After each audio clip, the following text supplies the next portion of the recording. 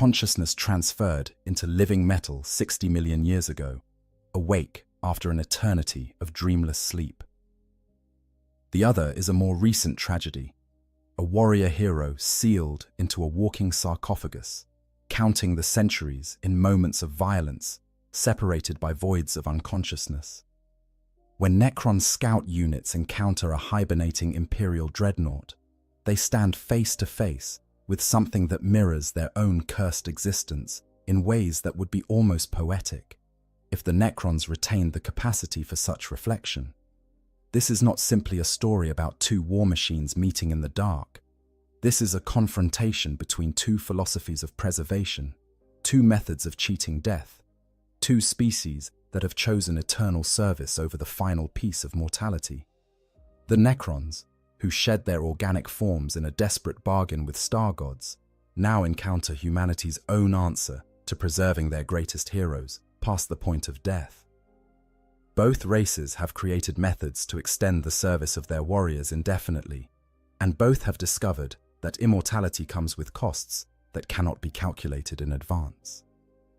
The encounter begins quietly, as most profound moments do in the endless wars of the 41st millennium. Beneath the surface of a contested world, where human colonists have unknowingly built their settlements atop a slumbering Necron tomb complex, the awakening of the ancient race proceeds according to protocols established millions of years before humanity's ancestors first looked up at the stars. Tomb spiders click and whir as they restore stasis chambers to function. Scarab swarms flow through corridors, repairing damage accumulated over eons of hibernation. And Necron warriors begin their slow transition from dormancy to wakefulness, their consciousness flickering back into awareness like lights igniting in a vast, darkened hall. The Imperial presence on this world is substantial, but not overwhelming. A Space Marine strike force had been dispatched here months ago, responding to reports of strange technological artifacts emerging from beneath the planet's crust. The Marines conducted their operations with characteristic efficiency, establishing forward bases and launching reconnaissance missions deep into the underground structures. But when the true scale of what lay beneath became apparent, when the first Necron warriors phased into reality with their Gauss weapons already tracking targets, the situation transformed from archaeological investigation to desperate combat. Among the Imperial forces was a venerable dreadnought, a warrior who had served his chapter for over 7 centuries, witnessing conflicts that had passed into legend for most of his battle brothers. He had fought in the depths of these alien structures, his assault cannon roaring defiance at the rising tide of living metal warriors, his power fist crushing enemy constructs with the fury of the Emperor's wrath. But the battle had not gone as planned. Overwhelming numbers, combined with the reality-bending technologies of the awakening tomb complex, had forced the Imperials into a fighting retreat. In the chaos of withdrawal, the ancient warrior had fallen, not destroyed, but damaged. His systems forced into emergency hibernation as his battle brothers struggled to evacuate what forces they could. Now he lies in the darkness, his sarcophagus sealed and his consciousness suspended in the dreamless void that is the mercy granted to those interred within dreadnought chassis. His massive form rests against the wall of an ancient chamber, surrounded by Xenos architecture that predates human civilization by millions of years. The markers that would identify his chapter are obscured by combat damage and the accumulated dust of the underground. His weapons are powered down, his sensors dark, his life support systems operating at minimal levels to preserve what remains of the organic component at his core. To any casual observer, he appears as nothing more than another piece of wreckage in a contested war zone. But to the Necrons, now slowly filling these chambers with their inexorable advance, he is something far more interesting. The first to encounter the dormant dreadnought are a pair of immortals, elite warriors, whose bodies are crafted from more sophisticated materials than the basic Necron warriors. They move through the chamber with purposeful efficiency, their Gauss blasters held ready, their sensors constantly scanning for threats. The chamber itself is ancient, its walls bearing the geometric patterns that the Necrontyr favored in their architecture millions of years ago. Designs that hurt human eyes to look at too long because they incorporate mathematical principles that organic brains are not optimized to process. The Immortals navigate this space with perfect precision, their targeting systems identifying potential threats and dismissing them in fractions of a second, their behavioral protocols driving them forward with the inexorable purpose that characterizes all Necron military operations. When their targeting systems identify the massive form in the corner, they pause. The readings are strange, contradictory, defying easy categorization. Metal, yes, but not the crude iron and steel of most human constructions. The sensor returns identify ceramite, adamantium, plasteel, alloys that represent the pinnacle of imperial metallurgical science, materials that require sophisticated manufacturing processes and quality control far beyond what most human forge worlds can reliably achieve. These are not the casual metals of civilian construction or even standard military equipment. This is armor designed to withstand punishment that would vaporize lesser materials, protection intended to keep its wearer functional in conditions that would destroy ordinary vehicles, and beneath those armored shells, something else, something that registers as organic, yet not quite alive in any conventional sense. The Immortals' sensors detect heat signatures consistent with functioning biological systems, electromagnetic patterns that suggest neural activity, chemical signatures that indicate the presence of organic compounds. But the configuration is all wrong for a living being. The organic components are too small, too fragmented, too intimately integrated with mechanical systems to represent a conventional life form. It is as if someone has taken a living creature and reduced it to its absolute minimum functional components, then wired those components directly into a machine designed to house them. One of the Immortals approaches, its footsteps clicking against the ancient stone floor with a rhythm that has remained precisely consistent for the 60 million years since biotransference first transformed it from organic being into mechanical construct. The Immortal is programmed to be cautious around unknown technologies, to gather data before engaging, to prioritize intelligence collection over immediate destruction unless directly threatened. These behavioral protocols, encoded into its necrodermis, along with the basic patterns that define its identity, guide its movements as it circles the dormant construct, sensors working constantly to build a complete picture of what it has discovered. Up close, the dreadnought is massive, even by the standards of the Necron's own war constructs. It stands perhaps 4 meters tall, even in its dormant, slightly hunched posture, its bulk speaking to the power contained within that armored frame. The proportions are oddly anthropomorphic, suggesting that humans designed their war machines to echo the shape of their own bodies, despite the inefficiencies that such design choices introduce. A Necron construct of similar mass would be configured differently, optimized for function rather than form, shaped according to mathematical principles rather than aesthetic preferences. But humans, the Immortals' tactical database reminds it, are a young species, still attached to the symbolism and imagery that older races have long since abandoned as inefficient.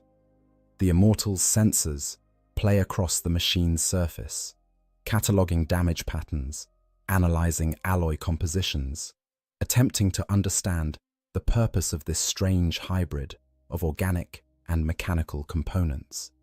Impact craters from Gauss weapons mark the ceramite, the distinctive pattern of molecular disassembly, clearly visible where the flare beam struck armor that was strong enough to resist complete destruction. Burns from Tesla arcs trace across one shoulder, the electrical discharge having briefly superheated the metal before the construct's thermal management systems could compensate. A scoring mark from a particle whip cuts across the torso, deep enough to have compromised the outer armor layer, but not deep enough to reach the vital systems beneath. These damage patterns tell a story that the Immortals' tactical analysis subroutines begin to reconstruct. The construct engaged multiple Necron units simultaneously, was subjected to concentrated fire from weapons positioned at different angles, fought with the desperation of a warrior who knew retreat was not an option, but continued fighting anyway. The pattern of impacts suggests that the construct was attempting to cover the withdrawal of other forces, was deliberately drawing fire to itself to allow lesser units to escape. This behavioral pattern is consistent with human concepts of sacrifice and duty, concepts that the Immortals database flags as important for understanding how these young beings think and fight. The data it gathers is transmitted instantly across the Tomb Complex's newly reactivated communications network, adding to the growing database of information about the younger race that has dared to intrude upon this world. Other Necron units receive the data stream and begin their own analysis, comparing what the Immortal has discovered against their stored knowledge of human capabilities and technologies. Tactical assessment algorithms calculate the threat level represented by such constructs. Strategic planning systems consider the implications of humans deploying such assets. Intelligence analysis functions attempt to determine how many similar constructs the humans might possess and where they might be located. The second Immortal maintains its position near the chamber entrance, sensors focused outward, weapon ready to engage any threats that might approach. But part of its processing capacity remains allocated to analyzing the data being gathered by its companion, contributing its own observations and conclusions to the shared tactical picture. The two Immortals function as a unit, their consciousness not truly merged, but coordinated through constant data exchange. Their individual perspectives combining to create a more complete understanding than either could achieve alone. This is how Necron military forces have always operated, through coordination so perfect that it appears telepathic to outside observers, through information sharing so complete that individual units function more like cells in a larger organism than as separate warriors. The sensor readings continue to accumulate, building a detailed picture of what the Immortals have discovered. The power source at the construct's core is identified as a compact fusion reactor, primitive by Necron standards, but functional enough to sustain operations for extended periods. The weapon systems are catalogued, an assault cannon and a power fist, both designed for devastating close-range combat, where the construct's heavy armor and massive strength would provide maximum advantage. The life support equipment, that strange collection of tubes and pumps and filters that maintains the organic components, is analyzed and its function understood even if the Immortals cannot comprehend why any species would choose such an inefficient method of preserving their warriors. The readings that confuse the Immortals most are those coming from the organic component itself. Their sensors can detect brain activity, neural patterns that indicate some form of consciousness, but the patterns are strange, reduced, not quite matching what their database suggests human brain activity should look like during normal function. It is as if the consciousness that inhabits this construct is only partially present, as if whatever intelligence guides the machine exists in a state between full awareness and complete shutdown. The Immortals lack the sophistication to understand what they are detecting, lack the context to recognize stasis when they see it. But they record the anomaly faithfully, add it to the data stream, trust that more specialized units will be able to interpret what they have found. In the deeper chambers of the Tomb Complex, where the true masters of this dynasty are completing their awakening, this data stream attracts attention. A cryptech, one of the technological masters whose knowledge spans millions of years, directs its consciousness toward this anomaly. The cryptech has spent eons studying the physical laws of the universe, manipulating matter and energy in ways that would appear as sorcery to lesser minds, bending reality itself to serve purposes that most beings cannot even conceive. It has witnessed the rise and fall of civilizations, has observed the birth of stars and the death of galaxies, has accumulated knowledge that would take organic minds lifetimes merely to catalog, let alone to understand. Yet here is something that defies easy categorization, a construct that seems to blend the organic and the mechanical in ways that the cryptech's vast database does not fully explain. The readings are fascinating in their complexity, perplexing in their implications, worthy of deeper investigation in ways that few discoveries manage to be, for a being who has seen essentially everything the material universe has to offer. The combination of advanced metalworking and primitive biotechnology, the marriage of sophisticated armor systems with crude life support equipment, the apparent decision to preserve organic consciousness through mechanical means rather than pursuing true consciousness transfer, all of these choices speak to a philosophy and capability set that the cryptech finds genuinely interesting. The cryptech's interest is not merely academic, though the scientific curiosity that drove its mortal ancestors still flickers somewhere in its mechanical consciousness, a ghost of what it once felt when confronted with unknown phenomena. There are strategic considerations as well, practical reasons why understanding this construct could prove valuable to the dynasty's larger goals. Understanding the capabilities and limitations of this technology could provide valuable intelligence about the foe they now face, could inform tactical decisions about how to engage such constructs in future battles, could reveal weaknesses that might be exploited to achieve victory with minimal expenditure of resources. The Necrons may possess overwhelming technological superiority, but they did not survive for 60 million years by being careless or dismissive of potential threats. The presence of such advanced technology, left behind in what appears to be a defensive position, suggests that the humans who built it considered it valuable, and anything valuable to an enemy is worth investigating. A command ripples through the Tomb Complex's communication network. The Immortals are to remain at their positions, maintaining a perimeter around the strange construct. More specialized units are being dispatched. Canoptech spiders, maintenance constructs, whose understanding of technology rivals even that of the cryptechs themselves, are directed toward the chamber, and the cryptech itself begins to make its way through the awakening tomb, drawn by the puzzle that this discovery represents. The Canoptech spiders arrive first, their spider-like forms skittering across the walls and ceiling with unnatural grace. They are not sentient in the way that the Necron lords and warriors are, but their programming is sophisticated beyond anything the Imperium has ever created. They begin their own analysis of the dreadnought, their multiple limbs extending delicate sensor probes that can detect and manipulate matter at the molecular level. One of them approaches the sarcophagus at the dreadnought's core, that armored tomb within a tomb that houses what remains of the Space Marine pilot. Its sensors detect the presence of organic matter sustained in some kind of artificial fluid, kept alive by systems that are crude by Necron standards, yet undeniably functional. The spider's analysis reveals something that would be surprising to anyone familiar with both races' technologies. The life support systems maintaining the dreadnought's pilot are failing.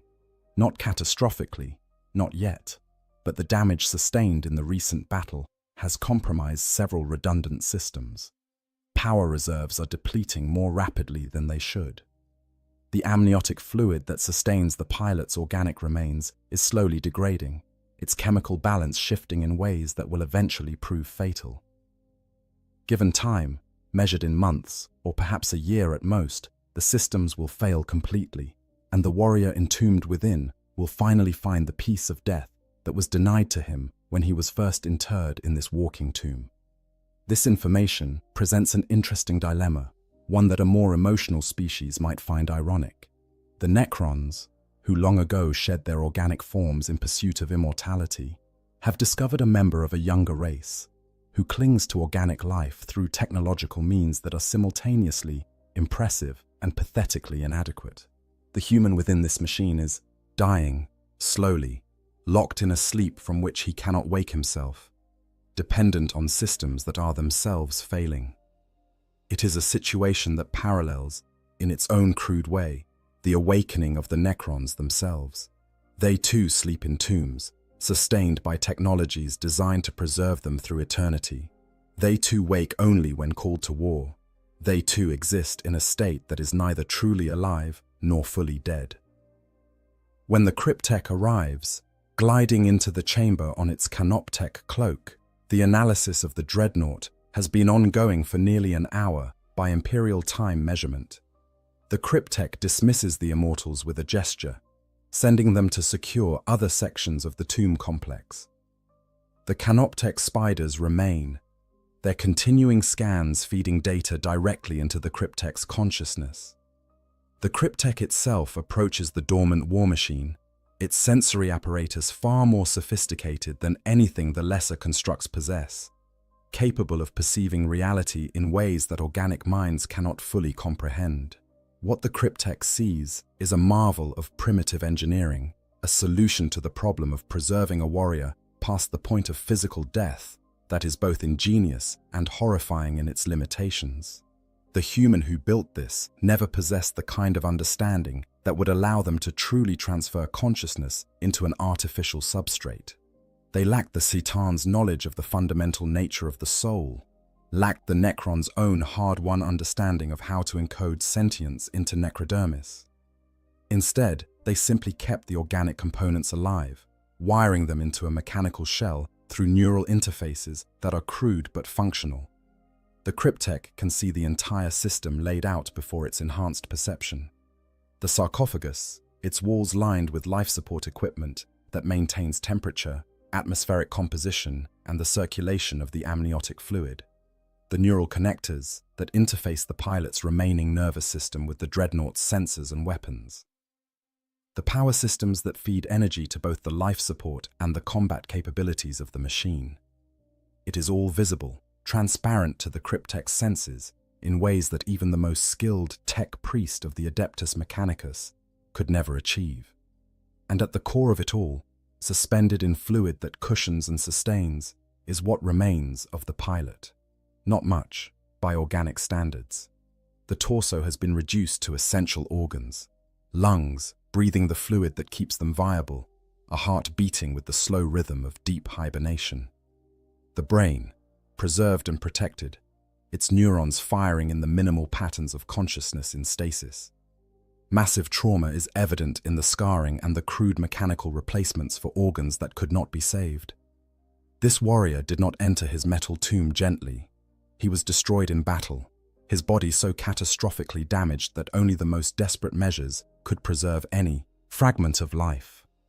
The cryptek processes this information with the cold, analytical precision that is all that remains of what was once scientific curiosity.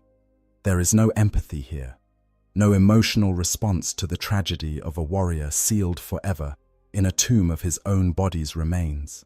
The Necrons lost such capacity for emotion when they underwent biotransference, trading the warmth of organic existence for the cold immortality of living metal. But there is interest, a kind of intellectual engagement with a problem that presents unexpected complexities. The technology itself is primitive, barely worthy of notice by the standards of a species that achieved mastery over dimensional engineering millions of years ago. The cryptek could design superior systems in moments, could craft a consciousness transfer matrix that would allow the trapped warrior to exist in a body of necrodermis that would be superior in every measurable way to both his original flesh and his current mechanical prison. But the crude nature of the technology is not what holds the cryptek's attention. Rather, it is the philosophical question that this discovery presents. The humans have created, in their own limited way, a mirror of what the Necrons themselves became. Here is a warrior who will never die, who sleeps in a tomb until called to battle, who exists in a state between life and death that can be sustained indefinitely. The parallels are undeniable, even to a mind that has long since lost the capacity for metaphorical thinking. The difference, of course, is one of scale and sophistication. The Necrons achieved total consciousness transfer, preserving their minds in substrates that would endure for millions of years. This human is merely being kept alive, his organic brain still vulnerable to age and damage, his existence dependent on technology that is already failing. Yet there is something here that merits consideration. The humans did this to preserve their greatest warriors, to allow heroes to continue serving their empire past the point of physical death. The motivation is identical to what drove the ancient Necrontyr to accept the Satan's offer of biotransference. Both species sought to preserve their warriors indefinitely, to create soldiers who could fight forever, accumulating experience and wisdom that would be lost if they were allowed to simply die. Both species chose eternal service over the finality of death. Both discovered that immortality comes with costs that cannot be fully anticipated. The Cryptek extends one of its manipulator appendages toward the dreadnought's sarcophagus, delicate sensor probes sliding across the armored surface. The technology here is interesting in its desperation, its clever solutions to problems that the humans clearly do not fully understand.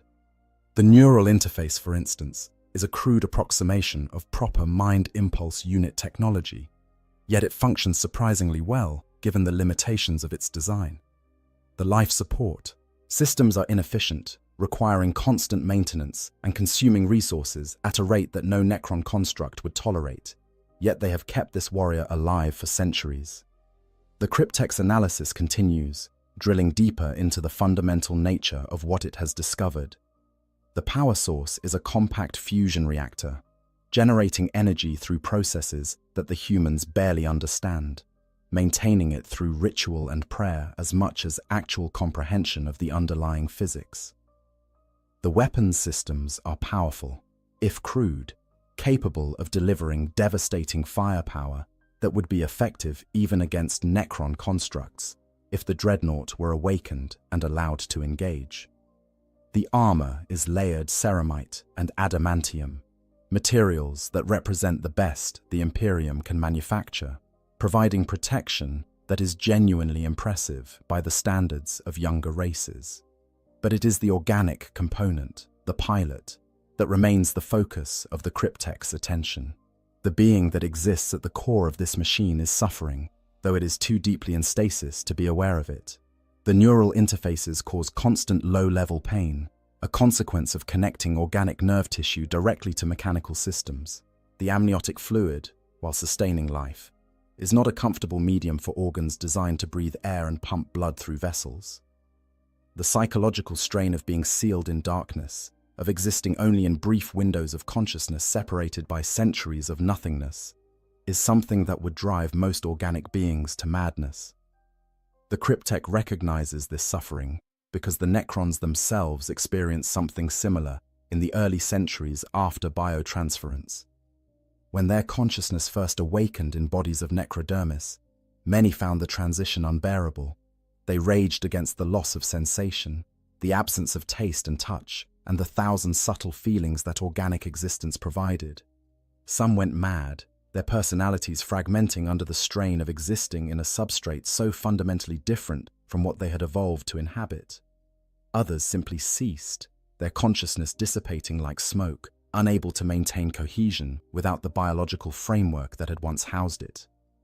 The humans have attempted to avoid this problem by keeping their warriors' organic components alive, by maintaining the biological substrate that houses their consciousness. It is a different solution to the same problem, one that preserves the connection to organic existence at the cost of trapping the consciousness in a body that is irreversibly damaged. The Cryptek cannot decide if this approach is more or less cruel than what the Necrons experienced. Both represent a kind of torture, an existence that is neither fully alive nor acceptably dead, a state of being that serves only the needs of eternal war. Additional Necron units begin to arrive in the chamber as word of the discovery spreads through the tomb complex's awakening hierarchy. A lord, its body adorned with the marks of rank and dynasty, emerges from a side passage to observe the strange artifact. The lord's interest is more strategic than scientific. It wants to know if this construct represents a threat that must be eliminated, or an opportunity that can be exploited. The Cryptek provides its analysis, describing the capabilities and limitations of the dormant war machine, explaining the strange hybrid nature of the technology that sustains it. The Lord considers this information with the cold calculation that passes for thought among the Necron nobility. The presence of such a construct suggests that the human forces that recently withdrew from this area considered it valuable enough to deploy, yet not valuable enough to recover when withdrawal became necessary. This implies either that they possess many such constructs, making each individual unit expendable, or that the tactical situation became so desperate that they were forced to abandon assets they would have preferred to retrieve. Either possibility has implications for the strategic assessment of the human forces on this world. There is also the question of what to do with the construct now that it has been discovered. Several options present themselves, each with its own merits and drawbacks. The simplest solution would be to destroy it, to eliminate a potential threat before it can be reactivated. The Necrons possess weapons that could reduce the dreadnought to its component atoms in moments, Gauss flayers that would strip away armor and flesh with equal efficiency, particle whips that could shred the sarcophagus and everything it contains. Destruction would be clean, efficient, and tactically sound. It would eliminate any possibility of the construct being used against them, would prevent the humans from recovering a valuable asset, and would send a clear message about the fate of those who dare to intrude upon a Necron tomb world. But destruction has disadvantages as well. It would eliminate the opportunity to study the technology in greater depth, to fully understand the capabilities and limitations of the humans' approach to preserving their warriors. It would waste what could potentially be valuable intelligence about human military doctrine, tactical thinking, and technological capabilities. The cryptechs value knowledge above almost everything else, their scientific curiosity one of the few remnants of personality that survived biotransference. Destroying this construct before it has been fully analyzed would be wasteful in ways that offend the cryptech's fundamental nature. There is also a more subtle consideration, one that the Lord weighs carefully in its mechanical approximation of thought. The humans trapped on this world are already aware that they face Necron opposition. The loss of this construct will not change that fundamental reality, but the manner of the construct's loss could provide intelligence about Necron capabilities that the humans do not yet possess. If the dreadnought is simply destroyed, the humans will learn only that the Necrons possess weapons capable of eliminating their heavy war machines. If the dreadnought simply disappears, never to be found, the humans will be left with questions that they cannot answer, will waste time and resources searching for an asset that no longer exists where they expect to find it. The cryptech makes a suggestion, its voice synthesized through systems that were designed to approximate the sounds of organic speech. The dormant construct could be transported deeper into the tomb complex, moved to one of the analytical chambers where it could be studied in greater detail. The process would not harm the warrior within, would not even disturb his slumber. The life support systems could be stabilized, the failing components repaired or replaced with Necron equivalents that would function with far greater efficiency. The construct could be preserved indefinitely, maintained in perfect stasis, while cryptechs examined every aspect of its design and function. The Lord considers this proposal. There is appeal in the idea of preserving the construct for study, of adding it to the growing collection of artifacts and specimens that the Awakening dynasty is accumulating as it encounters the various younger races now infesting what was once Necron space. Collections of such specimens serve multiple purposes. They provide research subjects for the cryptechs, allowing detailed study of technologies and biological systems that might prove useful or at least interesting. They serve as trophies, evidence of the dynasty's dominance over the lesser races, and in some cases, particularly unique specimens become valuable trade goods, items that can be exchanged with other dynasties for resources or information. But there is also risk in preservation. The construct contains organic components, and organic matter is notoriously unstable. prone to decay and degradation despite the best efforts to preserve it. The life support systems are already failing, and while Necron technology could certainly repair them, there is always the question of whether such repairs would be worth the resources expended. The Necrons do not lack for resources in any absolute sense, but every action requires calculation of cost versus benefit, and the value of preserving this particular specimen is not immediately clear. There is a third option, one that neither the Lord nor the Cryptek has yet voiced, but that both are considering in their separate analytical processes. The construct could be awakened, roused from its hibernation to face its captors. This option carries obvious risks. The Dreadnought is designed for war, equipped with weapons that could inflict genuine damage on Necron forces before being overwhelmed. Its pilot, when conscious, would represent a genuine threat, a warrior with centuries of combat experience and the kind of desperate courage that makes organic beings dangerous even when facing superior forces. Awakening the construct would transform it from an inert object of study into an active combatant. Yet, there is appeal in this option as well, particularly for the more militant members of the Awakening dynasty. The Necrons may have lost much in biotransference, but the warrior ethos of their ancestors remains encoded in their behavioral protocols. There is something approaching respect for the construct and the warrior it contains. Recognition of a being who chose continued service over the peace of death, who exists in a state of eternal readiness to protect his people. The Necron warriors might be mindless automatons, their personalities erased by biotransference until only the most basic patterns of behavior remain, but the Lords and the Crypteks still retain echoes of what they once were, and what they once were, before even the transformation into mechanical bodies, was a warrior culture that valued strength and courage above almost all other virtues. The decision, when it comes, reflects both pragmatism and a kind of cold curiosity that is all that remains of what the Necrons once called scientific interest. The construct will be preserved, transported to deeper chambers where it can be studied in detail, but it will not be immediately awakened, not yet. The Cryptek wants time to analyze the technology, to understand every aspect of how the humans have attempted to preserve their warrior past the point of death.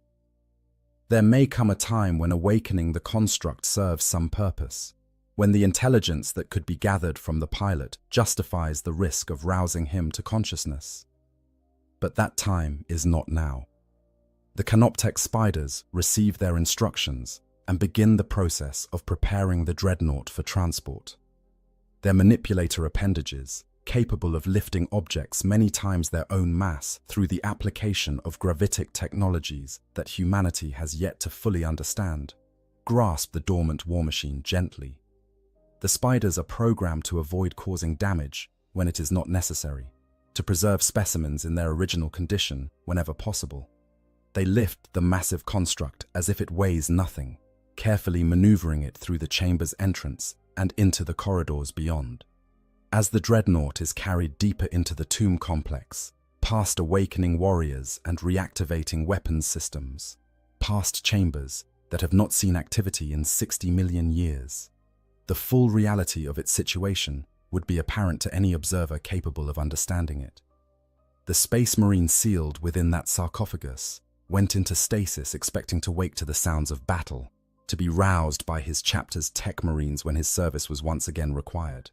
Instead, he will wake, if he wakes at all, to find himself in the possession of an alien species that predates humanity by millions of years, studied by minds that would appear as gods to lesser beings, a specimen in a collection of curiosities gathered by a race that has forgotten how to feel curiosity in any meaningful sense. The journey through the tomb complex reveals the scale of what lies beneath this world's surface. The chambers extend for kilometers in every direction, vast halls that could hold armies, repositories of technology that represents the pinnacle of achievement from a civilization that ruled the galaxy when Earth was still cooling from its formation. Necron warriors stand in perfect ranks, recently awakened and awaiting orders that will send them forth to reclaim what their ancestors once possessed. Immortals patrol key junctions, their enhanced forms and superior weapons, marking them as the elite of the dynasty's forces. Lichguards stand motionless at the entrances to the innermost chambers, sworn protectors of the nobility, warriors whose loyalty survived even the horror of biotransference. The analytical chamber to which the dreadnought is brought is a space designed for the examination of artifacts and specimens deemed worthy of detailed study. The room is circular, its walls lined with systems that can analyze matter at every scale from the quantum to the macro, that can subject samples to conditions ranging from absolute zero to the heart of a star, that can manipulate time itself within contained fields to observe how materials and systems respond to the passage of millennia compressed into moments. At the center of the chamber is a raised platform where the object of study is placed, surrounded by the analytical apparatus that will tease out every secret it contains. The Canoptech spiders place the dreadnought carefully on this platform, adjusting its position until it rests, perfectly centered, its damaged form illuminated by the chamber's luminescence. The spiders retreat to the edges of the room, their task completed, ready to respond if further manipulation is required. The Cryptech enters behind them, gliding to a position where its sensors can observe the analysis as it proceeds. Additional Cryptechs arrive, drawn by word of this unusual specimen, each bringing their own specialized knowledge to the examination. The analysis begins with the non-invasive scans, probes that examine the construct without actually touching it, mapping every surface and every internal component in exquisite detail. The armor is measured, its composition and structure recorded down to the molecular level. The weapons systems are analyzed, their firing chambers and ammunition feeds examined to understand how they function. The power core is studied, its fusion reactions observed through sensors that can perceive processes occurring at scales beyond human comprehension. Every bolt, every wire, every component of the machine is catalogued and understood. Then the analysis moves deeper, to the sarcophagus itself and the systems it contains. Here the Cryptechs must be more careful, must ensure that their examination does not disturb the delicate balance that keeps the pilot alive. Probes extend, impossibly thin filaments that can slip between armor plates without leaving a trace, that can sample the amniotic fluid without removing enough to matter, that can observe neural activity without interfering with it. The organic component is examined in meticulous detail, every organ catalogued, every system analyzed and understood. What the Cryptechs discover is both impressive and tragic. The human who serves as this construct's pilot has been preserved with remarkable skill, given the limitations of Imperial technology. His organic remains are in surprisingly good condition, considering the centuries of service. The life support systems, despite their current failings, have functioned far better than most human technology manages over such time spans. The neural interfaces are crude but effective, providing the pilot with sensory input and motor control that allows him to function as an effective warrior despite his catastrophically limited organic substrate. But the cost of this preservation is evident in every measurement, every reading. The pilot exists in a state of constant pain, nerve endings firing error signals that the stasis systems can only partially suppress. His body, reduced to its essential components, is held together by surgical interventions and mechanical supports that would be considered torture by any reasonable definition. His mind, when awake, must process an overwhelming flood of sensory data filtered through mechanical systems that cannot fully replicate the subtlety of organic perception. And his consciousness, when in stasis, drifts in a void without dreams, without rest, without the mercy of oblivion that true death would provide. One of the Cryptechs, a specialist in what the humans would call cybernetics, observes this with something that might be recognition. The Cryptech itself underwent biotransference, experienced the transition from organic existence to mechanical immortality. It remembers, in whatever way memory functions for a being, whose consciousness exists as patterns in necrodermis. The horror of awakening in a body that felt nothing, that experienced the universe only through sensors that reduced reality to data streams. It remembers the sense of loss, the desperate yearning for sensations that could never be recovered, the slow adjustment to existing as something fundamentally different from what it had been. The human in this sarcophagus is experiencing something similar, though in reverse.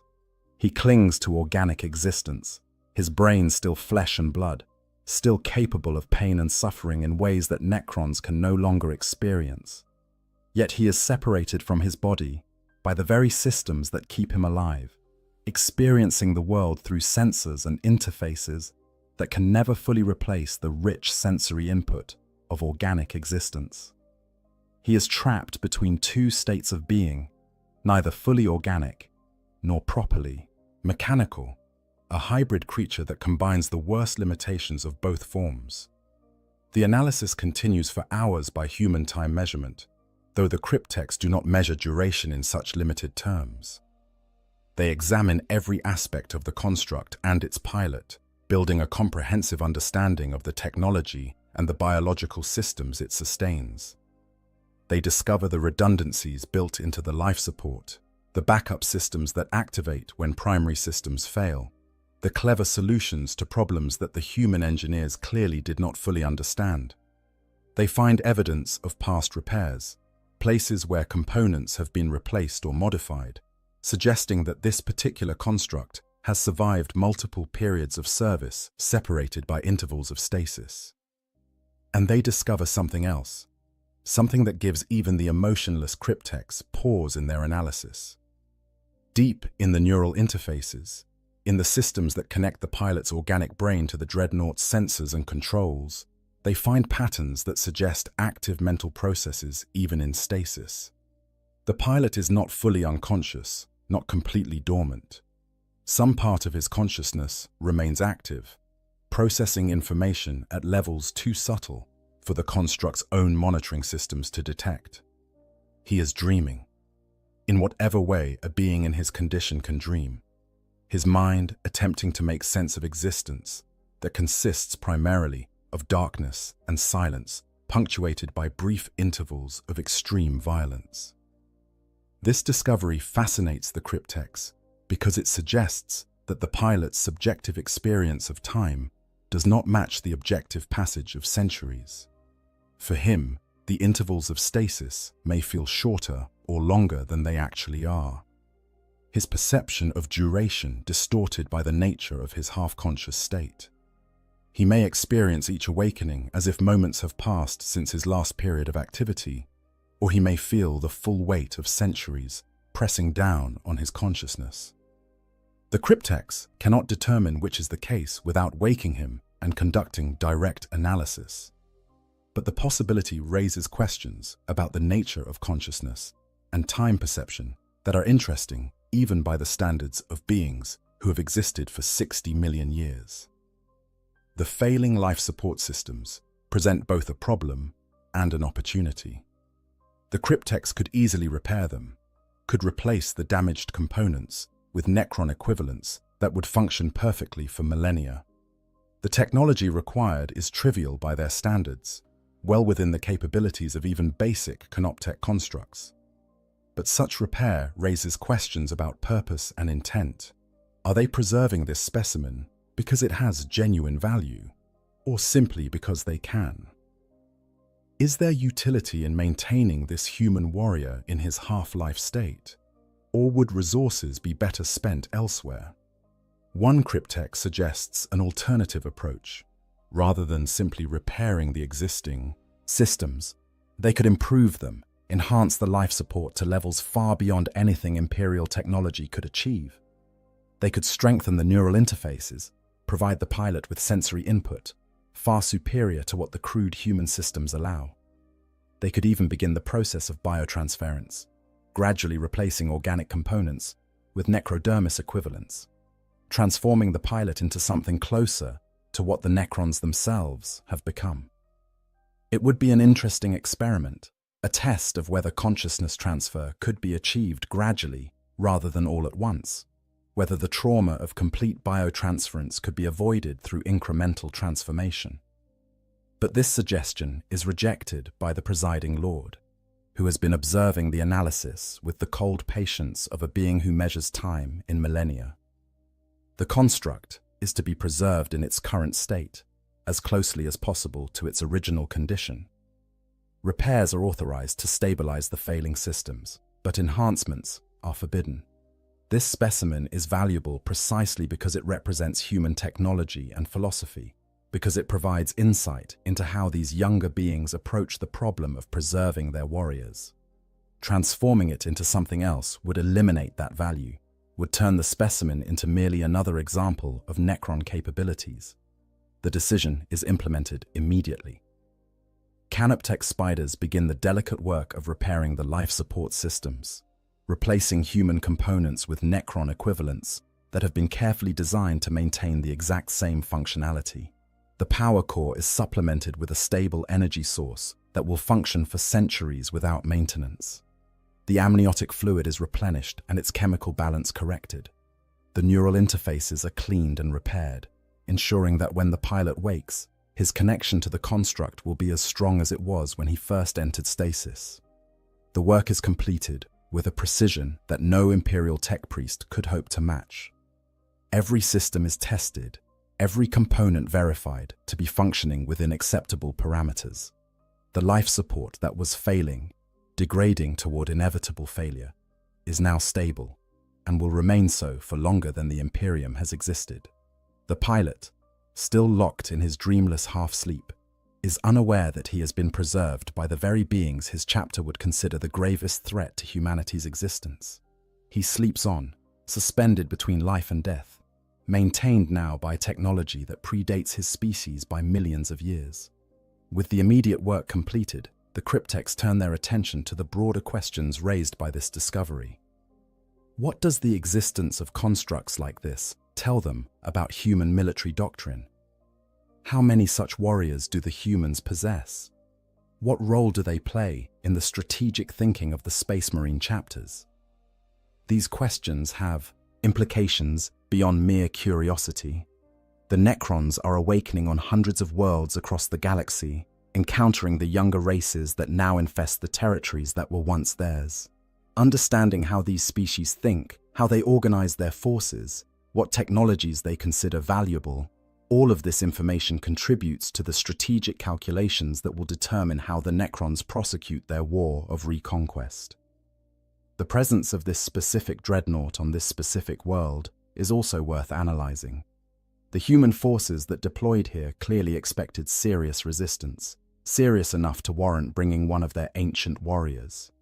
This suggests that they had some intelligence about the Necron presence beneath the surface, that they understood they were not merely exploring ancient ruins, but potentially awakening a sleeping threat. Their decision to deploy a dreadnought indicates both the seriousness with which they viewed the situation and their willingness to commit valuable assets to what they must have known would be a dangerous operation. The fact that they then abandoned this asset when forced to withdraw is equally telling. Either the tactical situation became so desperate that they had no choice, or they considered the dreadnought expendable despite its obvious value. Both possibilities provide insight into human psychology and decision-making under pressure. The first suggests that they can be forced into making poor tactical choices if subjected to sufficient pressure. The second suggests that they possess enough such constructs that the loss of one, while regrettable, is acceptable if it allows other forces to escape. Additional intelligence comes from the combat damage the dreadnought sustained. Analysis of the impact patterns and energy signatures allows the cryptechs to determine exactly which Necron weapons were engaged during the battle. Gauss flare strikes, particle whip damage, Tesla arc burns, all recorded in the pattern of destruction etched into the construct's armor. By comparing the damage to the armor's properties, the cryptechs can verify their models of how human defenses respond to Necron weapons, can confirm or adjust their tactical calculations about what levels of force are required to neutralize such targets. But beneath all the strategic analysis, beneath the cold calculation of military value and intelligence gathered, there remains the fundamental strangeness of this discovery. The Necrons have encountered many species in their millions of years of existence, fought countless wars against beings of every description. They have seen how different species approach the challenge of creating warriors, how they train and equip their soldiers, how they balance the value of individual combatants against the needs of the larger force. But this construct represents something unusual, a philosophical approach to warfare that mirrors the Necrons' own thinking in unexpected ways. The humans have chosen to preserve their greatest warriors indefinitely, to deny them the rest of death in favor of eternal service. This decision parallels the choice the ancient Necrontyre made when they accepted biotransference, when they traded their dying organic bodies for immortal mechanical forms. Both species looked at their heroes and decided that death was too final, that the experience and wisdom accumulated over a lifetime of war was too valuable to lose. Both found ways to cheat mortality, to keep their warriors fighting long past the point where natural law would have claimed them. The difference, of course, is one of success and sophistication. The Necrons achieved true consciousness transfer, preserving their minds in substrates that would endure for millions of years without degradation. They created bodies of living metal that could repair themselves, that could be destroyed and rebuilt without loss of continuity. They solved the problem of immortality completely, at least in the technical sense, though the cost in terms of what they lost was beyond calculation. The humans have created only a crude approximation of this achievement. Their dreadnoughts preserve life, but not truly consciousness. The pilot remains organic, remains vulnerable to all the limitations and degradations of flesh. He sleeps between battles not because it is efficient, but because remaining awake would drive him mad with isolation and pain. He serves not out of any programming or encoded behavior pattern, but because he still possesses will, choice, the capacity to decide that service matters more than comfort or peace. In many ways, his sacrifice is greater than what the Necrons experienced, precisely because he retains enough humanity to understand what he has lost. The cryptech that first discovered the dreadnought returns to the analytical chamber after attending to other duties elsewhere in the tomb complex. The repairs are complete, the specimen stabilized and preserved. The construct rests on its platform, silent and still, its systems operating at minimal levels to conserve power and reduce stress on the pilot's organic components. To an observer unfamiliar with the technology, it would appear unchanged from when it was first brought here. But the cryptech's sensors can detect the subtle differences, can see that the life support now functions with the smooth efficiency of Necron engineering rather than the barely controlled chaos of human systems. The cryptech considers the future of this specimen. It will remain here in the analytical chamber for now, subject to periodic examination as the dynasty's scholars accumulate more data about human technology and capabilities. But eventually, a decision will need to be made about its final disposition. It could be kept indefinitely, maintained as part of the dynasty's collection of interesting artifacts. It could be destroyed once sufficient information has been extracted, eliminating any possibility that it might somehow escape or be recovered by human forces. Or it could be awakened, roused from stasis to face a situation that he could never have anticipated in his darkest imaginings. Each option has appeal.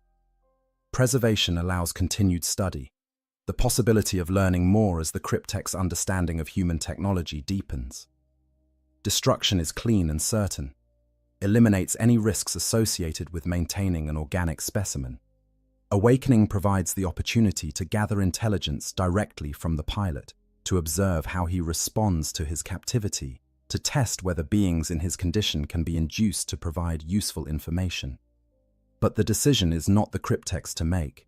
That choice belongs to the Lord who commands this awakening tomb, and ultimately to the Pharaon who rules this entire dynasty. The cryptech is merely the custodian of this specimen, responsible for its preservation and study, but not empowered to determine its ultimate fate. So for now, it remains a sleeping warrior in a tomb world, unaware that he rests in the very heart of his enemy's territory. that the hands maintaining his systems belong to beings who view him as nothing more than a curious artifact, interesting but ultimately insignificant in the vast scope of their plans. The scenario of awakening remains the most fascinating possibility, at least from the Cryptek's analytical perspective. What would happen if the Dreadnought's systems were brought fully online, if the pilot was roused from his hibernation to consciousness? The process would be straightforward enough. The life support systems could be commanded to increase their activity, flooding the pilot's organs with stimulants and neural activators. The neural interfaces would report the change in status, informing the pilot's brain that wakefulness was required. Within minutes by human time measurement, the Space Marine would transition from deep stasis to full consciousness, his awareness flooding back along with the sensory input from the Dreadnought's systems. What he would perceive in those first moments would depend entirely on how the Crypteks chose to manage the awakening. They could activate all of his senses at once, allowing him to see and hear and feel through the Dreadnought's apparatus. In that case, his first awareness would be of the analytical chamber, the strange geometry of Necron architecture, the presence of alien beings that his chapter's training had taught him to recognize as among the gravest threats in the galaxy. The shock of that recognition, combined with the disorientation of awakening in an unexpected location, would likely trigger immediate aggressive responses. The pilot would attempt to fight, to activate weapon systems, and strike out at his captors, to fulfill the programming of centuries of combat service that insists resistance is always preferable to capture.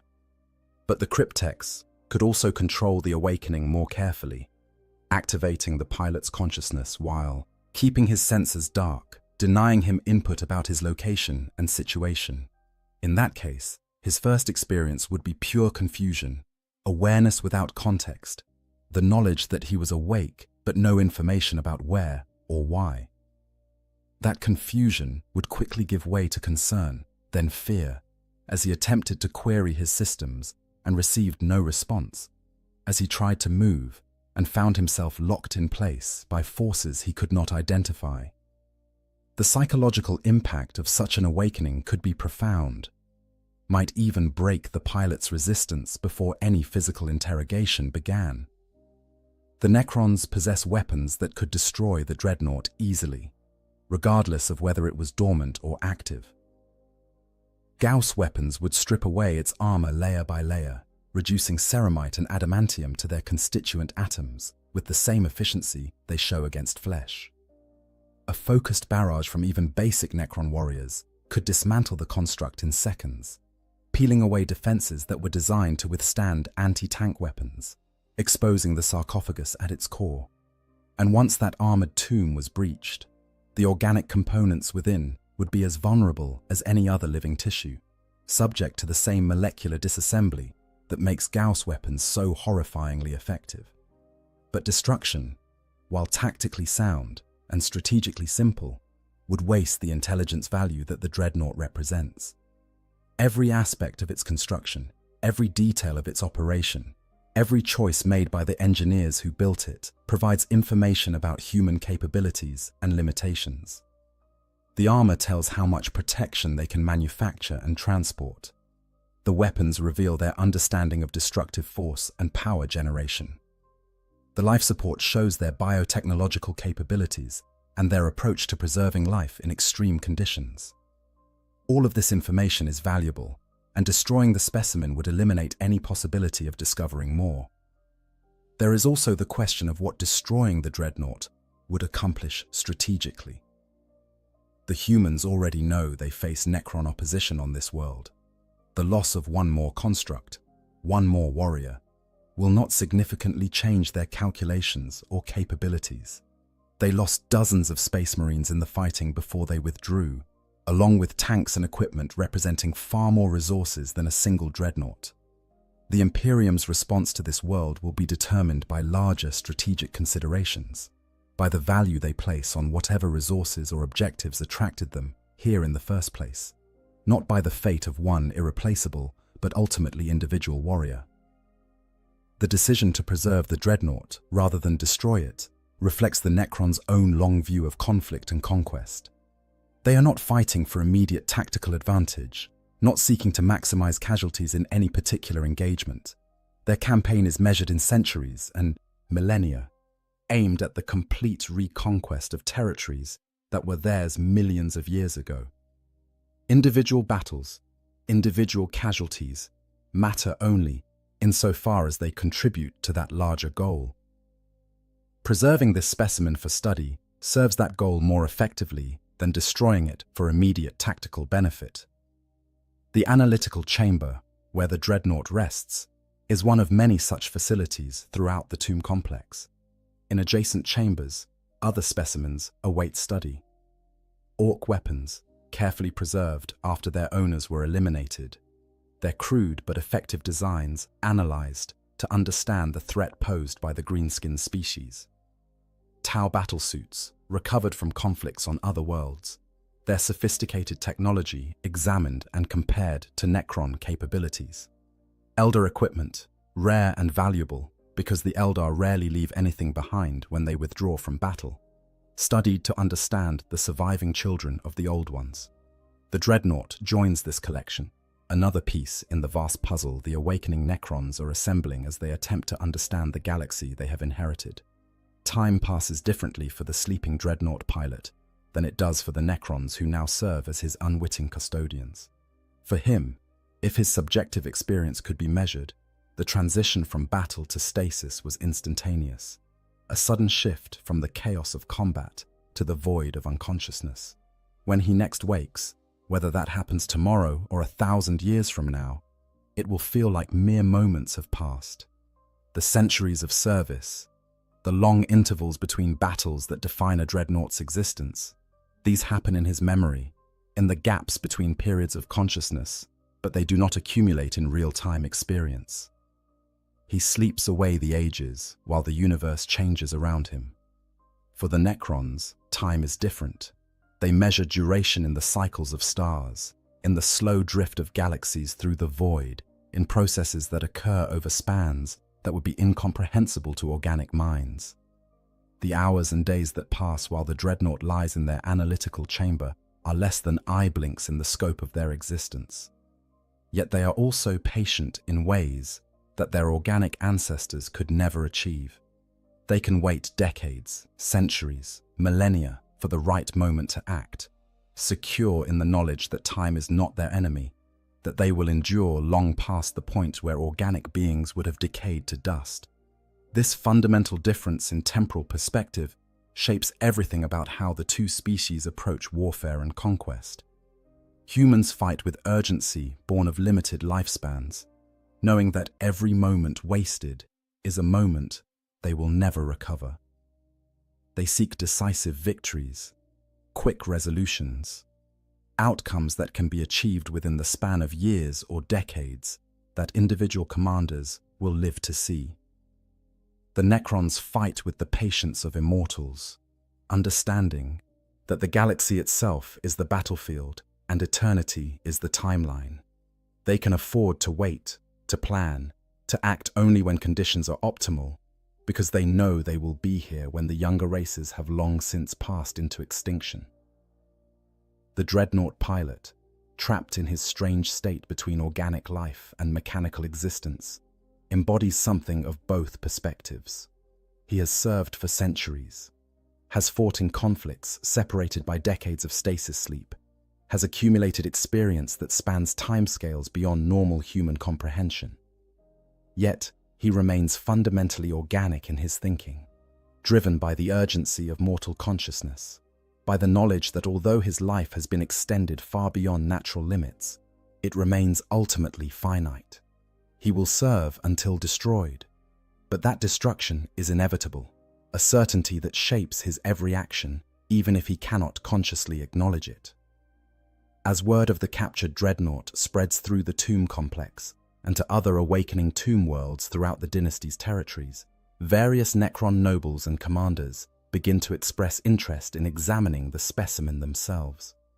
A destroyer lord, one of those Necrons who has devoted itself entirely to the extinction of organic life, requests permission to test the construct's durability against various weapons. The request is denied, not out of any concern for the specimen's well-being, but because such testing would compromise the intelligence value of keeping it intact. A chronomancer, one of the cryptechs who specializes in the manipulation of time itself, suggests an experiment involving temporal manipulation. The dreadnought could be subjected to accelerated time within a contained field, allowing observation of how the organic components degrade over what would be centuries of compressed duration. This experiment would provide valuable data about the long-term viability of the human preservation technology. But this proposal is also rejected for the same reason. The specimen is more valuable in its original state than it would be after being subjected to temporal distortion. The requests continue to arrive, each reflecting the particular interests and specializations of the Necrons making them. A psychomancer wants to attempt to influence the sleeping pilot's mind, to see if their madness-inducing technologies can affect organic consciousness, even in deep stasis. A plasmancer suggests testing how the construct's armor responds to various plasma temperatures and densities. A technomancer offers to attempt reverse engineering the life support systems to create Necron versions that could sustain organic specimens indefinitely. All of these proposals are filed for potential future consideration, but none are immediately approved. The Pharaon who rules this dynasty, awakened now and assuming command of the forces gathering on this world, eventually takes personal interest in the captured construct. The Pharaon is, ancient even by Necron standards, one of those nobles who remembers the biotransference, who existed as organic being before being transferred into necrodermis. Much of that memory has degraded over the millions of years since, personality and emotion eroding until only the core drives and purposes remain. But some fragment of what the Pharaon once was still exists, enough to recognize in this sleeping warrior something familiar, something that resonates with distant memories of choosing eternal service over the peace of death. The Pharaon visits the analytical chamber, its presence announced by the sudden precision with which every Necron in the vicinity aligns itself, by the way even the lords step aside to allow their supreme commander unobstructed view. The Pharaon approaches the platform where the dreadnought rests, its sensors examining the construct with the perspective of millions of years of experience. What it sees is both familiar and strange, a combination of the technological and the organic that represents a different solution to the problem that the Necrontyr faced so long ago. In the end, the Pharaon's decision shapes the dreadnought's immediate future. The specimen will be preserved in its current state, maintained with the same care given to the dynasty's most valued artifacts. It will not be awakened unless there is compelling reason to do so, some intelligence need or strategic purpose that cannot be served in any other way. It will not be subjected to destructive testing or experimentation that would compromise its integrity, and it will not be destroyed, not while it continues to provide value through its mere existence, as an example of how younger races approach the challenge of preserving their warriors. The dreadnought sleeps on, unaware of the debates and decisions occurring around it, unconscious of the fact that it has become a specimen in an alien collection, that the systems keeping it alive are now maintained by technology from a species that ruled the galaxy when humanity's ancestors were still single-celled organisms floating in Earth's primordial oceans. Its pilot dreams, whatever dreams are possible in his half-conscious state, his mind drifting through memories of battles fought centuries ago, of brothers long since dead, of a chapter that may no longer even exist by the time he next wakes. For the Necrons, the dreadnought represents both a mirror and a warning. They see in it their own fate reflected back, the consequence of choosing eternal service over natural death, the price of attempting to preserve consciousness in substrates not evolved to contain it.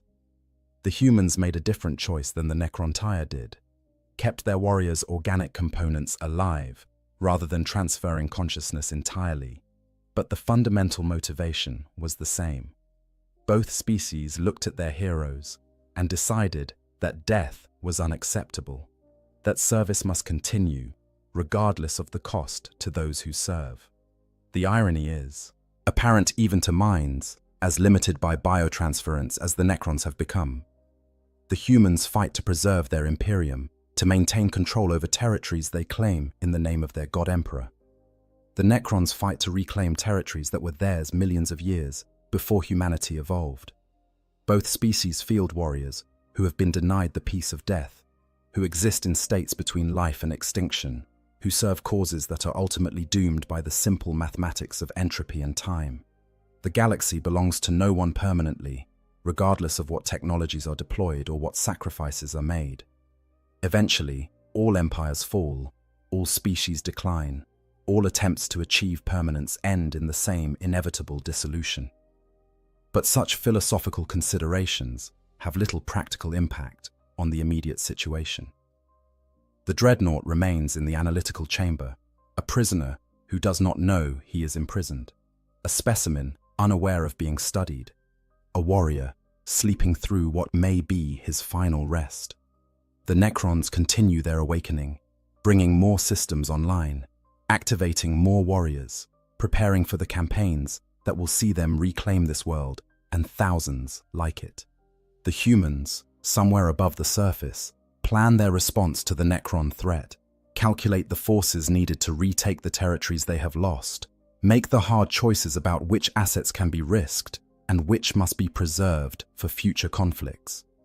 And in the darkness of the tomb complex, in a chamber where time itself seems to hold its breath, a single space marine lies in stasis, kept alive by the very enemies he was created to fight against. Maintained by technology he would consider an abomination if he had any awareness of it. His chapter believes him lost, probably dead, another casualty of the eternal war that defines existence in the 41st millennium. They will mourn him in whatever way his brothers mark the passing of their fallen, will record his deeds in the chapter's histories, will ensure that his sacrifice is remembered even if his gene seed could not be recovered. But he is not dead, not yet. He exists in a state that the Necrons understand all too well, suspended between life and death, preserved past the point where nature would have claimed him, kept functional through technologies that his mind could never fully comprehend. He is a mirror of what the Necrons themselves have become, a proof that the impulse to cheat death, to preserve warriors indefinitely, is not unique to any single species, but rather a common response to the brutal mathematics of war and attrition. The final question, the one that remains unanswered as time continues its inexorable march, is whether the dreadnought pilot will ever wake again. Will the Necrons find reason to rouse him, to activate his systems, and confront him with his captivity? Will human forces somehow discover his location and mount a rescue operation that might succeed, despite the overwhelming opposition? Or will he simply sleep on, maintained indefinitely by alien technology, his consciousness preserved in stasis while civilizations rise and fall around him, until some distant future when the galaxy itself has changed beyond recognition? The answer depends on factors beyond any single individual's control, on the vast churning of strategic decisions and random chances that determine the fate of worlds and species. For now, he sleeps, dreams his fragmentary dreams, and exists in the peculiar limbo that both he and his captors understand far too well. The Necrons continue their slow, patient campaign to reclaim what they believe is rightfully theirs. The Imperium fights its endless defensive war against countless threats from all sides. And somewhere in the space between these vast, impersonal forces, a single warrior waits in darkness, maintained by enemies who saw in him something familiar, something that reminded them of what they themselves have become. The encounter between these two forms of preserved warriors raises profound questions about the nature of service, sacrifice, and the price of immortality that extends across the grim darkness of the far future. When we examine the dreadnought and the Necron side by side, we see two philosophies of warrior preservation that arrived at similar endpoints through vastly different paths, each paying costs, that would horrify the uninitiated. The Space Marine who becomes a dreadnought makes his sacrifice knowingly, though perhaps not fully understanding the implications until it is far too late to reverse the decision. When the apothecaries and tech marines approach a mortally wounded hero with the offer of internment, they frame it as the highest honor, as an opportunity to continue serving the Emperor and the chapter past the point where death would normally claim even the mightiest warrior. The brother, lying on the operating slab, his body shattered beyond conventional repair, accepts this honor because his entire existence has been devoted to service. To refuse would be to abandon his duty, to leave his brothers without the benefit of his experience and wisdom. But what the dying Space Marine cannot fully grasp in that moment is the reality of what internment truly means. He cannot understand what it will feel like to wake in darkness, sealed within a tomb of his own body's remnants, breathing fluid instead of air, experiencing the world only through sensors that reduce reality to data streams. He cannot anticipate the psychological burden of existing for centuries, of watching everyone he knew die while he endures, of forgetting faces and names and events until his own past becomes a fog of half-remembered images. He cannot comprehend the isolation of being awake only for battle, of sleeping away decades between conflicts, of existing in a state where violence is the only respite from the void of unconsciousness. The ancient Necrontyr who accepted biotransference also made their choice in ignorance, though their ignorance was perhaps more willful than that of the Space Marine. The Satan promised them immortality, freedom from the diseases that ravaged their bodies, power to defeat their ancient enemies. What the Satan did not explain, or perhaps explained in terms so technical that the Necrontyr could not understand, was that the process would hollow them out, would strip away everything that made existence worth living in the first place. They thought they would become immortal versions of themselves, enhanced and improved.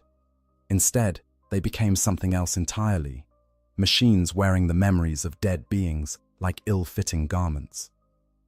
The parallel extends beyond just the mechanism of preservation to the fundamental existential crisis that both forms of warriors face. The dreadnought pilot, in his rare moments of full consciousness, must confront the knowledge that he is no longer truly alive in any meaningful sense. His body is gone, reduced to the minimum organic components necessary to sustain consciousness. His existence is defined entirely by service to the chapter, by the intervals of violence that punctuate the darkness of stasis. He has become, in every practical sense, a weapon that can think, a tool of war that retains just enough awareness to be tortured by what it has become. The Necron warriors, those who were once the common citizens and soldiers of the Necrontyr civilization, face a different but related horror. Biotransference did not preserve their personalities intact. The process, whether by design or by cruel flaw, erased most of what made them individuals, leaving only the most basic behavioral patterns and responses. They are aware, in some limited sense, but they are not truly conscious in the way they once were. They exist in a state that is neither sleep nor wakefulness, following commands with mechanical precision, killing without understanding why. Continuing to function long after the purposes they were meant to serve have been forgotten. Even the Necron lords and cryptechs, who retained more of their personalities through biotransference, are not spared from existential horror. They remember, in fragmentary ways, what it was like to be organic, to feel sensations beyond the cold precision of mechanical senses. They recall, though the memories grow dimmer with each passing millennium, what it meant to experience emotion, to feel joy or sorrow or fear or love. These memories haunt them in ways that would be unbearable if they retained the full capacity to bear suffering.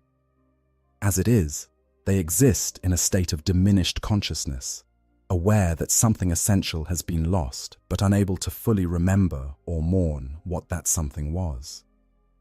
The cryptechs examining the sleeping dreadnought, understand this truth better than most. Their specialized knowledge, their deep understanding of consciousness and its substrate, allows them to perceive with perfect clarity the tragedy of what both species have become. They see the Space Marine pilot, his organic brain still firing with the electrical patterns of thought, still capable of suffering in ways that pure machines cannot, and they recognize in him something that they themselves have lost forever. They see themselves reflected in his predicament, two solutions to the same problem, both paying prices that can never be fully calculated or repaid. This recognition does not translate into sympathy, because the Necrons have long since lost the capacity for such emotions. But it does create a kind of intellectual respect, an acknowledgement that the humans, despite their primitive technology and limited understanding, have grasped the same fundamental truth that drove the Necrontyre to accept biotransference. The truth is simple and brutal. In a universe of endless war, death is a luxury that the greatest warriors cannot afford. The species that preserves its heroes indefinitely gains an advantage in the eternal struggle for survival, even if that preservation comes at costs that would horrify those who have not yet paid them. The practical military implications of this encounter extend far beyond the fate of one captured dreadnought. The intelligence gathered from studying this specimen will inform Necron strategy across hundreds of worlds, will shape how they approach future conflicts with the Imperium's Space Marine forces. Understanding how dreadnoughts function, what their capabilities and limitations are, how they can be defeated or neutralized, all of this information contributes to the vast database of tactical and strategic knowledge that the awakening Necron dynasties are assembling. The knowledge that humans preserve their warriors in this manner also tells the Necrons something important about Imperial psychology and values.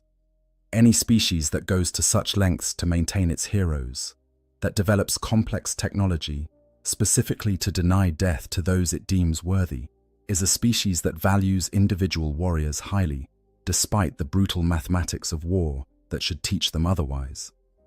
This suggests potential vulnerabilities that can be exploited.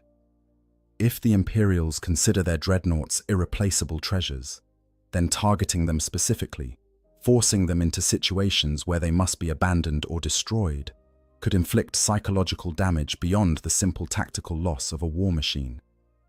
Conversely, the encounter also demonstrates to the Necrons that humanity possesses greater technological sophistication than they might have initially assumed.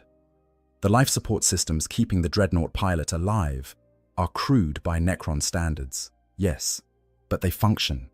They accomplish their purpose despite being based on principles that the Necrons mastered millions of years ago and then improved beyond recognition. This suggests that humanity, given sufficient time, might eventually develop technologies that could pose genuine threats to Necron supremacy. Not in the near future, not within any timeline that matters to beings who measure time in epochs rather than years, but eventually, perhaps, if the younger race survives long enough. The question of what the Necrons will ultimately do with their captive remains unresolved, deliberately so. The beauty of this hypothetical encounter is that there is no single correct outcome, no predetermined path that events must follow.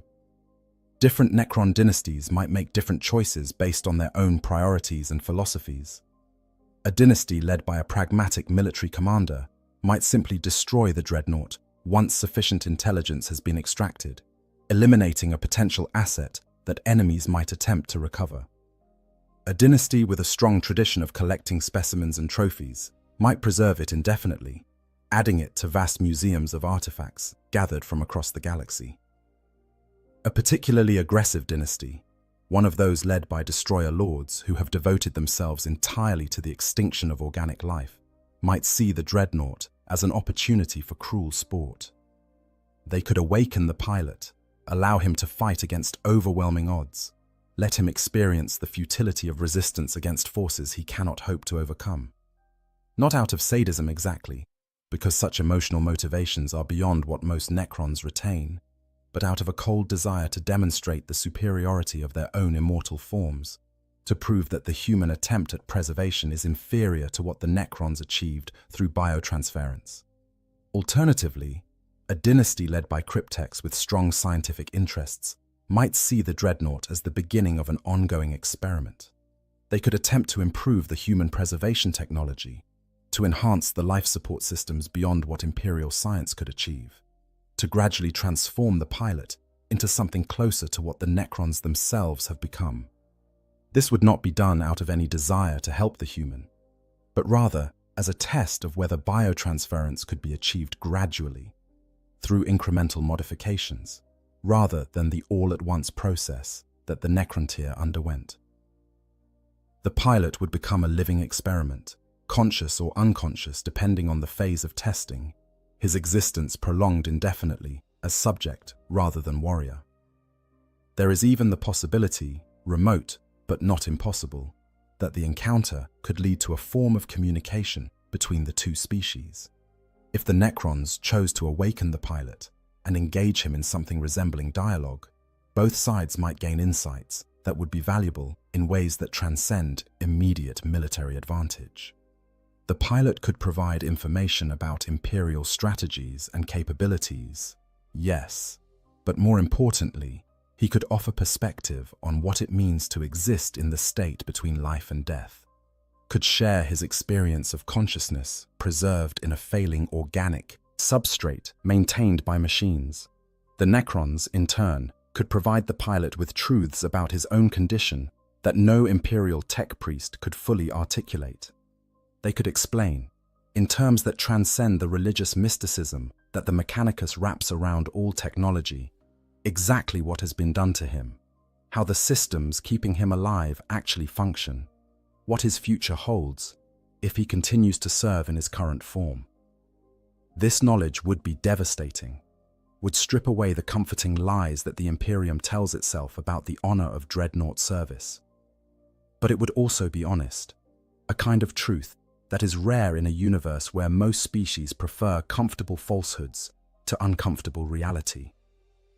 The philosophical implications of the encounter extend even further when we consider what it reveals about the nature of consciousness and identity.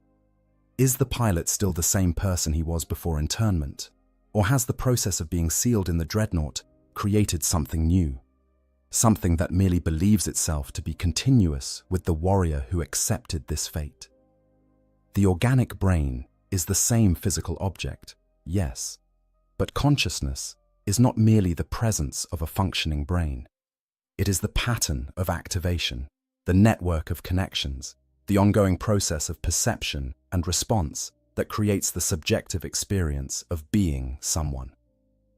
The dreadnought pilot's consciousness has been fundamentally altered by the process of internment.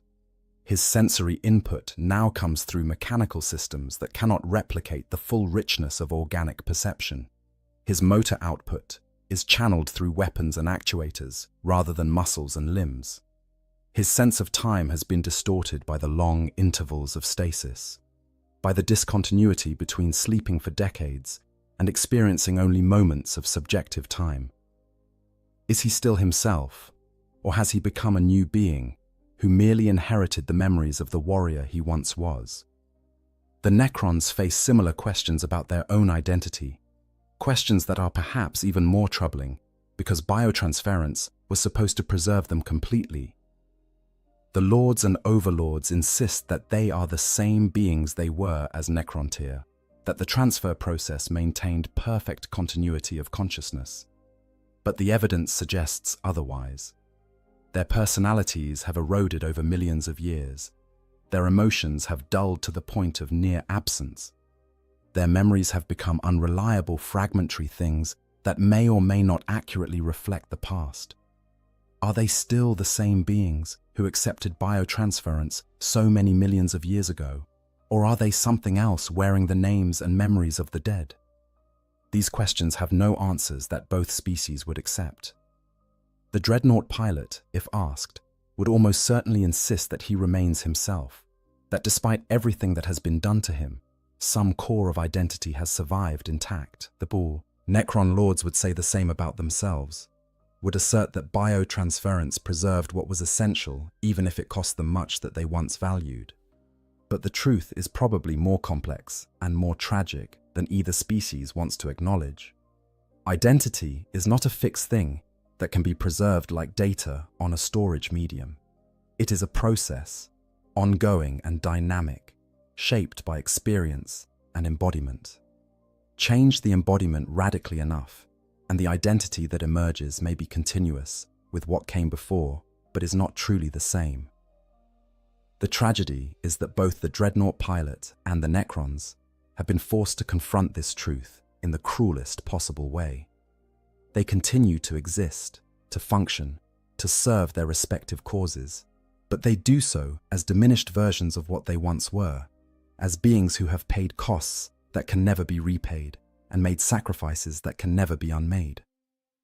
They are warriors preserved past the point of death, yes, but the preservation has hollowed them out, has taken away much of what made their existence valuable in the first place. They are victories in the war against mortality that look very much like defeats when examined closely enough. The humans of the Imperium tell themselves stories about their dreadnoughts, create myths of honored service and eternal vigilance that make the reality more palatable. They speak of ancient heroes who continue to guide and protect their chapters, of wisdom accumulated over centuries that would be lost if these warriors were allowed to truly die. They frame the internment as a gift, as an opportunity that is granted only to the greatest heroes, as something to be sought rather than feared. And perhaps some of these stories are true. Perhaps some dreadnoughts do find meaning in their extended service, do experience their existence as honor rather than curse. But the reality, visible to any who look closely enough, is that most dreadnoughts are suffering in ways that their brothers cannot fully understand or acknowledge. The isolation, the discontinuity, the reduction of existence to intervals of violence separated by voids of unconsciousness, these are not the conditions under which consciousness thrives or finds meaning.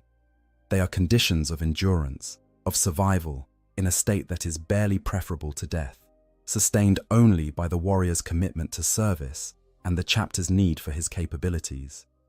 The dreadnought continues because continuing is what warriors do, because duty requires it, because the alternative is admitting that the sacrifice was for nothing. The Necrons, similarly, maintain the fiction that biotransference was a triumph, a successful escape from the mortality and disease that plagued their organic forms. They do not openly acknowledge the losses that came with the transformation, do not admit that what they gained in immortality they paid for in diminished consciousness and eroded identity. They continue to fight their wars of reconquest, as if reclaiming their ancient territories will somehow restore what was lost, as if controlling the galaxy again will make the eons of empty existence meaningful in retrospect. They endure because they are programmed to endure, because the alternative is confronting the possibility that their entire civilization made a catastrophic mistake millions of years ago. When the Necron cryptechs look at the sleeping dreadnought, when they analyze its systems and study its pilot, they are looking at a mirror that reflects their own condition with uncomfortable clarity. They see a warrior who has been preserved past natural death, who exists in a state that is neither fully alive nor properly dead, who serves causes that may or may not be worth the costs he has paid.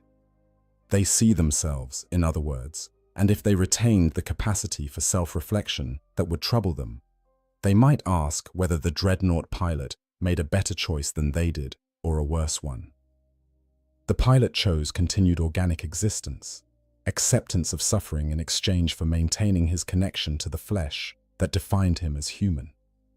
The Necrontyre chose transcendence of flesh, acceptance of diminishment in exchange for escaping the diseases and frailties that made their organic existence unbearable. Neither choice was clearly correct. Both led to states of being that are tragic in their own ways, that represent victories over death, that feel very much like defeats when experienced from the inside. If the pilot ever wakes in the custody of the Necrons, if he is ever forced to confront his captors directly, this mutual recognition could create a moment of profound understanding between beings who should be enemies. The pilot would see in the Necrons what he himself has partially become, would recognize the end state toward which his own transformation tends. The Necrons would see in the pilot what they once were, would be reminded of the organic existence they traded away for cold immortality. The encounter would be brief, probably ending in the pilot's destruction or return to stasis. But in that moment, both sides might glimpse truths about themselves that are normally hidden behind the necessities of war and the comfortable lies that all species tell themselves. The broader implications for the Warhammer 40,000 universe are significant. The existence of these parallel attempts at warrior preservation, the Imperium's dreadnoughts and the Necrons' biotransference, suggests that the impulse to cheat death is universal among species sophisticated enough to attempt it. Every species that reaches a certain level of technological capability eventually confronts the same question. Should we preserve our greatest individuals indefinitely, denying them the peace of death in service of collective survival? And every species that answers yes to that question eventually discovers the same truth: that preservation comes with costs, that immortality is not the victory. It appears to be that existence extended indefinitely becomes something other than life as it was originally experienced. The Tau, with their relatively young civilization, have not yet reached this point. They still allow their heroes to die naturally, honoring them with remembrance, but not attempting to preserve them beyond their organic lifespans. The Orcs, in their own crude way, achieve a form of collective immortality through their spore-based reproduction, allowing individual Orcs to die freely because the species itself is functionally immortal. The Eldar, who once achieved true immortality through their soul stones and their relationship with their gods, lost that security when Slaanesh was born, and now face the horror of having their souls consumed if they do not take extraordinary measures to preserve them. Only the Imperium and the Necrons have created technological solutions to individual mortality that successfully preserve consciousness in functional forms, and both have discovered that success in this endeavor is indistinguishable from a particularly refined form of torture. The Dreadnoughts and the Necron warriors both continue to serve, both fulfill their designated purposes, both contribute to their species' survival in measurable ways. But the cost of their service, measured in terms of consciousness diminished and identity eroded and existence reduced to something barely recognizable as life, is beyond calculation. The encounter between Necrons and a sleeping dreadnought therefore represents more than just a tactical situation or a potential source of intelligence. It represents the meeting of two species who have both chosen the same path, who have both decided that preserving their warriors indefinitely is worth whatever costs must be paid, who have both discovered that those costs are higher than any calculation suggested they would be. It is a confrontation with uncomfortable truths, a mirror held up to realities that both species would prefer to ignore, a moment where the grim darkness of the far future reveals itself with perfect clarity. As the Necron forces continue their campaign on the world above, as they systematically eliminate the remaining Imperial presence and establish their control over what they consider their rightful territory, the sleeping dreadnought remains in his chamber deep within the tomb complex. He is unaware of the debates about his fate, unconscious of the analysis that continues around him, oblivious to the fact that he has become a specimen in an alien collection. His dreams, such as they are, continue undisturbed. His organic components, now maintained by Necron technology that functions with perfection, that Imperial systems could never achieve, remain stable and viable. Time will determine what ultimately becomes of him. Perhaps he will sleep forever, maintained indefinitely by systems that will not fail, preserved as a curiosity that the Necrons occasionally examine but never activate. Perhaps he will be awakened someday, roused to consciousness in circumstances he could never have anticipated, forced to confront realities that would break lesser warriors. Perhaps he will be destroyed, reduced to his component atoms by weapons that strip matter apart, layer by layer, his long service finally ended by the very beings who kept him alive longer than his own systems could have managed. Or perhaps, in some distant future, that neither he nor his captors can predict, he will be recovered by his chapter, rescued from captivity in a campaign that manages to achieve what seems impossible now. Perhaps he will wake to the familiar voices of his battle brothers, will return to service in the chapter he has protected for centuries, will continue his duty as if the interval of captivity was merely another period of stasis between battles. The universe of Warhammer 40,000 is vast enough to allow for any of these outcomes, grim enough to ensure that even the most hopeful result will be tinged with tragedy. What remains certain is that the encounter has revealed something fundamental about the nature of warfare in the 41st millennium, about the costs that species are willing to pay for survival, about the thin line between preservation and damnation that defines so much of existence in this dark future. The Dreadnought and the Necrons are not enemies in any conventional sense, despite being on opposite sides of a war that spans the galaxy.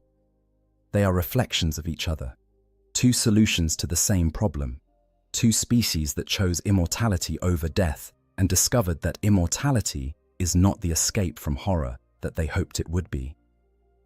If you found this exploration of one of Warhammer 40K's most philosophically rich hypothetical encounters compelling, please consider liking this video and subscribing to the channel.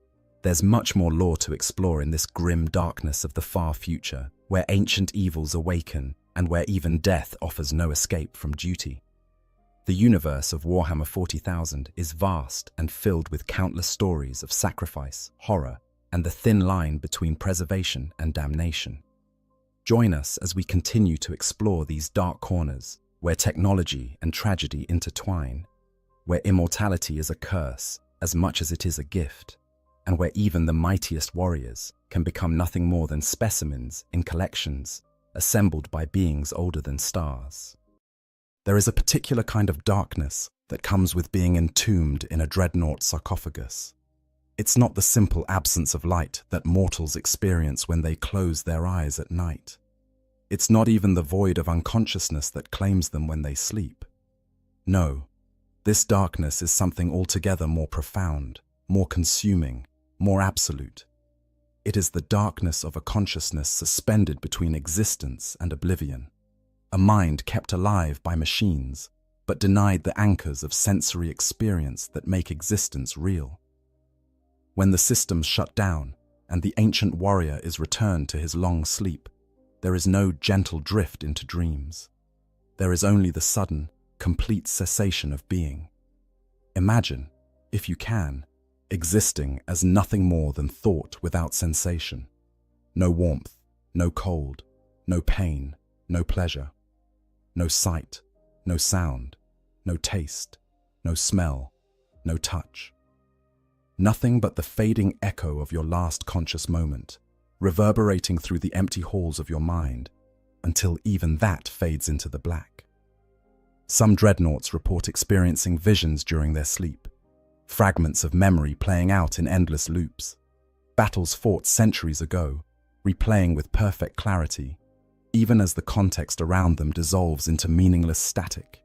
Others claim to feel the passage of time as a physical weight, each year adding to an invisible burden that presses down upon their suspended consciousness like layers of sediment, burying ancient ruins. But most simply cease. They close their eyes in one moment and open them in another, with no sense of the decades or centuries that have passed in between. For the ancient warrior sealed within the adamantium shell, time becomes a strange and fluid thing. The perception of duration warps and twists. A battle that raged for hours might feel like it happened moments ago, while a conversation from the previous awakening might seem like a half-remembered dream from someone else's life. The human mind, even one enhanced by the gene seed of a Primarch and hardened by centuries of warfare, was never meant to experience time in this fractured, discontinuous way. Sleep and waking for mortals are part of a daily rhythm that helps anchor consciousness to reality. But for a dreadnought, there is no rhythm. There are only discrete moments of awareness separated by unknowable gulfs of non-existence. The tech priests who maintain these walking tombs speak of the machine spirits that inhabit the ancient chassis, of the sacred rituals required to ensure smooth activation and deactivation. They chant their binary prayers and anoint the sacred mechanisms with blessed unguents, believing that proper reverence will ease the warrior's transition between states of being. And perhaps they are right in their way. Perhaps the rituals do help, providing a familiar framework that helps the entombed mind orient itself when consciousness returns.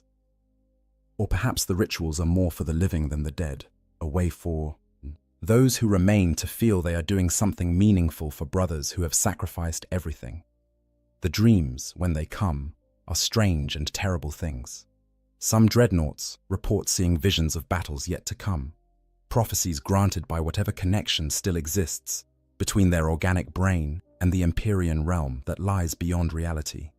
Others find themselves reliving moments from their mortal life with painful clarity, remembering the sensation of skin against skin, the taste of food, the simple pleasure of breathing air into lungs they no longer possess. These memories can be a comfort or a torture, depending on the warrior's disposition. Some cling to them desperately, using them as anchors to remind themselves of who they once were. Others try to let them fade, believing that holding on to the past only makes the present more unbearable. But perhaps the most unsettling aspect of dreadnought sleep is the complete loss of agency. When a mortal goes to sleep, they do so by choice, lying down in a safe place and allowing their body's natural processes to take over. They know, on some level, that they will wake again in a few hours, refreshed and ready to face a new day. A dreadnought has no such certainty. When the tech priests initiate the shutdown sequence, the ancient warrior has no choice but to yield to it, feeling their consciousness slip away like water through grasping fingers. They do not know if they will ever wake again. They do not know if their chassis will fail during the long sleep, or if the chapter will simply decide that their service is no longer required. They do not know if the next battle will be in a month, a year, a decade, or a century. They surrender control completely, placing their fate in the hands of others and hoping that they will be deemed worthy of resurrection when the time comes. This, then, is what it means to be a dreadnought. To exist in moments stolen from the endless dark, to wage war with weapons that respond to thought as if they were limbs, to watch the world change and evolve while you remain frozen, unchanging, a relic from an age that grows more distant with each awakening. The chapters who maintain these ancient warriors treat them with the reverence due to living legends, consulting them for tactical wisdom and historical knowledge. But that reverence comes at a price. The dreadnought is no longer truly one of their brothers. He is something else, something set apart, something both more and less than what he once was. He is a weapon, a monument, and a warning all at once. A reminder of what sacrifice truly means in the service of the Emperor of mankind. The void between moments.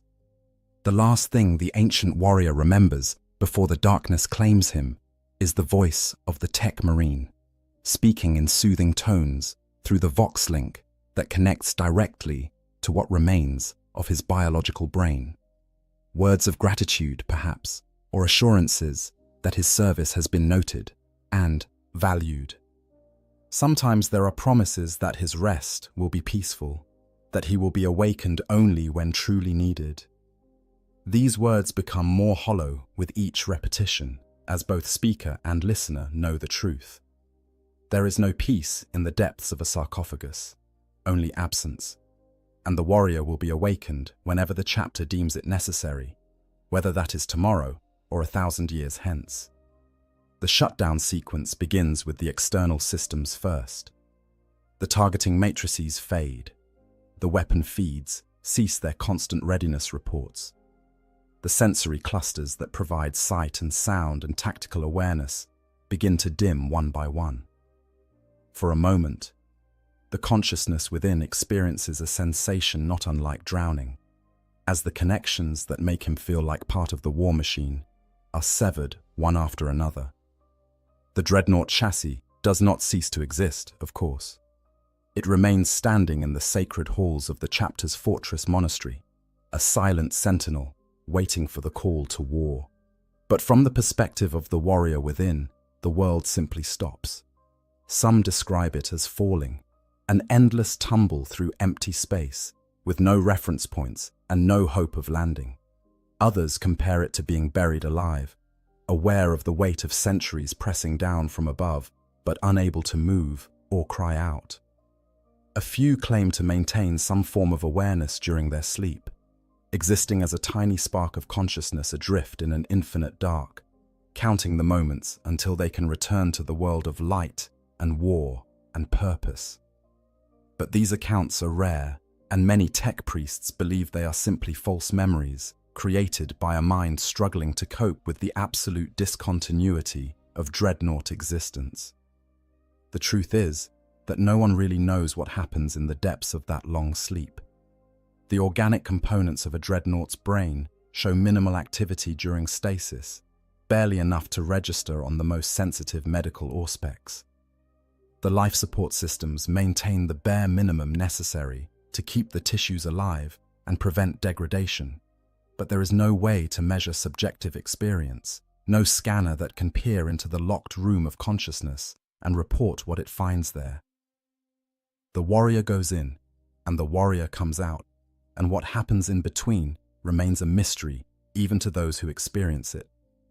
But the sleep is not entirely devoid of content. Deep in the liminal spaces between full consciousness and complete oblivion, things can stir. Memories surface unbidden, fragments of experiences from centuries or millennia past, playing out in the darkness like half-remembered dreams.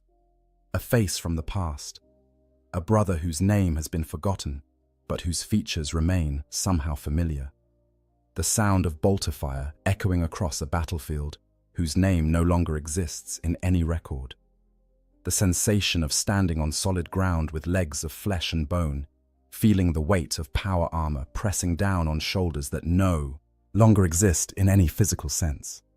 These sense memories float through the dark like debris in a void, untethered from context or meaning, and the sleeping consciousness grasps at them desperately, trying to hold on to something, anything, that feels real. Sometimes the dreams take on a more coherent form. The warrior finds himself walking through the halls of his chapter's fortress monastery, as it was in his youth, when he was still flesh and blood, and the galaxy seemed full of possibility rather than endless war. He sees his brother Marines as they were then, young and vital, laughing and training and planning campaigns against enemies that seemed less incomprehensible than those they face now. He remembers the weight of his bolter in his hands, the way his hearts would race before a drop pod assault, the fierce joy of combat, when everything else fell away, and there was only the mission and the enemy, and the bond between brothers who would die for each other without hesitation. But these dreams always sour. The faces of his brothers begin to blur and fade, their features becoming indistinct as the centuries erode even the clearest memories. The halls of the fortress monastery shift and change, architecture from different eras of the chapter's history bleeding into one another until nothing looks quite right. The warrior reaches out to touch something solid, something real, and his hand passes through it like smoke. And then he remembers. He is not flesh and blood anymore. He is not walking these halls with his own legs.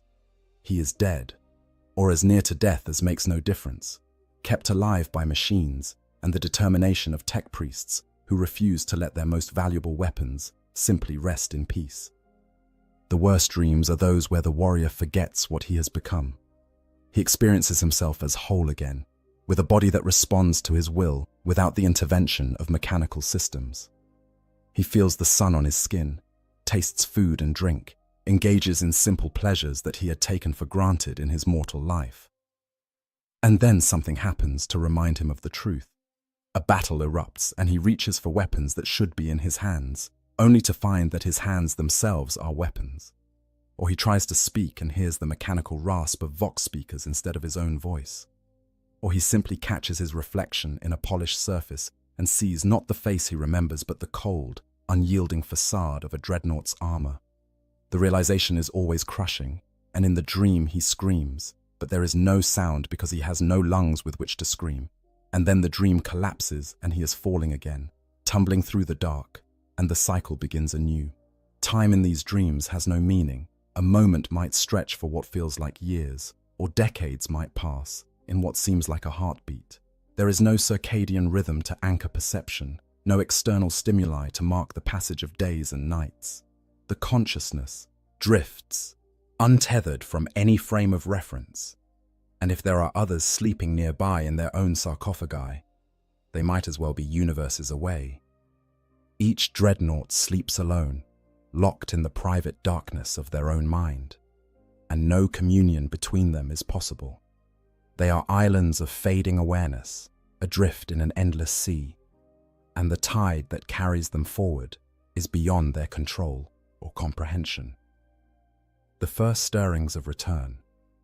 Awakening does not come gently to a dreadnought. There is no gradual rise toward consciousness, no slow transition from sleep to wakefulness, like a mortal might experience upon waking in their bed. Instead, there is the absolute void of stasis, and then without warning, sensation floods back in a torrent. The first thing the warrior typically registers is pain. The neural connectors that link his organic brain to the machine's systems were never designed for comfort, and the reactivation sequence sends jolts of feedback through pathways that have been dormant for however long his sleep has lasted. It feels like being on fire and drowning and suffocating all at once, every nerve ending that still exists, screaming in protest at the sudden return of stimulus. The tech priests who designed these systems did their best to minimize this discomfort, of course. They are not deliberately cruel, and they understand that an anguished pilot is a less effective pilot. But there are limits to what can be achieved when you are wiring a human brain directly into a machine that was never meant to interface with organic tissue. The connection points were meant for servitors and mechanical systems, not for the preserved remains of a space marine. Adaptations have been made over the millennia, and each new pattern of dreadnought incorporates slight improvements based on the experiences of previous generations. But the fundamental incompatibility remains. Human consciousness was never meant to exist in this way, and the reactivation process is a violent reminder of that fact. After the initial shock of pain comes the flood of information. The dreadnought systems begin their startup sequences, each one reporting its status through the neural link. Weapon systems online, motive systems functional, power core operating within acceptable parameters, armor integrity confirmed, target acquisition systems calibrating, life support systems maintaining viability. The reports come faster than conscious thought can process them, a cascade of data that would overwhelm an unaugmented human mind in an instant. But a Space Marine's enhanced brain, even one long removed from its original body and hardwired into a machine, can handle the influx. It takes what it needs and discards the rest, building a picture of the dreadnought's overall condition from thousands of minute status reports. The warrior's consciousness expands as the systems come online, his sense of self extending beyond the tiny organic core to encompass the entire massive frame of the war machine. He can feel the weapons mounted on his arms as clearly as he once felt his fingers. The sensors scattered across his hull become his eyes and ears, feeding him information about his surroundings from multiple angles simultaneously. The gyroscopic balancers and stabilization systems become his sense of equilibrium, letting him know that he is upright and stable, even though he has no inner ear to process such information. In a very real sense, the dreadnought chassis becomes his body, and he inhabits it as naturally as he once inhabited flesh and bone. But there is always a moment, right at the beginning of each awakening, when the warrior remembers what he has lost. Before the machine integration feels natural, before his consciousness has fully expanded to fill the metal shell, there is a heartbeat of pure, existential horror. He tries to move his hand and feels the grinding of servo motors instead of the flex of muscle. He tries to take a breath and hears only the wheeze of life support systems pumping oxygenated fluid through what remains of his lungs. He tries to speak and hears his voice rendered mechanical and inhuman by vox speakers that translate his neural impulses into sound. For that single moment, he is trapped, a prisoner in a cage of his own making, and the weight of what he has sacrificed crashes down upon him with crushing force. Then training and discipline reassert themselves. The warrior pushes down the panic, buries the horror, focuses on the mission. This is what he was trained to do, after all. A space marine does not give in to fear or doubt. He serves, regardless of the cost. The fact that the cost, in this case, was his very humanity, becomes just another datum to be acknowledged and set aside. There will be time for grief and regret later, during the long dark between awakenings. Right now, there is only duty. The external world comes into focus gradually, as the warrior's sensory systems complete their calibration. Usually, the first thing he sees is the face of a tech marine, helmet removed, leaning in close to peer at the status displays on the sarcophagus. The tech marine's lips are moving, speaking words of greeting or technical confirmation, but the audio systems take another moment to synchronize, and the words are initially lost. Then, sound returns in a rush, and the tech marine's voice becomes audible through the Vox link. "Welcome back, Ancient One. Your systems are coming online normally. Do you recognize me?" This question is not mere courtesy. One of the risks of extended stasis is degradation of memory, particularly short-term memory of the events immediately preceding the last shutdown. The tech priests need to confirm that the warrior's cognitive functions are intact before they can allow him to engage in combat operations. So the warrior focuses his optical sensors on the face before him, searching through the vast database of faces accumulated over centuries of service, trying to find a match. And this is when the first hint that something is wrong typically makes itself known. The face is unfamiliar, not just one he doesn't immediately recognize, but one that looks somehow different from what he expects. Younger, perhaps, or bearing unfamiliar chapter markings. Or the armor the tech marine wears is of a pattern the warrior doesn't immediately recognize, featuring design elements that seem subtly wrong or evolved from what he remembers. Or the tech marine's accent when he speaks carries inflections that sound strange to ears that last heard Gothic spoken in a different era. But the warrior has experienced this before, of course. He has awakened to find that decades or even centuries have passed, that faces he knew are gone and new generations have taken their place. It is part of what it means to be a dreadnought. So he reaches for the appropriate response, the one that has served him in the past. "I recognize your chapter markings, brother, but your face is unknown to me. How long have I slept?" The answer to this question will determine everything that follows. Usually, the response is measured in years or decades, long enough that the specific individuals the warrior knew before his last sleep have moved on to other duties or fallen in battle, but not so long that the fundamental nature of the chapter or the Imperium has changed.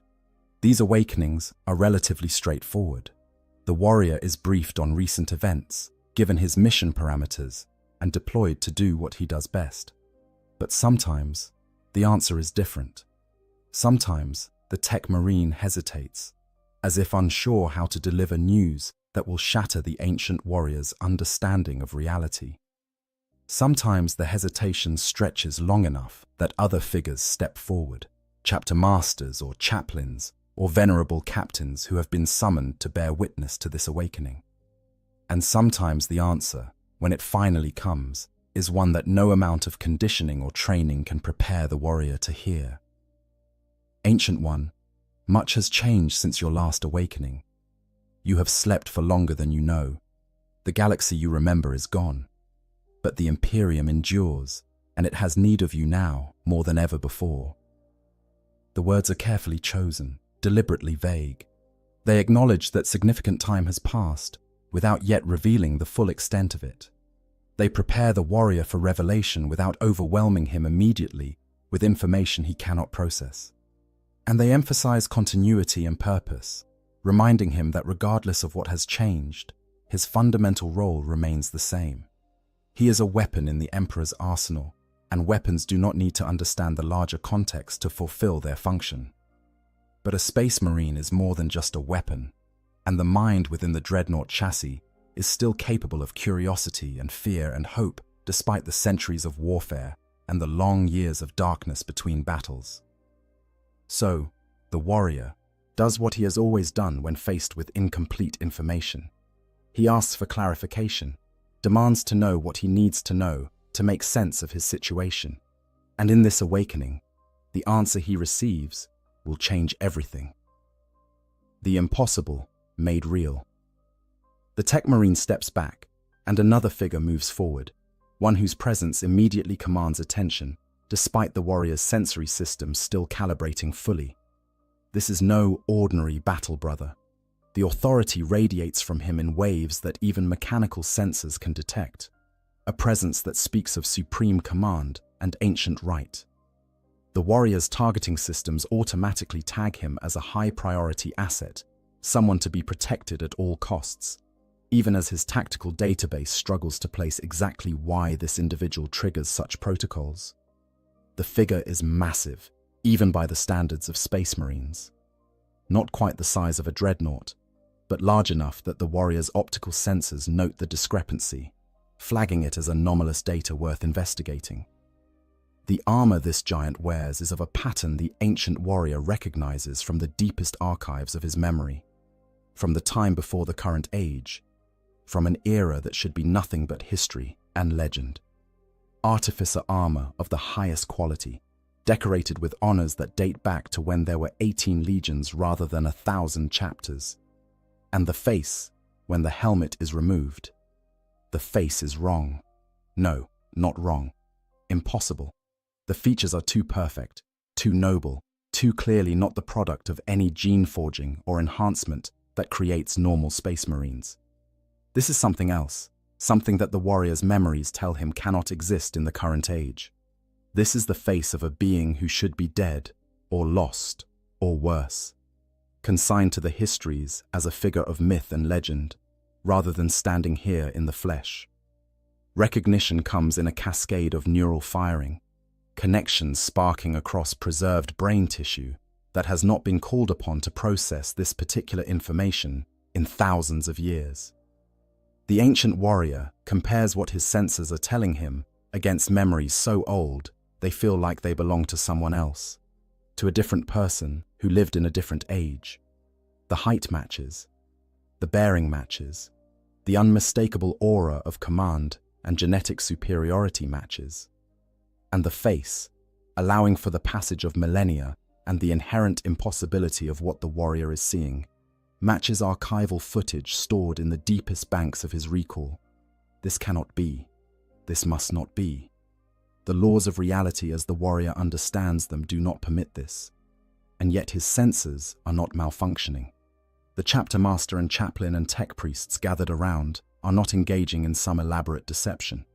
The figure standing before him is exactly what every system and synapse is telling him it is. Against all logic, against all reason, against everything the warrior thought he knew about the state of the galaxy, a Primarch stands before him. Robut Guilliman, the Avenging Sun, Lord of Ultramar and Master of the 13th Legion, has returned. The shock is profound enough that several of the Dreadnought's systems momentarily spike an alarm, threat assessment protocols activating as the chassis interprets the mental disturbance as a possible attack. Auto-stabilizers engage to keep the massive frame upright as the warrior's consciousness reels. For several seconds that feel like hours, the Ancient One simply cannot process what he is experiencing. The fundamental assumptions upon which he has based his understanding of reality for centuries are suddenly in question. The Primarchs were gone.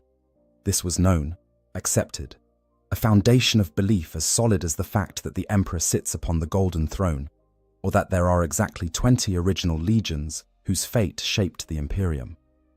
Some were dead, slain during the heresy.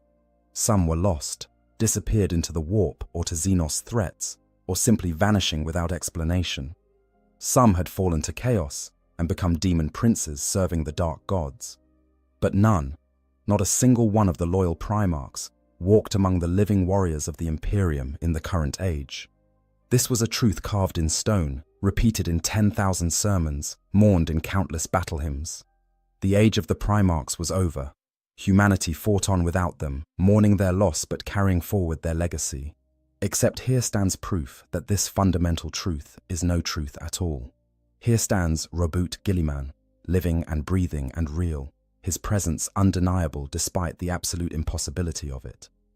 And if this truth can be overturned, what other assumptions might also be false? What other certainties might prove to be nothing more than comfortable lies, told to make the endless war seem bearable? The Primarch speaks, and his voice is exactly as the ancient warrior remembers it from briefings and proclamations heard thousands of years ago. Deep and resonant, carrying an authority that seems to bypass the conscious mind and speak directly to some deeper part of the self that knows and accepts this is a being worthy of absolute loyalty and obedience. Be at peace, Ancient One. I know that my presence is difficult to comprehend. I know that you have many questions, and they will be answered. But first, you must understand this. The galaxy has changed more than you can imagine since your last awakening. The Imperium faces threats that would have seemed impossible in the age you remember, but I have returned, and I bring with me renewed hope for mankind's survival. Your service is needed now more than ever. Will you fight beside me once more, as you did in ages past? The question is almost rhetorical. What answer could an ancient warrior possibly give except absolute affirmation? To serve beside a Primarch, to fight under the direct command of one of the Emperor's own sons, is an honor that surpasses anything a Space Marine could hope to achieve. For a dreadnought, who has sacrificed even death itself in service to the chapter, to be given the chance to fulfill that service in the presence of his genetic father is a gift beyond measure. But beneath the immediate surge of loyalty and duty, questions roil. How? How is this possible? The Primarch was dead, or as good as dead, held in stasis with wounds that should have killed even his transhuman physiology. For 10,000 years he has lain in state on Macragge, an object of pilgrimage and worship, but not truly alive in any meaningful sense. What power could restore him? What force could heal wounds inflicted by a demon Primarch wielding weapons blessed by the dark gods themselves? And why now? Why after 10 millennia of absence does he return at this particular moment? What has changed in the galaxy to necessitate or permit this resurrection? The ancient warrior's tactical mind, honed by thousands of years of warfare and strategic planning, cannot help but analyze the situation even as he struggles to accept its reality. There must be a reason, some larger context that explains this development. Primarchs do not simply return from the dead without cause. Someone or something orchestrated this, and understanding who and why might be crucial to understanding what the warrior's role will be in whatever comes next. The Primarch seems to read these thoughts in the warrior's silence. A slight smile crosses those perfect features, understanding and perhaps a touch of sympathy evident in the expression. You wonder how this is possible. That is good. A warrior who cannot question is merely a weapon, and I need brothers who can think as well as fight. The full tale is long and complex, involving forces both Imperial and Xenos, technology both ancient and new, and circumstances that I still do not fully comprehend myself. What matters is this: I live. I have taken up once more the mantle of Lord Commander of the Imperium, and I have launched a crusade to reclaim what has been lost to darkness and chaos. This crusade needs warriors like you, Ancient One. Those who remember what the Imperium was meant to be, who carry within them memories of a time before the age of blind faith and superstition. Will you march beside me? The answer forms before conscious thought can intervene. I will, my lord. Whatever you command, wherever you would deploy me, I am yours to direct. This I swear by the Emperor, and by the honor of the chapter. Good, the Primarch says. and something in his bearing relaxes slightly, as if he had genuinely been uncertain of the response. "Then let me show you what has become of my father's Imperium, and what we must do to save it from the darkness that threatens to consume it entirely." What follows is a briefing unlike any the ancient warrior has experienced in his long existence. As tech priests make final adjustments to his systems and prepare him for deployment, the Primarch himself takes the time to explain the current state of the galaxy. And with each revelation, the warrior's understanding of reality shifts further from anything he thought he knew. The galaxy has been split in two by a massive warp storm known as the Cicatrix Maledictum, or the Great Rift. This tear in reality stretches from the Eye of Terror all the way across to the eastern fringe, cutting off vast swathes of Imperial territory from Terra and the light of the Astronomicon. On the far side of this rift lies what is now called the Dark Imperium, or Imperium Nihilus, where worlds fight on in isolation against chaos and Xenos threats, without hope of reinforcement or even knowledge of whether the wider Imperium still exists. The Primarch had been resurrected through a combination of ancient technology and Xenos witchcraft, specifically the power of the Inari and their death god. This alone would have been shocking enough, but the Primarch speaks of it matter-of-factly, as a tactical necessity rather than heresy. He had made common cause with aliens to save the Imperium, and while some in the ecclesiarchy had protested, his authority as Lord Commander and the desperate state of the Imperium meant that pragmatism won out over dogma. Following his resurrection, the Primarch had launched the Indomitus Crusade, the largest military campaign since the Great Crusade itself. This crusade brought with it new weapons, new technology, and most shocking of all, a new generation of Space Marines.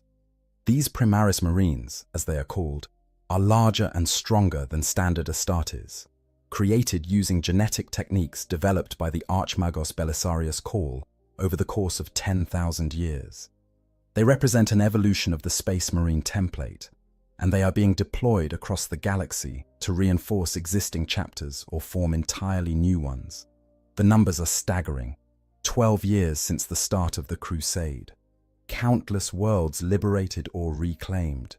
Hundreds of thousands of new Primaris Marines awakened from stasis.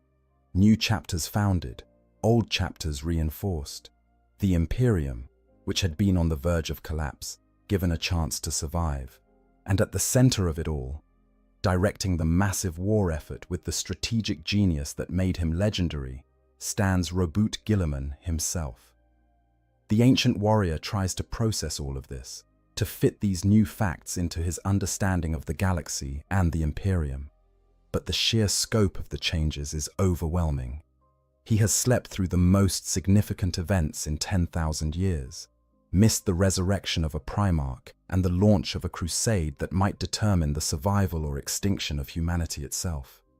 While he lay in darkness, the galaxy transformed around him, and now he awakens to find himself in a reality he barely recognizes. And yet, beneath all the shock and confusion, there is something else stirring. Something that the ancient warrior has not felt in longer than he can remember. Hope. After centuries of fighting and endless holding action, of watching the Imperium slowly crumble no matter how many battles were won or how many enemies were slain, there is finally a reason to believe that victory might actually be possible. A Primarch has returned.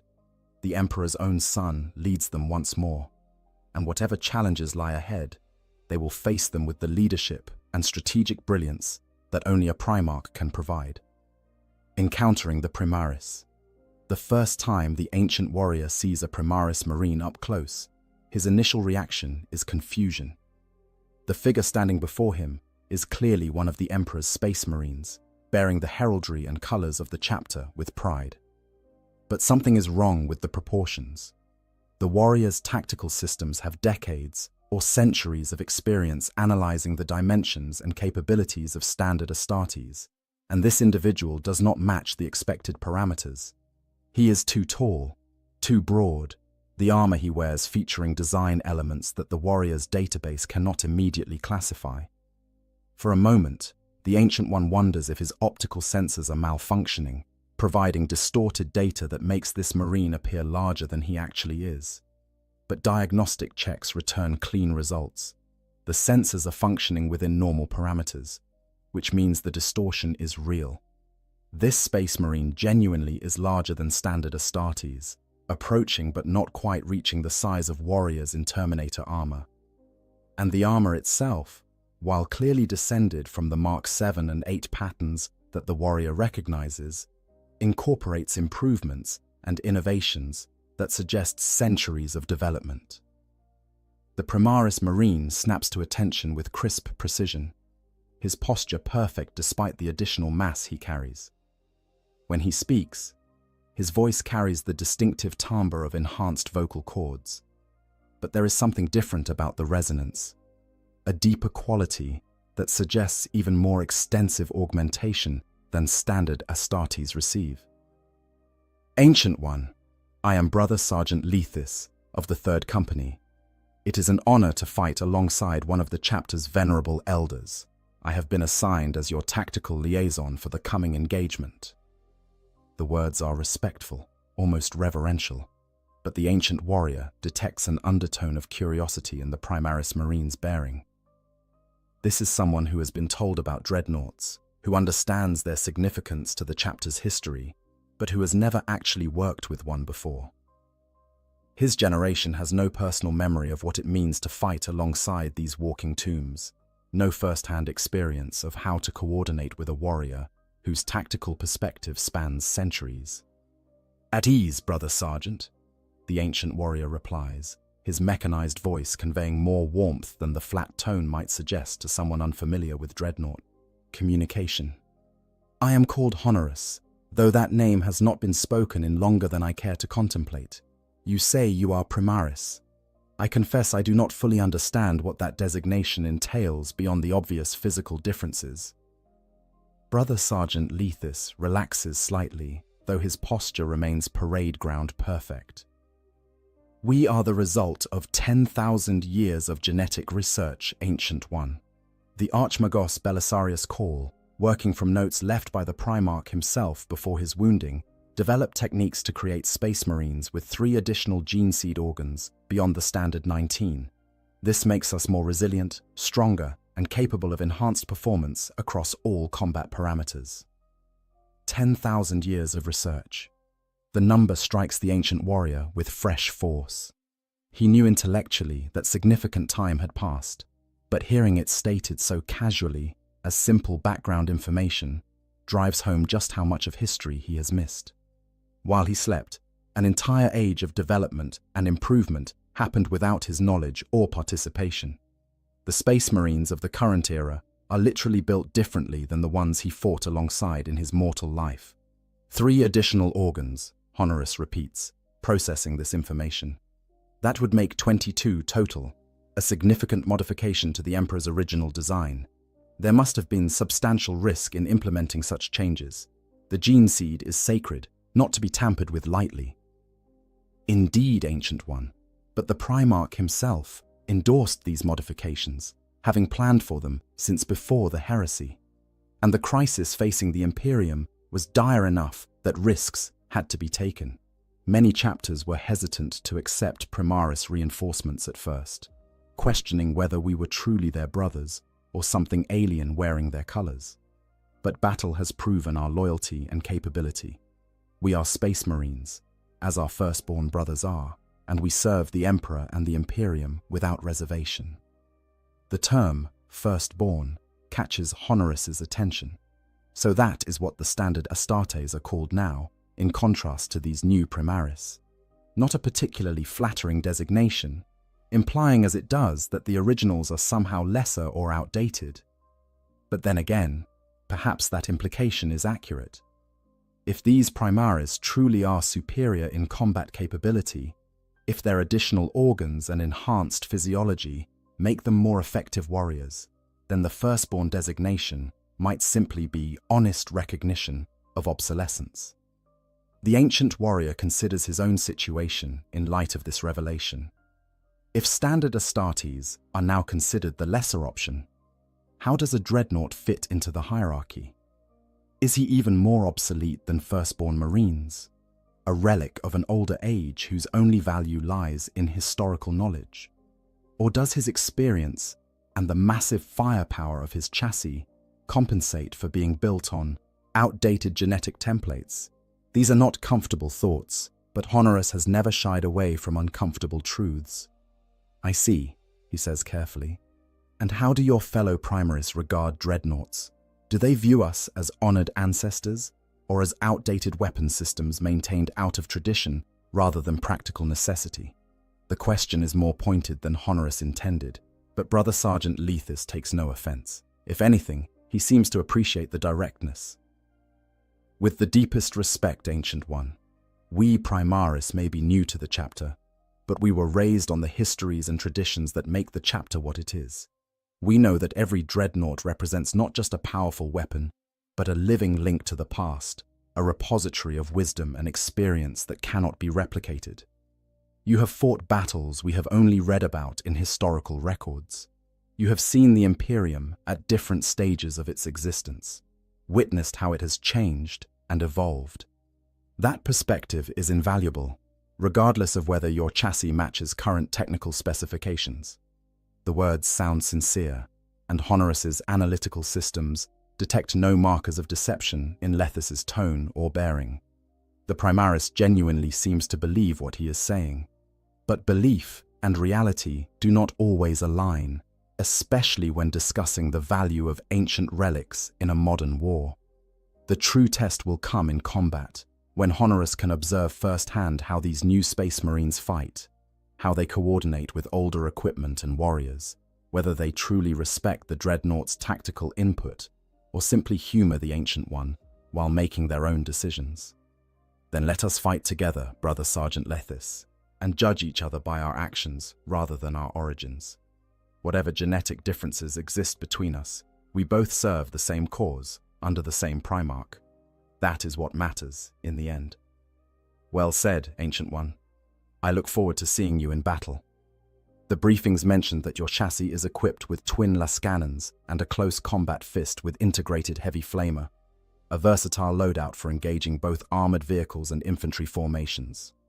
The conversation shifts to tactical matters, discussing deployment zones and enemy force composition and coordination protocols. But even as Honoris engages with these practical concerns, part of his awareness remains focused on the larger implications of what he has learned.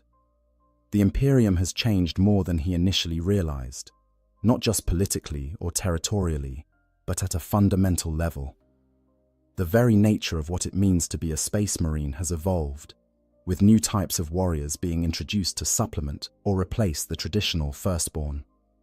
This raises questions that extend beyond simple tactical considerations. How will the chapters adapt to having two distinct types of Astartes in their ranks? Will tensions develop between firstborn and Primaris as they compete for glory and advancement? Or will they integrate seamlessly the superior capabilities of the Primaris, supplementing rather than replacing the experience of the firstborn? And what happens to chapter traditions and identity when warriors who were not originally part of the chapter start making up an increasing percentage of its forces? These are not questions Honoris can answer himself. They will unfold over time as the new normal establishes itself.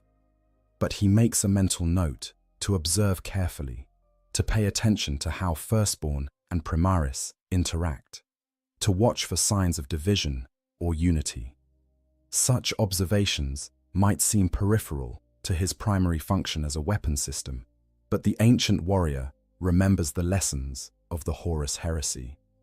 Division within the Imperium's military forces has led to catastrophe before, and any signs of such division emerging again need to be recognized and addressed before they can metastasize into something worse.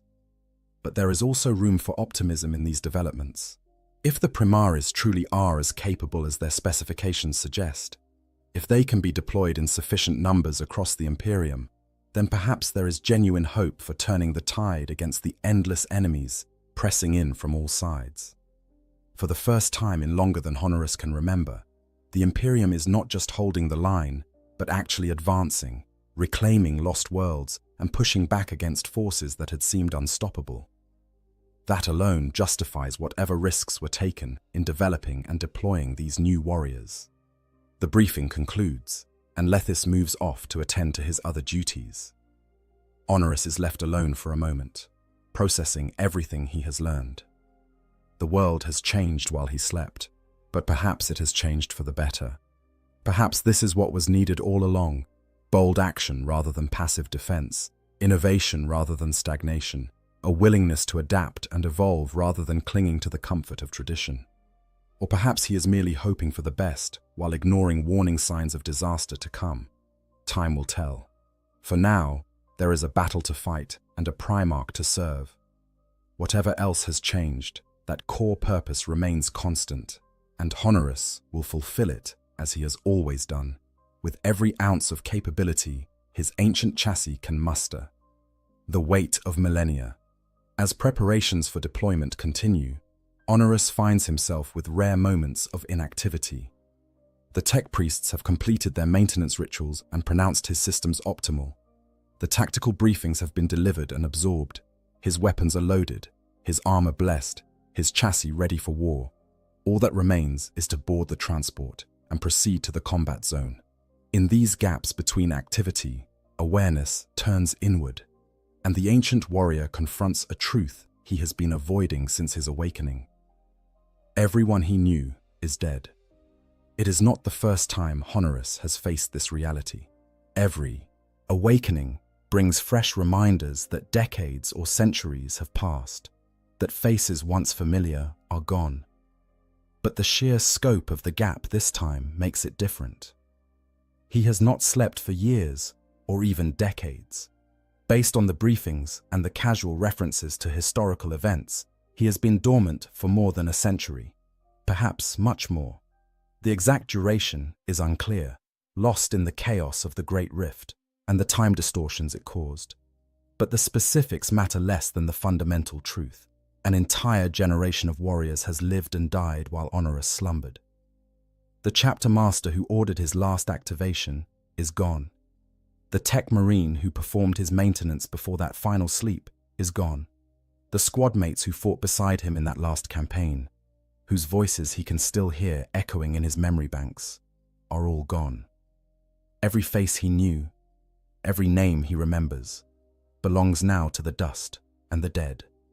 He alone remains, kept artificially alive within his armored tomb, while the living move on without him.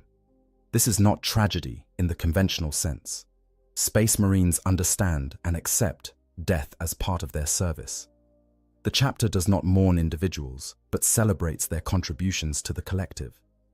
Names are recorded in the rolls of honor, deeds memorialized in the chapter's histories, gene seed harvested and implanted in new warriors to carry on the legacy. Death is transition rather than ending, a warrior fulfilling his purpose so that others can take up the mantle he leaves behind. But for a dreadnought, the experience is fundamentally different. Honoris did not transition to anything. He simply stopped existing for a while, and when he resumed, the world had moved on without him. There is a peculiar loneliness in this, a disconnection from the continuous flow of chapter life that his battle brothers experience. They live in a community of shared experiences, forming bonds that carry them through the challenges of their service. Honoris exists outside that community, appearing and disappearing like a ghost, never fully part of the current generation, while being unable to return to his own. He wonders, not for the first time, whether this is truly the honor the chapter claims it to be. To be preserved beyond death, yes, that has a certain appeal. To continue serving the Emperor long after mortal form would have failed, absolutely that is admirable. But to exist in this liminal state, neither truly alive nor fully dead, watching the world change while remaining frozen in the moment of his internment. Sometimes Honoris questions whether this is gift or curse, whether the chapter preserves its dreadnoughts for their benefit or for its own. The thought is disloyal, and Honorus pushes it away almost as soon as it forms. Space Marines do not question, they serve. The fact that service sometimes comes at a cost that seems disproportionate to the benefit is irrelevant. What matters is that the job gets done, that the enemy is defeated, that the Imperium survives another day. Individual comfort, individual preference, individual happiness, all of these are luxuries that the galaxy cannot afford to indulge. But pushing away the thought does not make it disappear entirely. It lurks in the background of awareness, coloring everything else Honorus experiences. When he interacts with the Primaris Marines, he cannot help but notice how young they seem despite their enhanced physiology. Not young in years, perhaps, but young in experience, lacking the weight of centuries that makes every action feel like just another repetition of something done countless times before. They still have enthusiasm, still believe that this battle or that campaign might make a real difference in the grand struggle. Honorus knows better. He has fought too many battles that seemed decisive at the time, only to discover that new enemies simply emerge to replace the ones defeated. The war is endless, and individual victories are merely temporary pauses in the grinding attrition. This perspective, born of millennia rather than decades or centuries of service, is both gift and burden. On one hand, Honorus can provide tactical wisdom that comes only from extensive experience. He has fought countless battles across hundreds of worlds. He has seen strategies succeed and fail, has observed enemy tactics evolve over time, has learned lessons that cannot be taught but must be lived. This knowledge is invaluable, especially to younger commanders who might be tempted toward overconfidence or despair. On the other hand, that same perspective can make it difficult to maintain the emotional engagement that makes warriors fight with passion rather than mere competence. When every battle blurs into every other battle, when the faces of enemies become interchangeable with enemies fought centuries ago, when the whole endless war starts to feel like a cosmic joke played by indifferent gods, it becomes hard to muster the righteous fury that drives Space Marines to acts of extraordinary valor. Honorus fights with precision and skill, honed by millennia, but the fire that once burned in his breast has dimmed to barely glowing embers. Except now, there is the Primarch. This is the thought that Honorus keeps returning to, the detail that makes this awakening different from all the others. He is not simply being deployed to fight another battle in an endless war. He is fighting under the direct command of Reboot Guilliman himself, one of the Emperor's own sons. This is not just war. This is history, the kind of momentous event that chapters remember for generations. And Honorus, despite all the centuries weighing upon him, despite the weariness that sometimes threatens to overwhelm his will to continue, cannot help but feel stirrings of something that might be excitement or hope or even joy. He has lived to see a Primarch return. How many Space Marines, across 10,000 years of Imperial history, could make that claim? How many dreadnoughts, preserved through the ages, have been awakened to find not just a changed galaxy, but a fundamentally transformed Imperium, one where the sons of the Emperor walk among mortals once more? This is unprecedented, unique, a gift that Honorus never imagined receiving. And with that gift comes renewed purpose. The question that haunted so many of his previous awakenings, the nagging doubt about whether continued existence in this state was truly worthwhile, suddenly has an answer. He exists for this.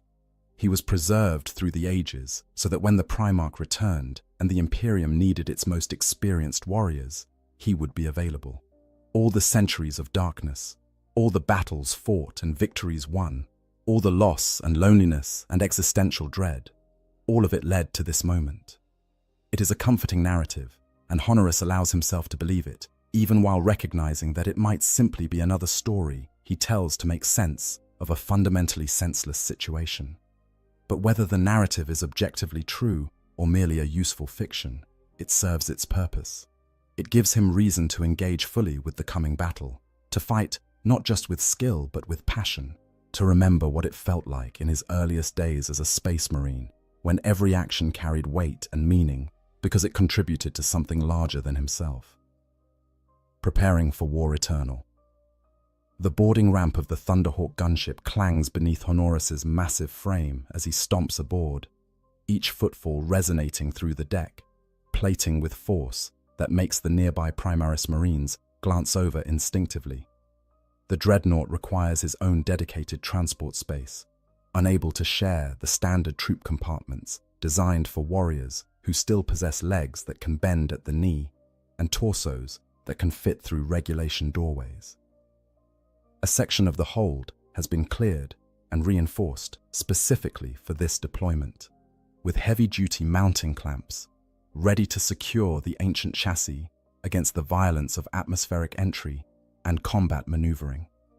Tech Marine Piriel oversees the securing process personally, his augmented eyes scanning the readouts that stream from contact points between dreadnought and ship. Each clamp engages with a satisfying chunk of metal on metal, magnetic locks activating to hold tons of armor and weaponry in place against forces that would shear apart any lesser fastening. The Tech Marine speaks a brief prayer in binary, blessing the machine spirits of both vehicle and warrior, asking them to work in harmony for the glory of the Emperor and the Primarch. Systems read optimal, Ancient One, Piriel reports through the Vox link. Your chassis is secured for transit. Estimated time to combat zone is 42 minutes. The Primarch will be broadcasting tactical updates via encrypted channel Alpha Prime 7. Your systems have been configured to receive on that frequency. Understood, brother. I am ready. The Thunderhawk's engines roar to life, their thunder filling the hold, even through the sound dampening built into every surface. Honorus can feel the vibrations through his mounting points, a sensation that his brain interprets as similar to what he once experienced in his mortal body when standing near heavy machinery. The craft lifts from the hangar deck with the smooth efficiency of a vehicle maintained by tech priests who treat it as a sacred charge rather than simple equipment. Through the open boarding ramp, Honorus catches a glimpse of the strike cruiser's vast hangar bay, filled with dozens of other craft preparing for the same descent, a fleet of angels preparing to bring the Emperor's wrath to his enemies. Then the ramp closes, sealing the hold in the red-lit gloom of combat-ready status, and the Thunderhawk banks toward the planet's surface. The acceleration presses against Honorus's frame, testing the mounting clamps, but they hold firm as the gunship transitions from gentle maneuvering to aggressive attack vector. This is what Thunderhawks were built for, inserting Space Marines into the heart of enemy territory regardless of resistance, punching through hostile fire to deliver humanity's finest warriors exactly where they need to be. The squad of Primaris Marines sharing the hold occupy their designated positions with the calm readiness of warriors who have performed this ritual countless times. They are intercessors by their equipment, the Mark X Tacticus armor and autobolt rifles marking them as line infantry rather than specialists. Their faces behind helmet visors remain invisible, but their body language speaks of confidence tempered by awareness of danger.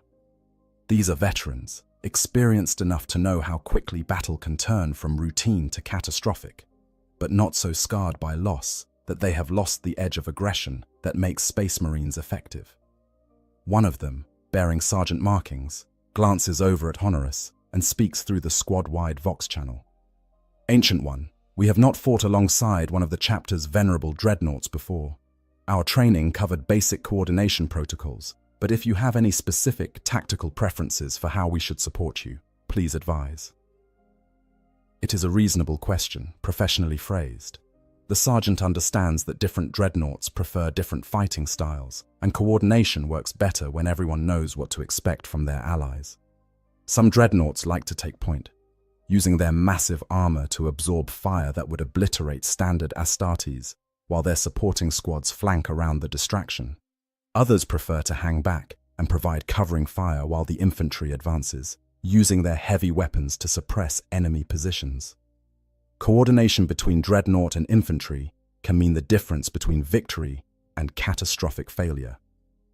I will assess the tactical situation upon landing, Honorus replies, but in general, I prefer to engage the hardest targets directly, while you brothers handle area denial and elimination of secondary threats. I have twin-linked lascannons that can crack open any armor the enemy might field, and a power fist for close work when the situation demands it. Your bolt rifles will be more effective than my weapons against distributed infantry, so we should divide responsibilities accordingly. I draw fire. You eliminate threats that would otherwise flank or overwhelm me. Understood, Ancient One. We will coordinate as the situation demands. The Thunderhawk bucks suddenly, the smooth flight disrupted by atmospheric turbulence or enemy fire, or both. Honorus's mounting clamps adjust automatically, compensating for the shift to keep his chassis stable despite the violent motion. Through the hull, he can hear the rapid thump of the gunship's defensive weapons engaging targets, clearing a path through whatever opposition the enemy has mustered. The craft's machine spirit remains confident, its status indicators showing no significant damage despite the resistance. Then comes the voice that cuts through everything else, broadcast on the Primarch's command channel, deep and resonant even through Vox distortion. All forces, this is Guilliman. We are beginning orbital descent. The enemy knows we are coming and has prepared defensive positions at all primary landing zones. This is expected and acceptable. We will strike hard, establish beachheads, and begin the liberation of this world from the traitors who have claimed it. Emperor, be with you all. The words are simple, almost perfunctory. Compared to the soaring rhetoric of other commanders Honorus has served under, the Primarch's battlefield communication style is almost businesslike. But there is something in the tone, an absolute confidence that carries its own power. This is not a commander hoping for victory or promising to do his best. This is a Primarch stating facts about how the next few hours will unfold, speaking from a position of such tactical and strategic superiority that doubt simply does not enter the equation. Honorus has heard battlefield speeches from chapter masters and company captains, rousing words meant to inspire warriors to feats of extraordinary valor. He has heard desperate calls for last stands when defeat seemed inevitable. He has heard calm, tactical assessments from commanders who treated war as a mathematical problem to be solved. But he has never before heard this particular combination of authority and certainty, the voice of someone who was literally designed by the Emperor himself to command armies and win wars. It is, the ancient warrior realizes, profoundly motivating in a way that transcends simple inspiration. Honorus has been fighting for so long that the reasons why have sometimes grown dim, the original purpose subsumed under the mechanical repetition of endless combat. But hearing the Primarch speak reminds him of what he is fighting for, who he serves, why it matters. This is not just another battle. This is part of a campaign led by one of the Emperor's own sons, a campaign to save the Imperium from dissolution and restore something of what it was meant to be. And Honorus, ancient beyond reckoning, preserved through the ages in his armored tomb, has been given the privilege of participating in that great work. The Thunderhawk pitches forward sharply, beginning its final descent toward the combat zone. Through the hull, Honorus can hear the scream of atmosphere across the craft's armored skin, the roar of engines fighting gravity and air resistance to maintain controlled flight. This is the moment of greatest vulnerability during any insertion, the window where a well-placed anti-aircraft round can turn a gunship into a falling coffin filled with space marines who will never reach the battlefield. But the Thunderhawk's pilot is skilled and the Emperor is watching, and the craft punches through the defensive envelope without taking critical damage. 30 seconds to ground contact, the pilot announces. Recommend all passengers brace for hard landing. We're taking fire from the northeast. Might need to deploy under less than optimal conditions. Acknowledged, the Intercessor Sergeant replies. All units prepare for immediate combat action upon disembarkation. The last 30 seconds stretch like hours as the Thunderhawk makes its final approach. Honorus runs diagnostic checks on his weapon systems, confirming ammunition loads and power reserves, ensuring that everything will function when required. His optical sensors flick through different viewing modes, thermal and electromagnetic and standard light spectrum, testing that all options remain available. His targeting matrix runs through a final calibration, cross-referencing the tactical data downloaded during briefing with real-time environmental scans. Everything reads optimal. He is as ready as 10,000 years of warfare and technical refinement can make him. Then impact. Not quite a crash, but hard enough that Honorus's mounting clamps strain against the force. The boarding ramp drops with a hydraulic hiss, bringing blessed fresh air and natural light after the cramped confines of the hold. The mounting clamps release, magnetic locks disengaging with sharp clangs, and Honorus strides forward into the light and war and glory that await. The world outside the Thunderhawk is chaos. They have landed in what was once a plaza or parade ground, surrounded by shattered buildings and streets torn by bombardment and battle. Smoke drifts across the landscape, obscuring sightlines and making thermal imaging more valuable than normal optics. The crack of bolt weapons echoes from multiple directions as other squads engage with enemy forces that must have been waiting for exactly this insertion. And in the distance, visible as an enormous figure moving with impossible speed and grace through the combat zone. Honorus can see the Primarch himself, the Emperor's sword blazing with golden fire as he carves through enemy ranks like a farmer reaping wheat. This is it. This is what Honorus was preserved for. All the centuries of service, all the battles fought and brothers lost, all the long sleep and difficult awakening, all of it has led to this single perfect moment. He is going to war beside a Primarch, fighting to reclaim worlds lost to darkness, serving the Emperor in the most direct and meaningful way a Space Marine can possibly serve. The ancient warrior's weapons come online with the singing of capacitors charging and ammunition feeds cycling. His optical sensors acquire targets, hostile signatures painting themselves red in his vision as his targeting matrix calculates firing solutions. Around him, the Primaris Marines deploy in perfect order, establishing a perimeter and preparing to advance on the enemy positions. Above, more Thunderhawks are landing, disgorging their cargoes of ceramite armored warriors into the growing battle.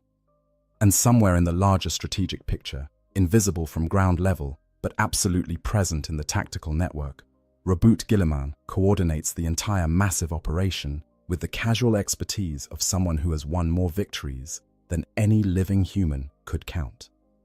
Honorus charges forward, his massive frame eating up distance with surprising speed for something so large.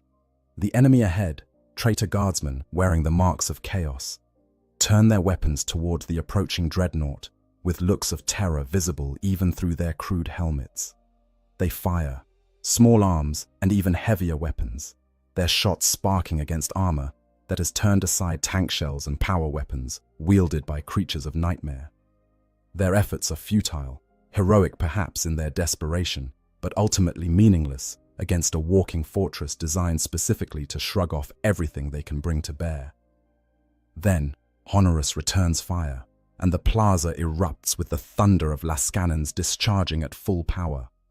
The beams of coherent light slice through enemy fortifications like cutting tools through paper, melting steel and stone and flesh with equal ease. A traitor, Lehman Russ tank, dug into a defensive position and covered with blasphemous sigils, simply ceases to exist in the practical sense, as twin Lascannon beams converge on its ammunition storage and turn it into a miniature sun. The explosion sends debris flying in all directions, shrapnel pinging off Honorus's armor like metallic rain, and the ancient warrior laughs, his mechanized voice booming across the battlefield in a sound that is equal parts joyful and terrible. After so long asleep, after so long wondering if his service still mattered, after so long questioning whether continued existence was blessing or curse, he has his answer. This is what he exists for. This is what makes the endless dark bearable. This is purpose and meaning and glory, all rolled into one perfect moment of righteous destruction. He is a dreadnought of the Adeptus Astartes, fighting beside a Primarch in service to the Emperor of mankind. And for this one perfect moment, all is right with the universe. A new age of crusade.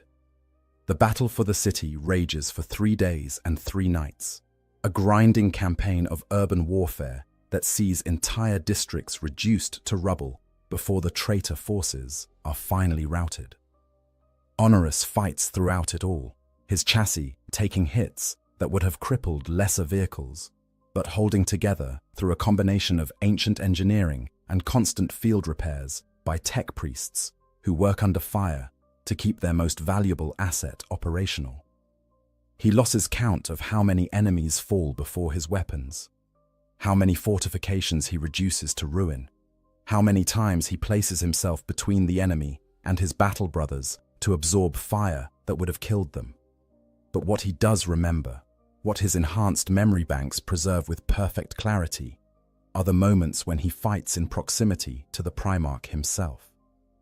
3 separate occasions during the campaign find Honorus and Guilliman operating in the same tactical zone, close enough that the ancient warrior can observe firsthand what it means when a Primarch goes to war. The first time is on the 2nd day, when traitor forces make a desperate counterattack aimed at retaking the primary landing zone. They come in waves, cultist mobs backed by corrupted tanks and twisted things that were once human but have surrendered to the warp's mutations.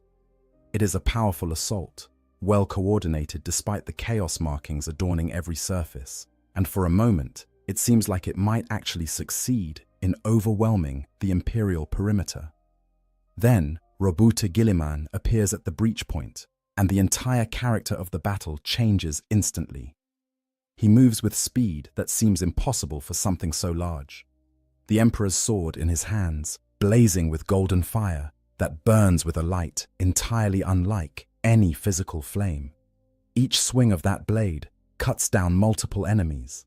The psychic energies infused into the weapon by the Emperor himself, incinerating traitors before the physical edge even makes contact. The Primarch's other hand holds the Hand of Dominion, a massive power gauntlet that tears through armor and flesh with contemptuous ease. Where he walks, death follows, and the traitor assault dissolves into panicked rout as those facing him realize they are not fighting a mere warrior, but something that transcends human limitation entirely. Honorus finds himself advancing alongside the Primarch, providing supporting fire while Guilliman carves a path through the enemy ranks. The ancient warriors Lascannons pick off targets that try to flank the Primarch, eliminating threats before they can bring their weapons to bear.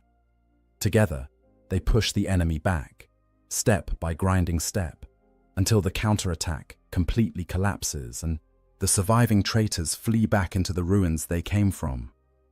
The Primarch turns to Honorus as the immediate threat fades, his perfect features showing no sign of exertion despite the intensity of the combat. Well fought, Ancient One. Your targeting was precise and your positioning optimal. The Emperor chose well when your chapter decided to preserve you in that chassis. The words are simple, a brief acknowledgement of successful coordination, but coming from a Primarch, they carry weight that makes Honorus's consciousness soar. This is not some mortal commander offering praise, but one of the Emperor's own sons, a being whose judgment can be trusted absolutely.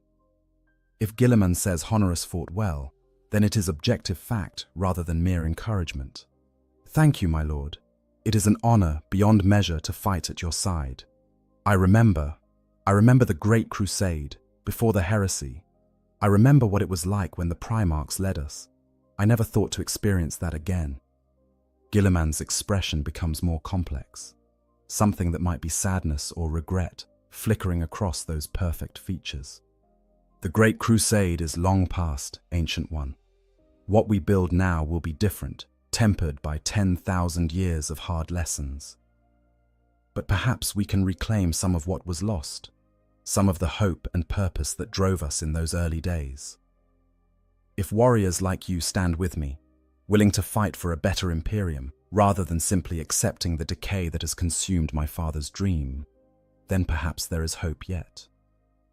Then the Primarch is moving again, advancing toward the next objective, and Honorus can only follow and wonder at what he has been told. The Primarch speaks of building something different, of not simply restoring what was, but creating something new and hopefully better. This is not the rhetoric Honoris has heard from other imperial leaders, who typically speak of preservation and restoration rather than transformation. Guilliman, it seems, understands that the Imperium has changed beyond recognition, and that simple restoration is impossible. Instead, he aims to steer that change, to guide the evolution towards something that serves humanity rather than consuming it. It is a bold vision, perhaps impossibly bold. The Imperium is vast beyond human comprehension, grinding slowly forward under the weight of tradition and dogma and bureaucracy that has calcified over millennia. Changing it, steering it toward a new course, seems like trying to alter the orbit of a planet through force of will alone. But if anyone can accomplish such a task, it would be a Primarch, one of the beings specifically designed by the Emperor to lead humanity to its destiny. The second time Honoris fights near Guilliman is during the assault on the governor's palace, where the traitor leadership has fortified themselves behind meters of armorplus and void shields. The palace is a fortress within a fortress, designed to withstand orbital bombardment and stocked with enough supplies to endure a siege lasting years. Under normal circumstances, taking such a position would require months of patient siege work, slowly degrading the defenses until they could be breached. But Guilliman does not have months to spend on a single world, not when the entire galaxy burns. So instead, the Primarch decides on a direct assault, leading from the front as he always does, trusting in his tactical genius and the superior capability of his forces to overcome defenses that would stop any conventional attack. Honoris is part of the breaching force, his dreadnought chassis, equipped with a siege drill specifically to punch through the reinforced walls. The assault is brutal, every meter contested by defenders who know they have nowhere to retreat. But step by step, the Loyalists advance, pushing deeper into the palace complex, clearing rooms and corridors with the methodical violence that Space Marines bring to close-quarters combat. And at the center of it all is the Primarch, wielding the Emperor's sword like an extension of his own will, his presence radiating such profound authority that even hardened traitors hesitate when facing him directly. Honoris watches in awe as Guilliman personally duels the Chaos Lord, leading the defense, a towering brute in corrupted Terminator armor, who must have been a formidable warrior before his fall. The duel lasts perhaps 10 seconds. Then the Chaos Lord's head tumbles from his shoulders, cut clean through by a blade that burns with the Emperor's own power, and the traitor defense collapses as its leadership literally loses its head. The third encounter comes on the final day of fighting, when the last traitor holdouts are being cleared from the underhive levels beneath the city proper. These are the fanatics and the desperate, those who know that capture means execution, and have decided to sell their lives as dearly as possible. They have rigged the underhive with explosives and traps, turned the entire subterranean warren into a deadly maze where every corner might conceal an ambush or improvised bomb. Clearing such spaces is slow, dangerous work, even for Space Marines. Honoris is part of a kill team working systematically through one of the deeper sections when the Vox network suddenly lights up with emergency signals. A squad of Primaris Marines has been ambushed and pinned down by heavy fire from multiple directions, their position untenable without immediate reinforcement.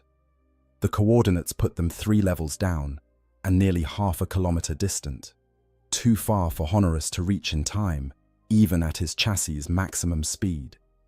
But it is not too far for a Primarch who knows exactly where he needs to be and has no patience for obstacles that slow lesser warriors. Guilliman reaches the ambushed squad in less than 2 minutes, moving through the underhive with such speed that the enemy barely has time to react before he is among them. By the time Honoris and his accompanying forces reach the location, the fighting is already over. The Primarch stands amid a circle of enemy corpses, calmly reloading the bolt weapon he carries, while the rescued Primaris Marines look on with something approaching religious awe. Ancient One, Gilliman acknowledges as Honoris arrives. Your kill team should proceed to grid reference 7 Alpha 3. Intelligence reports a munitions cache there that needs to be secured before the enemy can detonate it and collapse this entire section. I will continue clearing this level with these brothers. At once, my lord. As Honoris moves to comply, he reflects on what he has witnessed over these 3 days of fighting. The Primarch is everything the legends said, and more. A warrior whose capabilities exceed even enhanced human limits. A tactical genius who can process information and make decisions with superhuman speed. A leader who inspires absolute loyalty simply through the force of his presence. Fighting under his command is like being part of a perfectly orchestrated symphony, every warrior playing their part in harmony with the whole, directed by a conductor who understands the music better than any individual musician ever could. But there is something else too, something that takes Honoris longer to articulate even to himself. The Primarch cares.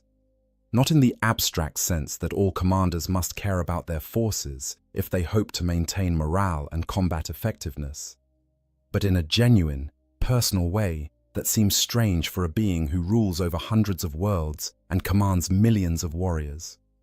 Gilliman knows the names of individual Space Marines, remembers details about their service records, takes time to acknowledge their contributions and sacrifices. He treats them not as expendable resources, but as brothers, fellow warriors engaged in a common struggle. This stands in stark contrast to the Imperial commanders Honoris has served under for most of his existence, officials who view Space Marines as weapons to be deployed against problems, rather than as individuals worthy of consideration. The Primarch remembers what the Imperium was meant to be, when the Emperor's dream was still fresh and uncorrupted by 10,000 years of dogma and decay, and he is trying, against all odds and obstacles, to bring some of that original vision back to life. It is a noble goal, perhaps a foolish one, but it gives Honoris something he has not felt in longer than he can remember, a sense that the endless war might actually be building towards something, rather than simply grinding on forever. The Primarch's crusade is not just about reconquest, but about transformation, not just about holding the line, but about pushing forward to create something better. And if a centuries-old dreadnought can contribute to that vision in some small way, then his preservation and all the sacrifices it entailed suddenly seem worthwhile. The Dark Imperium revealed. After the victory on the planet, designated Tertius 7, there is a brief respite as the Crusade fleet regroups and prepares for the next objective. The world they have liberated burns with purifying fires as the ecclesiarchy begins the process of reconsecrating every structure that bore the taint of chaos. The work will take years, perhaps decades, but it is necessary if this world is to rejoin the Imperium as a faithful member, rather than a potential source of future corruption. Honoris watches from the strike cruiser's observation deck as Prometheum flames consume the buildings where traitors made their last stands, thinking about all the other worlds across the galaxy that need similar cleansing. During this lull in operations, Honoris is summoned to the strike cruiser's strategium for a comprehensive briefing on the current state of the galaxy. The summons comes through official channels, delivered by a chapter serf who seems nervous about approaching the massive dreadnought chassis. Honoris follows the serf through corridors built for regular Space Marines, his frame forcing him to duck through doorways and carefully navigate tight turns. Other crew members press themselves against the walls as he passes, giving the ancient warrior the space his bulk requires. The strategium is one of the few spaces on the vessel large enough to accommodate a dreadnought comfortably. It is a vast chamber, its walls covered with display screens and hololithic projectors capable of rendering the entire galaxy in perfect detail. Tech priests man consoles around the perimeter, monitoring data feeds and coordinating communications with other vessels in the Crusade fleet. At the center stands a massive table capable of projecting three-dimensional maps and tactical displays, and around this table gather the strike cruiser's command staff. Honoris recognizes most of the faces present. Chapter Master Orestes stands at the head of the table, his expression grave. To his right is Chaplain Mordrin, whose skull-faced helmet rests on the table before him, revealing a scarred face that has seen more battles than most mortals could imagine. Several company captains are present as well, along with a handful of Primaris Marines, whose presence still feels slightly incongruous to Honoris, despite having fought alongside them for months. He has already received tactical data specific to individual engagements, of course. Before every deployment, there are briefings covering enemy dispositions and objectives and coordination protocols. But this is something different. This is a strategic overview, showing not just where the enemy is, but the larger context of why the war is being fought as it is. This is the kind of briefing that Honoris remembers from his mortal days, when chapter leadership would gather to discuss campaigns lasting years or decades, rather than mere battles lasting hours or days. Chapter Master Orestes presides over the briefing, his voice carrying the grave weight of someone delivering news that he still has trouble fully accepting himself. Ancient One, you have fought well since your awakening, but I believe you do not yet grasp the full scope of how radically the galaxy has changed. What I am about to show you may seem impossible, but I assure you every detail has been verified through multiple sources. The hololithic display activates, projecting a three-dimensional representation of the Milky Way galaxy in the center of the strategium. At first glance, it looks like any standard tactical map Honoris has seen before. The densely packed stars of the galactic core, the spiral arms extending outward, key systems marked with identifiers that denote Imperial presence or Xenos threats. But then the chapter master gestures, and the map updates to show the current situation. Honoris's consciousness reels at what he sees. A massive scar runs across the entire galaxy, a twisting wound in reality that stretches from the Eye of Terror in the galactic west all the way to the eastern fringe. This is no ordinary warp storm, no localized phenomenon that might dissipate given time and prayer. This is a fundamental tear in the fabric of space and time itself, a permanent breach between the material realm and the immaterium, and it has split the Imperium cleanly in two. The cicatrix maledictum, Orestes explains, his voice heavy with import. Also known as the Great Rift, it appeared in the wake of the 13th Black Crusade and the fall of Cadia, when the pylons that had held back the Eye of Terror for 10,000 years were finally destroyed. The energies released by that catastrophe cascaded across the galaxy, tearing open warp rifts and warp storms that merged into this single massive breach. We estimate that approximately 43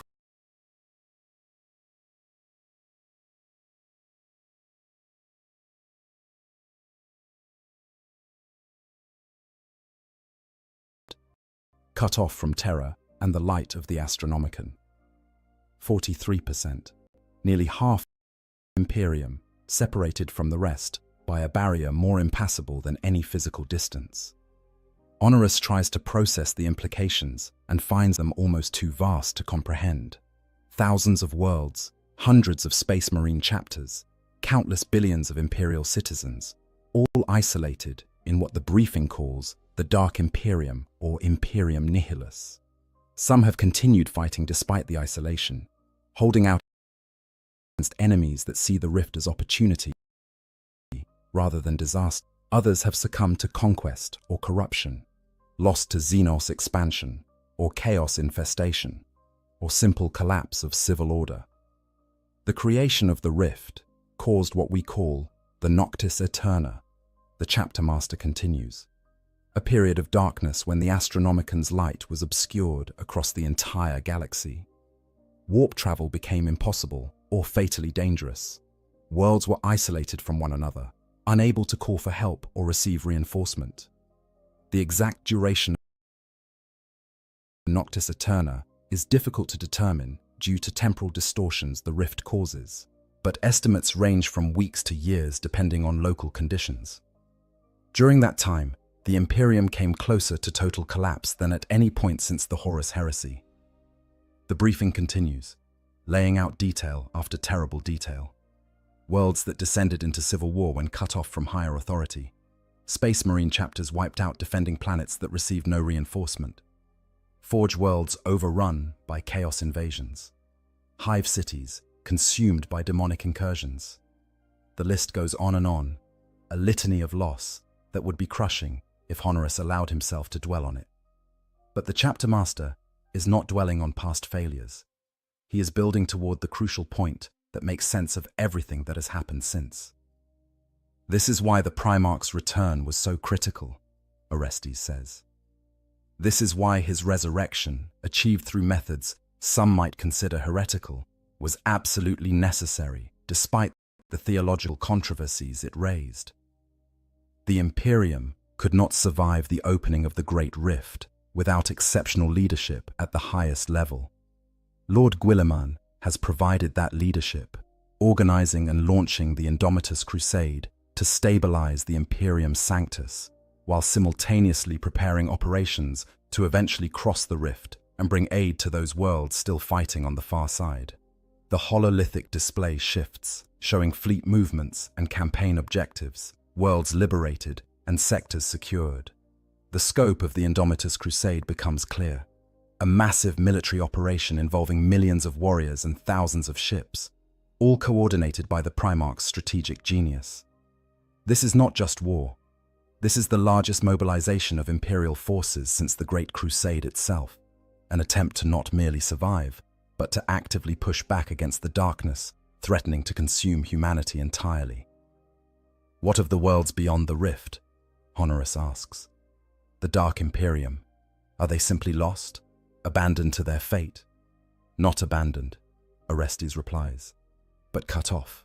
Lord Guilliman has made it clear that once the Imperium Sanctus is stabilized, crossing the rift and bringing reinforcement to those worlds is a top priority. He has already made one crossing himself, to Baal, where the Blood Angels and their successors were under siege by Hive Fleet Leviathan. That intervention saved the sons of Sanguinius from annihilation and appointed Commander Dante as regent of the entire Dark Imperium. But the crossing was costly and dangerous, and we cannot mount such operations regularly until we better understand how to navigate the rift without losing entire fleets to the warp's fury. So there are worlds still fighting, still loyal, still holding the line, despite isolation that would break lesser cultures. This knowledge gives Honorius a strange mixture of pride and sorrow. Pride that humans can endure such circumstances and continue to resist. Sorrow that they must do so alone, without the support that a unified Imperium could provide. The ancient warrior wonders how many heroes are being born in the Dark Imperium, Space Marines and Guard regiments, and Navy crews, fighting desperate battles that no one on the Terra side of the rift will ever know about. The briefing covers other developments as well. The Primaris Marines and how they are being deployed across the Imperium. The return of other threats like the Tyranids and the Necrons. The stirring of ancient enemies like the Aeldari, who seem to be pursuing their own agendas with increased desperation. The revelation that Chaos Primarchs like Magnus and Mortarion are actively leading forces in the material realm again, pursuing their own campaigns of destruction and corruption. Every piece of information adds to a picture of a galaxy in crisis, where the old certainties have shattered and new threats emerge constantly. But through all of it, one fact remains clear. The Imperium endures. Despite everything, despite the rift and the Noctis Eterna, and the innumerable enemies pressing in from all sides, humanity survives. The Space Marine chapters continue their eternal vigil. The Imperial Guard musters countless regiments to fight on endless battlefields. The Imperial Navy patrols the void between stars. And now, for the first time in 10,000 years, a Primarch leads them, providing the strategic vision and tactical excellence that only one of the Emperor's own sons can offer. Honoris absorbs all of this, integrating the new information into his understanding of the galaxy and his place in it. He has awakened to find himself in an age of catastrophe, yes, but also an age of opportunity. The Great Rift has shattered the old order, forced the Imperium to adapt or die. And in that forced adaptation, perhaps there is space for something better to emerge. The Primarch certainly seems to believe so, speaking as he does of reform and rebuilding rather than mere restoration. The briefing concludes with tactical assignments for the next phase of the crusade, specific worlds and systems that need to be liberated or secured. Honoris's chassis will be deployed to Theta Secundus, an agri-world threatened by Orc raiders taking advantage of the chaos following the rift's opening. It is not glamorous work, not the kind of battle that will be remembered in chapter histories, but it is necessary. Every world saved is a victory. Every population preserved is a contribution to humanity's survival. And Honoris has learned over his centuries of service that glory is less important than effectiveness, that quiet competence serves the Emperor better than dramatic heroism. As he leaves the strategium, the ancient warrior reflects on what he has learned. The galaxy is broken, perhaps irreparably. The Imperium faces challenges that would have seemed overwhelming even in the days of the Great Crusade when all the Primarchs fought together. But there is hope too, embodied in the return of Raboot Guilliman and the launching of the Indomitus Crusade. The war is far from won, but for the first time in longer than Honoris can remember, it seems like it might actually be winnable, and that makes all the difference. The honor of ancient days. Sleep comes for Honoris again eventually, as it must for all dreadnoughts. After months of continuous deployment, after dozens of battles fought across multiple worlds, the tech priests finally declare that his chassis requires maintenance too extensive to perform in the field. The wear and tear of sustained combat has stressed systems that were already ancient before the current generation of Space Marines was born. Seals need replacing, ammunition feeds need recalibration, armor plates require rewelding where enemy fire has scored deep gouges through blessed ceramite. The work will take weeks, possibly months, and cannot be done while Honoris remains active. So the ancient warrior is returned to the strike cruiser, to the sacred halls where dreadnoughts sleep between deployments. Tech priests swarm over his frame, beginning the laborious process of diagnostics and repair, while chanting prayers to machine spirits that may or may not actually exist. Honoris remains conscious through the initial stages of this process, watching through his optical sensors as the techs work, ensuring that they treat his chassis with the respect it deserves. Eventually, though, they will begin work on systems that interface directly with his organic brain, and he will need to be placed in stasis to prevent damage to the precious tissues that hold his consciousness. Chapter Master Orestes comes to the Dreadnought Bay the night before the stasis protocols will be initiated. It is unusual for one of his rank to personally attend such occasions, but perhaps the Chapter Master feels that acknowledgement is owed after the service Honoris has provided during this campaign. Or perhaps he simply recognizes that the ancient warrior might have concerns or questions that deserve to be addressed before the long dark claims him once more. Ancient One, Orestes begins, his voice carrying formal respect. Your service during the Indomitus Crusade has been exemplary. 14 major engagements, 57 confirmed kills of enemy armor, tactical consultations provided to 3 different company captains, and 0 instances of mechanical failure requiring field evacuation. The chapter honors you for your dedication and skill. I have done only what any warrior of the chapter would do, Honoris replies, his mechanized voice modulating to convey humility. The honor is mine, to have served beside a Primarch and contributed however slightly to his great work. You contributed more than you know. The Primarch himself noted your performance during the assault on Tertia 7. He said that warriors like you represent the best of what the Imperium can be. carrying forward the traditions and values of the Great Crusade while adapting to serve in the current age. High praise from one who does not offer empty compliments. The ancient warrior processes this information, trying to understand what it means that a Primarch has noticed and commented on his actions. It is one thing to fight beside Guilliman, to receive brief acknowledgements during active operations. It is quite another to learn that the Lord Commander of the Imperium has specifically noted a single dreadnought's performance and deemed it worthy of comment. "I am humbled," Honorus says, and means it. "I never imagined when I was interred in this chassis that I would live to serve directly under a Primarch. That alone would have made the sacrifice worthwhile. To learn that my service was adequate to his standards is gratification beyond measure." Orestes nods, understanding what is being said beneath the formal words.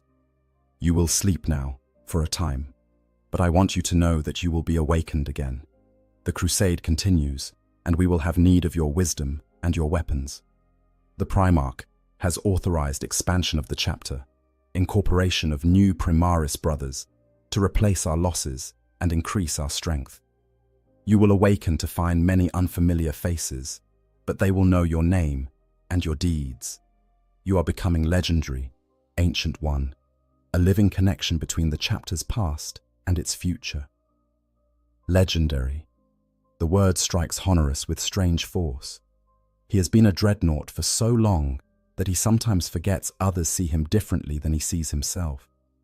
To the ancient warrior, he is simply trying to do his duty, to serve as best he can, despite the limitations of his altered existence. But to younger Space Marines, those who have heard the tales and read the histories, but never actually met one of the chapter's venerable ancients, he must seem like something out of myth. A warrior from an earlier age, preserved through the centuries to fight on long after his mortal body should have failed. "I will serve as long as I am able," Honorus says. "As long as the chapter has need of me, as long as the Emperor's enemies threaten the Imperium, I will continue this vigil. There is no higher calling, no greater honor, than to spend one's existence in service to humanity's survival." "That is the spirit that makes you worthy of preservation," the chapter master responds. "Sleep well, Ancient One. When you wake, you will find the galaxy changed yet again. But you will also find that the chapter endures, that the Emperor's work continues, and that there is still purpose in the fight. These certainties remain constant, even as everything else shifts and transforms." With that, Orestes departs, leaving Honorus alone with the tech priests, who continue their maintenance rituals. The ancient warrior watches them work for a time, observing the careful reverence with which they handle each component, the prayers they speak over every system. They serve the machine god. These tech priests believe that consciousness can reside in circuits and code as surely as in flesh and blood. Perhaps they are right. Perhaps Honorus's essence now extends beyond the organic brain preserved at his core, distributed throughout the mechanical systems that give him form and function. Perhaps he is more machine than man now, after so long living in this state. The thought does not trouble him as much as it once did. He has made peace with what he has become, accepted that this is his fate and his purpose. The sacrifices required to serve as a dreadnought are real and profound, but they are worth making for the sake of the greater good. Individual comfort, individual preference, individual humanity, all of these matter less than the continuation of the species and the preservation of the Emperor's dream. As the tech priests finish their preliminary work and begin preparing the stasis protocols, Honorus allows his consciousness to drift, reviewing the memories he has accumulated during this awakening. The battles fought, the brothers met, the glimpses of the Primarch that have been burned into his recall with perfect clarity. These experiences will sustain him during the darkness, giving him anchors to hold on to when the void threatens to consume all sense of self. And there is one memory above all that Honorus will treasure, one moment that made the entire awakening worthwhile. It happened during the final stages of the campaign on Tertius 7, when the traitor forces were breaking and fleeing and the Imperial victory was assured. Honorus had been holding a defensive position, providing overwatch for Primaris Marines who were securing critical infrastructure. The fighting in his immediate area had died down, giving him a rare moment to simply observe the larger battlefield. And there, visible through smoke and distance, stood Robert Guilliman, surrounded by officers and officials who were already beginning the work of transitioning the world from combat zone to liberated territory. The Primarch's armor was scored by battle damage, and his perfect features showed signs of strain despite his superhuman endurance. But his posture remained unbowed, his bearing still conveying absolute authority and determination. He was discussing something with an imperial governor, gesturing at maps and hololithic displays, already planning how to rebuild what war had destroyed. In that moment, Honoris understood something profound. The Primarch was not just a war leader, not simply a tactical genius deployed to win battles. He was a builder, an administrator, someone who thought in terms of centuries and millennia rather than campaigns and engagements. Guilliman was trying to do what the Emperor himself could not complete: create a functioning galactic civilization that could survive and thrive despite the infinite threats pressing against it from all sides. The military campaigns were necessary, yes, but they were means rather than ends. The true goal was to give humanity a future worth fighting for. This understanding gave Honoris's service new context. He was not just fighting to kill enemies or reconquer worlds. He was contributing, however minutely, to the greatest work of civilization building in human history. Every battle won, every world secured, every year that humanity survived another turn of the galactic cycle, all of it mattered, because all of it gave the Primarch more time and space to build something better than what had existed before. The tech priests activate the shutdown sequence, and Honoris feels the familiar cascade of systems going offline, awareness dimming as connections sever, and consciousness begins its retreat toward the void. But this time, the darkness does not feel quite so absolute. This time, he carries with him the knowledge that he has served something larger than himself, contributed to a work that might actually succeed in creating lasting change. And when he wakes again, whenever that might be, he will continue that service with renewed purpose and dedication.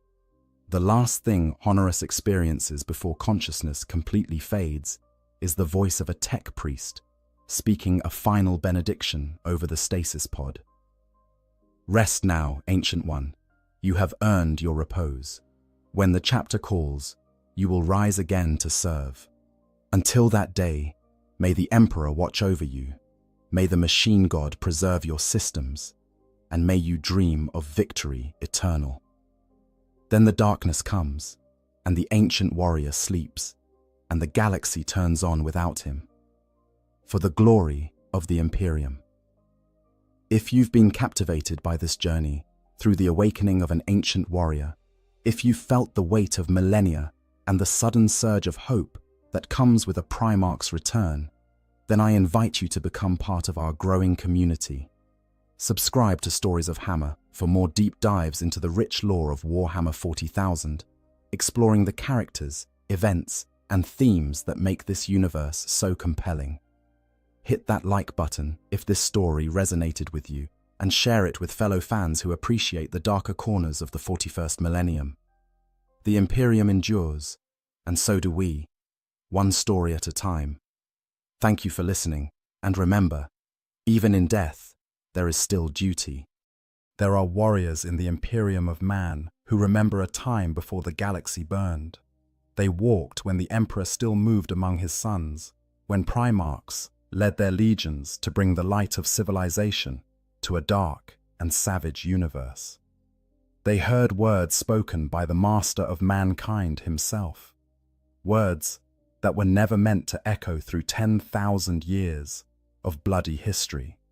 And now, entombed in walking sarcophagi of adamantium and ceramite, they keep those words locked behind layers of silence as impenetrable as their armor. In the deep sepulchres of chapter fortresses across the Imperium, ancient dreadnoughts slumber in darkness. These venerable warriors, some dating back to the founding of their chapters, to the Horus heresy itself, or even to the glory days of the Great Crusade, are roused only when their wisdom or their fury is desperately needed. When they wake, younger Space Marines gather to hear tales of battles long forgotten, to receive counsel from those who fought beside legends. Yet for all the stories these ancients tell, for all the tactical wisdom they dispense, there remains a conspicuous void in their narratives. They speak of the Primarchs with reverence, describe the campaigns that forged the Imperium with vivid detail, recount the horror of brother turning against brother during the heresy. But when it comes to the Emperor himself, when the conversation turns to the master of mankind, and the things he said, the things he believed, the vision he held for humanity's future, the ancient ones grow careful with their words. They offer platitudes. They speak in generalities. They redirect the conversation. This is not an accident. This is not the simple fog of memory that comes with millennia of intermittent consciousness. This is a deliberate choice, made by warriors who have endured longer than any should have to endure, who carry knowledge that could shake the very foundations of the Imperium they have spent 10,000 years defending. The question is not whether these ancient dreadnoughts know things that the rest of the Imperium does not. The question is why they have chosen, across countless awakenings, through the rise of the imperial cult and the transformation of everything the Emperor built, to keep those things to themselves. Why does Bjorn the Fell-Handed, who fought at the Emperor's side, who knew Lemon Russ as both man and Primarch, respond to the title God Emperor with what might be laughter or might be the sound of weapons systems reloading? Why do the handful of other dreadnoughts who remember those days deflect questions about the Emperor's true nature with practiced ease? The answer lies in understanding what these warriors are, what they have become through the centuries of their tortured half-life, and what they protect by their silence. It lies in recognizing that sometimes the greatest service a warrior can render is not to speak the truth, but to guard it like a fortress under siege. It lies in comprehending the terrible burden of being one of the last who remembers what the Emperor actually said, what he actually wanted, what he actually was, when the Imperium you have bled for across 10 millennia has been built on a foundation of carefully maintained misunderstanding. Understanding dreadnoughts, walking tombs of heroes. Before we can understand why ancient dreadnoughts keep their secrets, we must first understand what it means to be a dreadnought at all. The process of internment is not, as imperial propaganda suggests, a simple honor bestowed upon the greatest heroes. It is a nightmarish fusion of man and machine, a desperate measure taken when a Space Marine's body has been so catastrophically damaged that death is certain. Yet some spark of life remains that the chapter's apothecaries are unwilling to let slip away into the Emperor's embrace. When a Space Marine suffers wounds that even their superhuman physiology cannot overcome, when their torso is crushed, their spine shattered, their limbs torn away, when they lie on the battlefield with minutes or seconds left before their twin hearts finally cease their beating, a choice is made. Not by the dying warrior, not usually, but by those who stand over him, weighing the value of what this brother knows against the horror of what they are about to condemn him to.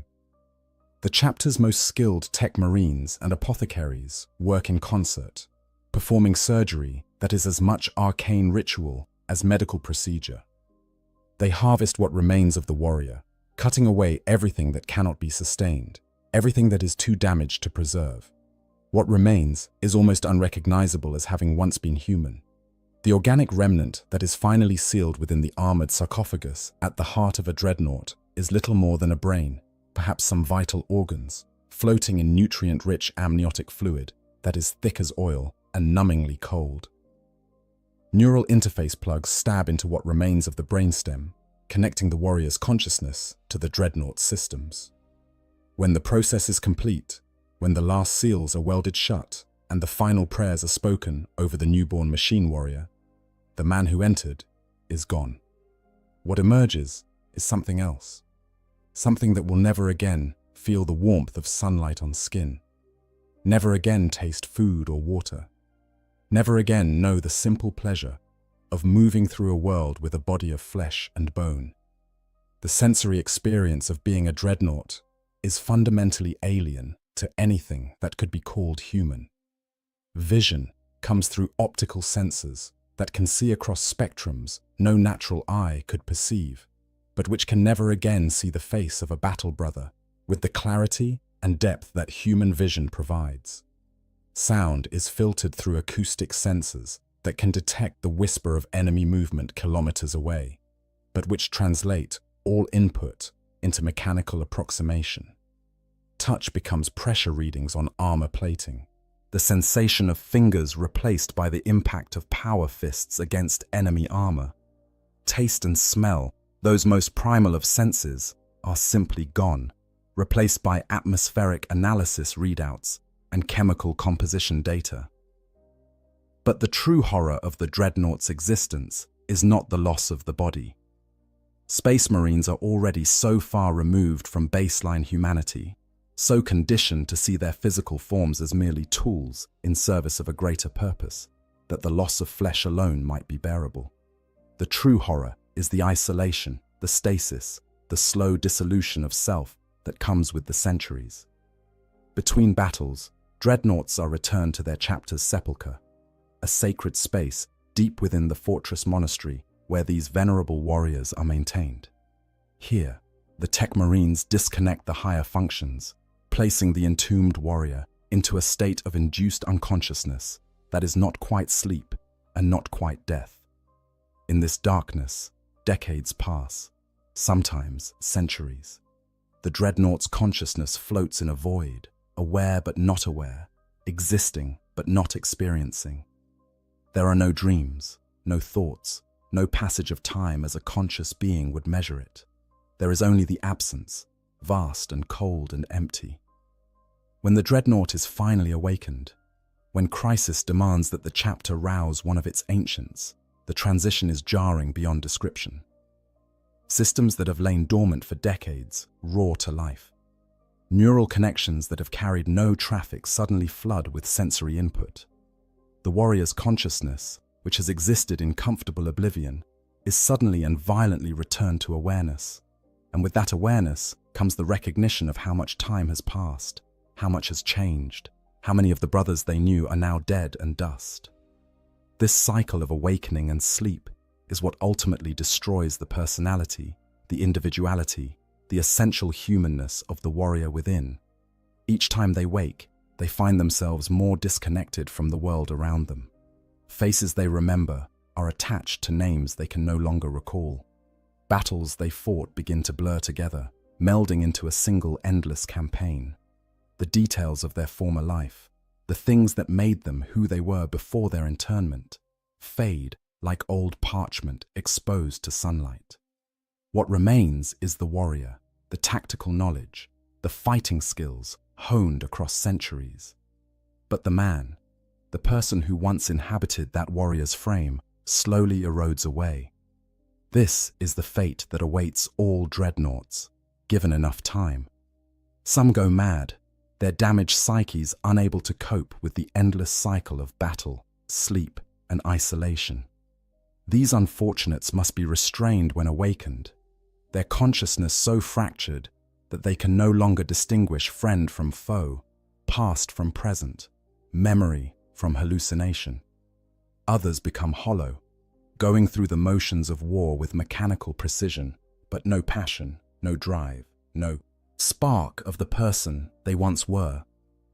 They answer questions in monosyllables, offer tactical assessments devoid of context or creativity, and return to stasis with what seems like relief.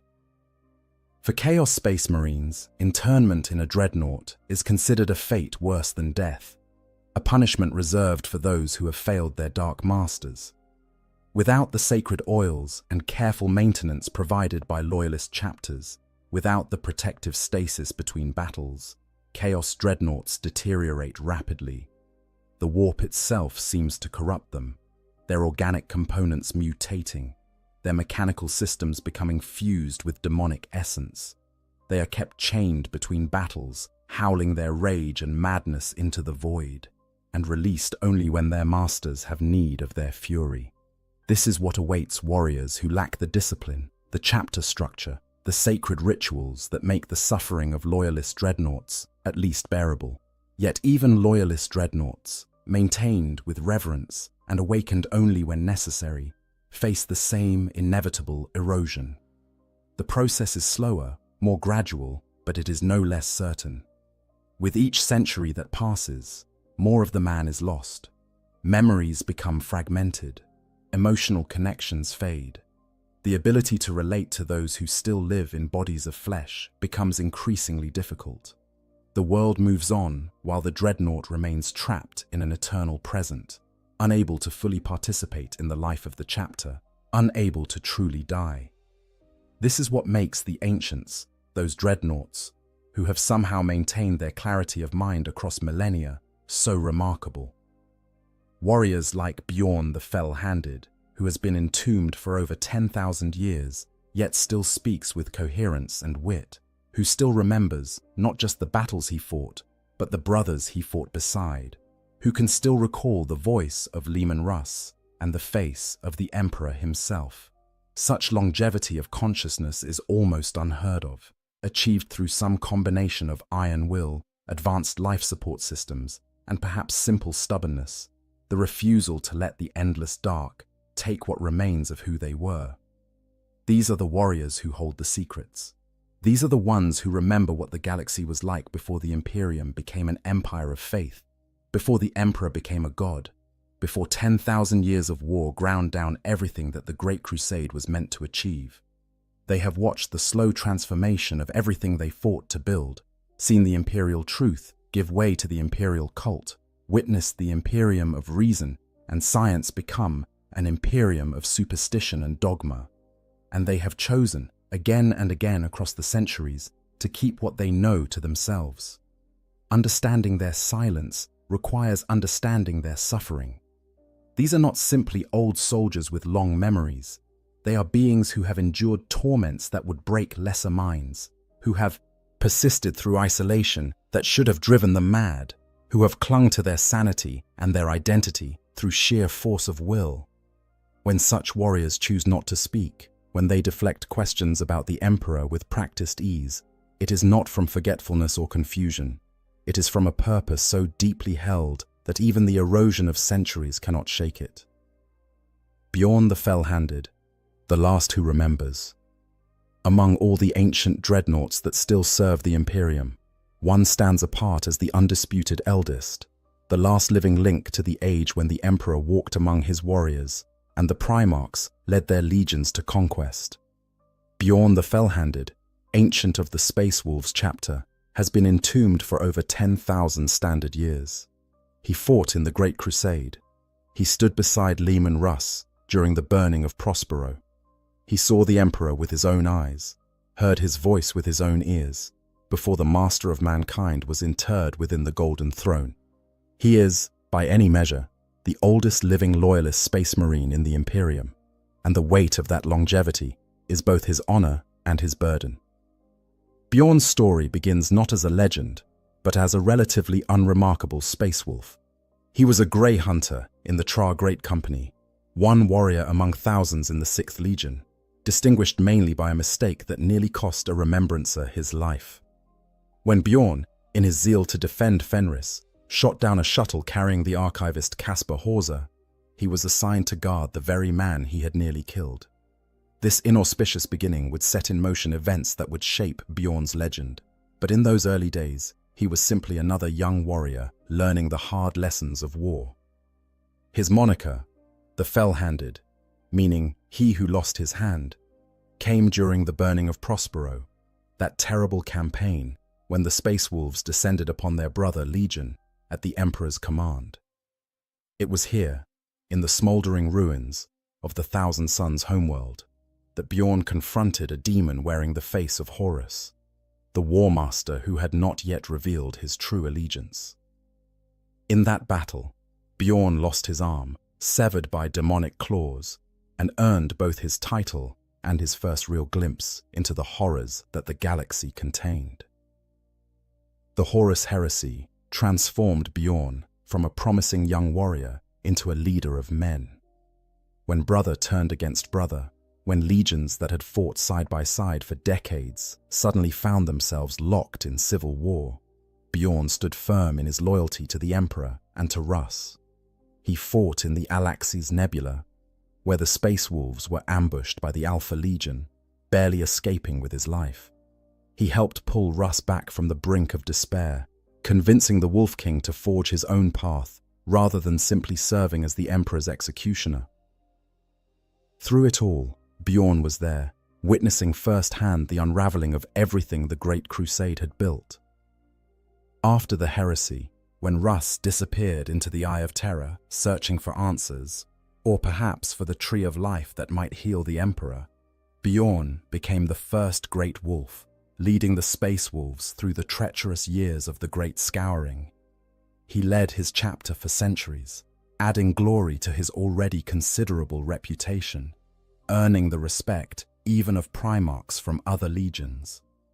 But the wars of the 31st millennium were brutal beyond measure, and eventually, even Bjorn's luck ran out.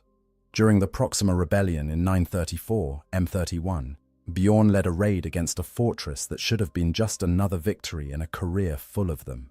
Instead, he was so catastrophically wounded that the chapter's apothecaries had no choice but to inter him in a dreadnought or watch him die. The process saved his life, after a fashion, but it also marked the end of Bjorn as he had been, and the beginning of Bjorn as he would be for the next 10 millennia. As a dreadnought, Bjorn's legend only grew. He remained active for 500 years after his interment, his kill count rivaling that of entire chapters. His advanced dreadnought chassis, incorporating technology that was rare even during the heresy, allowed him to move with a speed and precision that belied his massive form. He fought with the fury of a warrior who understood that each battle might be his last opportunity to serve, knowing that eventually the long sleep would claim him for good. And eventually, it did. The years took their toll, and Bjorn began spending longer and longer periods in stasis, awakened only when the chapter faced its gravest threats or needed the wisdom that only he could provide. By the 41st millennium, he wakes perhaps once every 1,000 years, or when the fate of Fenris itself hangs in the balance. Each awakening is a jarring transition from the comfortable void into a galaxy that has changed yet again, where faces that were young are now old or dead, where brothers he remembers as initiates are now great wolves themselves. It is in these rare awakenings that we catch glimpses of what Bjorn truly knows, and more importantly, what he chooses not to say.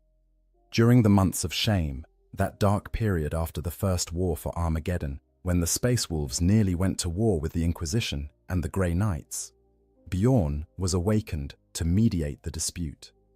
It was then, in conversation with Grey Knights who spoke of the God Emperor, that Bjorn offered perhaps his most famous response. When the Grey Knight referred to the Emperor as a god, Bjorn made a sound that his dreadnought systems translated either as laughter or as weapon systems reloading. The ambiguity itself is telling.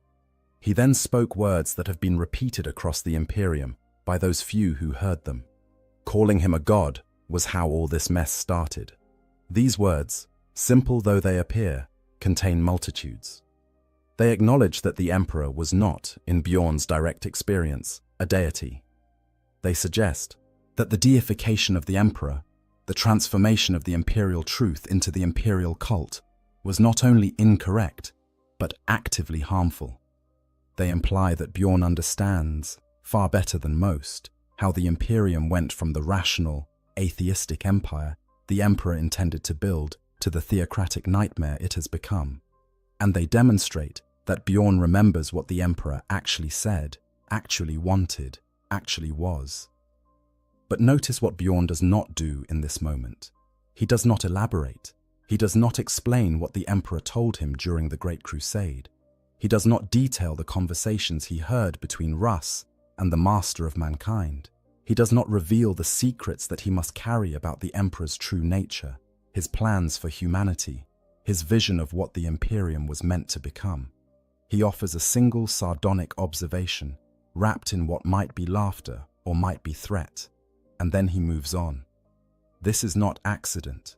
This is not the rambling of a mind too old to maintain coherent thought. Bjorn's responses, when he speaks of the Emperor at all, are carefully calibrated to acknowledge that he knows more than he's saying, while offering nothing that could actually destabilize the faith that holds the Imperium together. He walks a razor's edge between truth and necessary deception, maintaining his integrity as a warrior who has never been known to lie, while refusing to volunteer information that would shatter the foundations of everything the Imperium has become. Consider another moment from the same incident. When Inquisitor Lord Kisneros expressed shock that Bjorn had walked when the Emperor still lived, Bjorn responded with characteristic bluntness. Walked, ran, pissed, and killed. I did it all. I met the Allfather, you know. Fought at his side more than once. I do believe he liked me. Again, there is so much in what Bjorn says, and, more importantly, in what he doesn't say. He confirms that he knew the Emperor personally, that he fought alongside him, that there was some personal connection between them.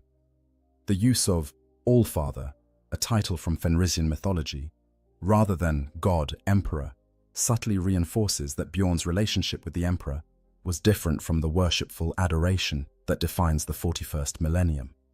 The casual mention that the Emperor liked him treats the Master of Mankind as a person capable of personal preferences, not as an abstract divine being beyond such human concerns. But when pressed for details, when asked what the Emperor was like, what he said, what he wanted, Bjorn becomes evasive. He tells stories about the battles, about the campaigns, about the Primarchs. He speaks of Russ with the affection of a warrior who served under a beloved commander. He recounts tactical decisions made during the Great Crusade. But about the Emperor himself, about the Master of Mankind's actual words and intentions, Bjorn remains conspicuously vague. This pattern holds across all of Bjorn's recorded awakenings. When younger Space Wolves gather to hear his stories, they always want to know about Leman Russ, about the glory days of the Legion, about what the Emperor was like. And Bjorn, who has endured 10,000 years of isolation specifically so that he could serve as a link to that past, deflects these questions with practiced skill. He tells them what they need to hear, what will reinforce their faith and their determination, but not what he actually knows about the vast gulf between what the Emperor intended and what the Imperium has become. The question, then, is why? Why does Bjorn, who owes no loyalty to the ecclesiarchy, who predates the imperial cult by millennia, who remembers when the Emperor explicitly forbade worship of himself as a god, choose to maintain this silence? Why does he not simply tell the truth about what he heard, what he saw, what the Emperor told him during those long-ago campaigns? The answer lies in understanding what Bjorn has become through the centuries of his service. He is not simply an old soldier with good memories. He is one of the last remaining anchors to a time that must remain, in some ways, mythologized. He has watched the Imperium transform, has seen it adapt and survive through the age of apostasy, the age of redemption, the countless wars and crises that would have destroyed a less resilient civilization. And he has come to understand, with the terrible clarity that only 10,000 years can bring, that sometimes the truth is less important than survival. Sometimes the lie, however uncomfortable, serves a purpose that truth cannot. Bjorn's silence is not betrayal. It is the ultimate loyalty, the willingness to bear the burden of uncomfortable knowledge so that others can maintain the faith that keeps them fighting. It is the recognition that the Imperium the Emperor wanted, the rational empire of science and reason, is no longer possible, that it died during the heresy, if not before. What remains is an Imperium that runs on faith, on the belief that the God Emperor watches over his servants and guides them through the darkness. And Bjorn, who knows that this belief is built on foundations of misunderstanding, chooses to let it stand because the alternative would be chaos. The Age of the Emperor, when giants walked among men. To understand why ancient dreadnoughts keep their secrets, we must first understand what they are keeping secret. We must go back to a time that exists now, only in fragmented records and the fading memories of warriors who should have died millennia ago. We must reconstruct, as best we can, what it was like when the Emperor walked among his legions, when the Great Crusade blazed across the stars, when the future seemed bright with the promise of a unified humanity ruling a rational empire. The Emperor during the Great Crusade was not the silent, enthroned deity of the 41st millennium. He was a being of tremendous presence and power, yes, but he walked and talked, and commanded his forces directly. He stood on the bridges of warships, planning campaigns alongside his sons. He descended to conquered worlds and spoke with their leaders, offering them the choice to join the Imperium or be destroyed. He was real in a way that the distant figure on the golden throne can never be, present in a way that 10,000 years of separation have made impossible. Those who served during the Great Crusade describe encountering the Emperor in terms that emphasize his humanity as much as his power. He was tall, taller than even the Primarchs, radiating an aura that made lesser beings want to kneel in his presence. But he was also pragmatic, strategic, willing to engage in detailed discussions about tactics and logistics. He had preferences, made jokes, showed anger and approval. He was, in the most fundamental sense, a person, however far beyond normal human capacity that person might have been. The warriors who served him knew this. They saw him in the planning chambers, heard him give orders, watched him fight alongside them when the situation demanded it. They knew that whatever else the Emperor might be, he was not a god in the traditional sense. He claimed no divine parentage, performed no miracles in the religious sense, demanded no worship. Indeed, he explicitly forbade such worship, viewing it as one of the many superstitions that had held humanity back during the age of strife. This was the foundation of the imperial truth, the philosophical framework that the Emperor intended to guide his empire. The imperial truth held that the universe operated according to natural laws, that the warp and its denizens were simply another aspect of physics rather than supernatural entities, that humanity's salvation lay in reason and science rather than faith and prayer. The Emperor intended to drag humanity kicking and screaming into an age of rationality, to strip away the accumulated superstitions of old night and replace them with cold, hard fact. To this end, he explicitly banned all forms of religious worship throughout the Imperium. The Word-Bearers Legion, led by the Primarch Lorgar, learned this the hard way when they were censured for building temples to the Emperor and preaching his divinity. The Emperor himself descended upon the planet Monarchia, the greatest of the Word-Bearers' holy cities, and had it razed to the ground as an object lesson. He made Lorgar and his entire legion kneel in the ashes of their greatest achievement, while he explained, with terrible clarity, that he was not a god and would not be worshipped as one. This moment is crucial to understanding the tragedy of what the Imperium has become. The Emperor was so committed to his vision of a rational empire, so determined to prevent the deification that he knew would corrupt and distort his work, that he humiliated one of his own sons and destroyed the works of an entire legion to make his point clear. He did not want worship. He did not want faith. He wanted humanity to stand on its own, guided by reason rather than superstition. The ancient dreadnoughts remember this. They remember serving in an imperium where the Emperor explicitly forbade what the 41st millennium considers its highest virtue.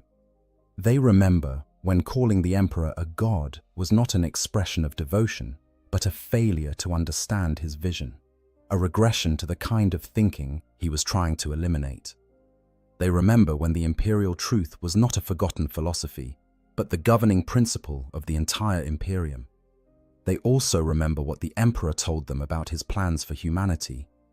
During the Great Crusade, the emperor was relatively open about his ultimate goals. He intended to reunite all of humanity under one banner, to reclaim the lost colonies of Old Night and forge them into a single, unified civilization. Once this was accomplished, once the great enemies of mankind, the Xenos and the heretics, were defeated or driven to the edges of the galaxy, he intended to withdraw from direct rule. The Imperium would become a rationalist paradise, guided by the principles of science and reason, with humanity reaching heights of achievement that would make the dark age of technology look primitive by comparison. The Primarchs were central to this plan. Each was designed with specific roles in mind, skills and temperaments suited to different aspects of building and maintaining this new civilization. Guilliman would organize and administrate. Dawn would fortify and defend. Sanguinius would inspire and lead. Horus would conquer and bring compliance. Each had their place in the grand design, and once that design was complete, once their assigned tasks were finished, the Emperor intended to guide them toward new purposes suited to peacetime rather than war. The Space Marines themselves, those transhuman warriors who formed the backbone of the legions, were also supposed to be transitional. They were tools of conquest, designed to bring the galaxy to heel through superior combat capability. But once the Great Crusade was complete, once the Imperium stretched from one edge of the galaxy to the other, there would be no more need for such warriors. The Emperor's plans for what would happen to the Legions Astartes after their purpose was fulfilled were never entirely clear, but those who served him knew that he did not envision endless war. The Space Marines were meant to be temporary, a necessary evil to achieve unification, not a permanent fixture of human civilization. This was the dream that the Emperor shared with those who served him most closely. This was the vision that motivated the warriors of the Great Crusade, that made them willing to spend decades or centuries away from terror, conquering world after world in his name.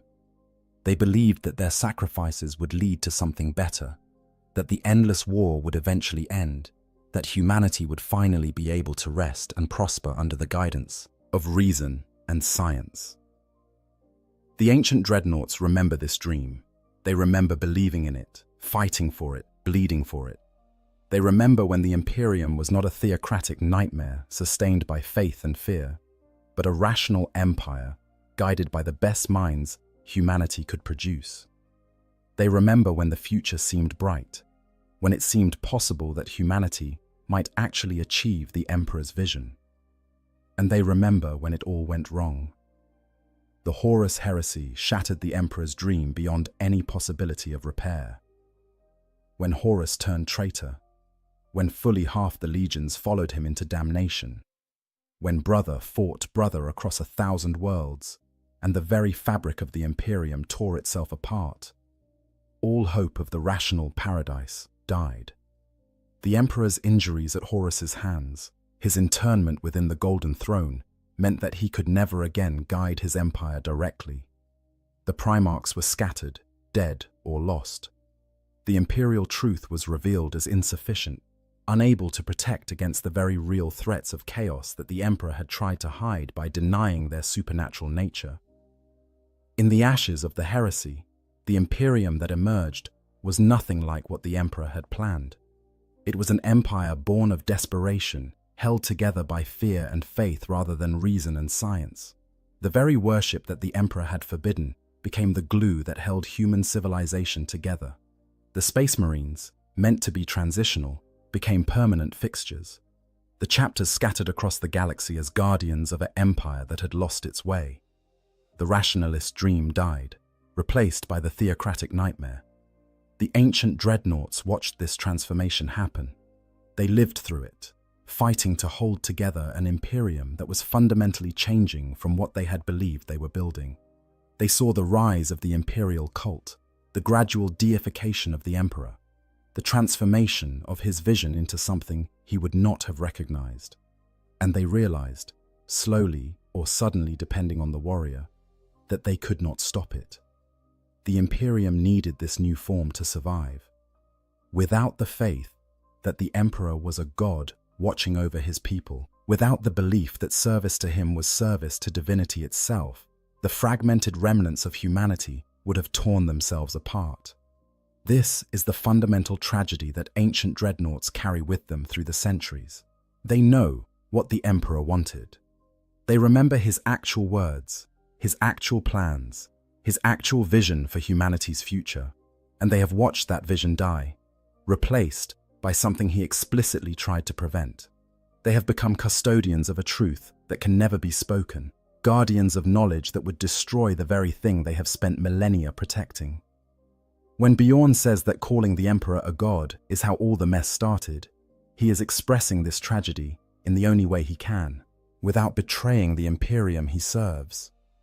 He knows that Lorgar's worship of the Emperor, the very worship that led to the destruction of Monarchia, was ultimately proven more resilient than the Emperor's rationalist philosophy.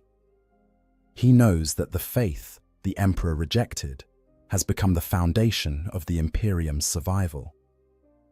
And he knows that revealing this truth to those who have only ever known the God Emperor would accomplish nothing except destruction.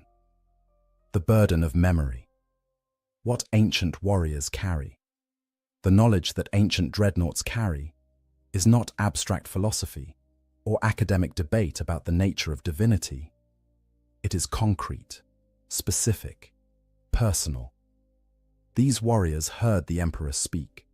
They received orders from him directly. Some, like Bjorn, fought alongside him in battle. They know, with the certainty that only direct experience can bring, exactly what the Emperor said about himself, about his plans, about his vision for humanity. And that knowledge is a burden that grows heavier with each passing century. Consider what these ancient warriors know about the Emperor's true nature. They remember that he ate and drank, that he could be wounded, that he required rest. They saw him make mistakes in judgment, change his mind when presented with new information, express frustration when plans went awry. All of these are marks of a being who, whatever else he might be, is not the omniscient, omnipotent deity that the imperial cult worships. The Emperor was supremely powerful, yes, possessed of psychic might beyond anything else in the galaxy, but he was not infallible. He was not all-knowing. He was not beyond the possibility of error. The ancient dreadnoughts also know about the Emperor's mistakes, and they know that he acknowledged them as such. The handling of the Primarchs, for instance, was riddled with errors that the Emperor himself recognized. The decision to ban the study of the warp while simultaneously using it as a tool of conquest. The failure to properly explain to his sons why certain things were forbidden. The catastrophic misjudgment of Magnus's character and intentions that led directly to the Thousand Sons' fall. These are not the actions of an infallible god, but of a supremely powerful being, doing his best with incomplete information and facing challenges even he could not fully predict. More than this, the ancient warriors know what the Emperor said about gods and worship.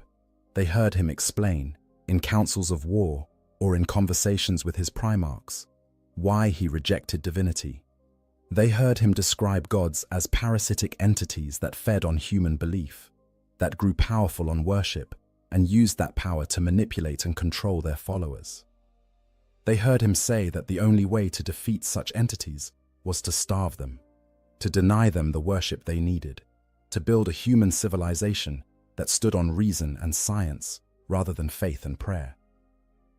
This philosophical framework was not incidental to the Emperor's plans. It was central to everything he was trying to achieve.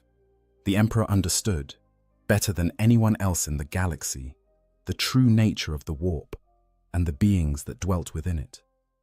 He knew that the Chaos Gods drew their power from human emotion and belief, that every prayer offered to them made them stronger, that every act of worship fed their endless hunger. His atheistic philosophy was not mere preference or intellectual exercise. It was a calculated strategy to weaken the forces of chaos by denying them the one thing they needed most: acknowledgement of their power. The ancient dreadnoughts know this. They understand the Emperor's reasoning because they heard him explain it, and they have watched, across 10,000 years, as the Imperium has done precisely what the Emperor warned against. The imperial cult, with its endless prayers and its worship of the God Emperor, feeds psychic power into the warp on a scale that the Emperor would have considered catastrophic. Every prayer offered by a faithful citizen, every invocation of the Emperor's name by a desperate soldier, every ritual performed by a priest of the ecclesiarchy, adds to the vast psychic tide that flows through the warp. But here is the terrible irony that the ancient dreadnoughts also understand. This may be why the Imperium has survived. The faith that the Emperor tried to prevent has become humanity's greatest weapon against the darkness. The belief in the God Emperor, however false that belief may be in terms of the Emperor's actual nature and desires, creates a psychic phenomenon in the warp that acts as a barrier against chaos. The Emperor, enthroned upon the Golden Throne and sustained by the sacrifice of 10,000 psykers every day, has become something like a god, whether he wanted to or not. The faith of trillions of humans has shaped the warp around him, creating a psychic entity that might not be the Emperor as he was, but is certainly something godlike in its power and its nature. This is perhaps the most uncomfortable truth that ancient dreadnoughts carry. They know that the Emperor would have hated what he has become. They know that the worship offered to him is precisely what he tried to prevent. But they also know, or at least strongly suspect, that without this worship, without this faith, the Imperium would have fallen millennia ago. The God Emperor that the masses worship is not the man these ancient warriors knew, but that false god may be the only thing holding back the tide of chaos. The ancient warriors also carry specific knowledge about events and decisions that shaped the Imperium. They know about the Webway project, the Emperor's secret plan to build a human equivalent of the Eldar's network of tunnels through the warp. This project, meant to free humanity from dependence on warp travel and thus from exposure to chaos, was the Emperor's greatest hope for securing humanity's future. When Magnus's warning about Horus's treachery accidentally destroyed the Webway project, when the demon hordes came pouring through the breach that Magnus created, the Emperor's plans fell apart. He was forced to sit upon the Golden Throne, holding shut a door into hell, unable to lead his Imperium through the crisis of the heresy. The ancient dreadnoughts who knew about the Webway project understand what humanity lost when it failed. They know that the Imperium, forced to continue using warp travel, remains forever vulnerable to the predations of chaos.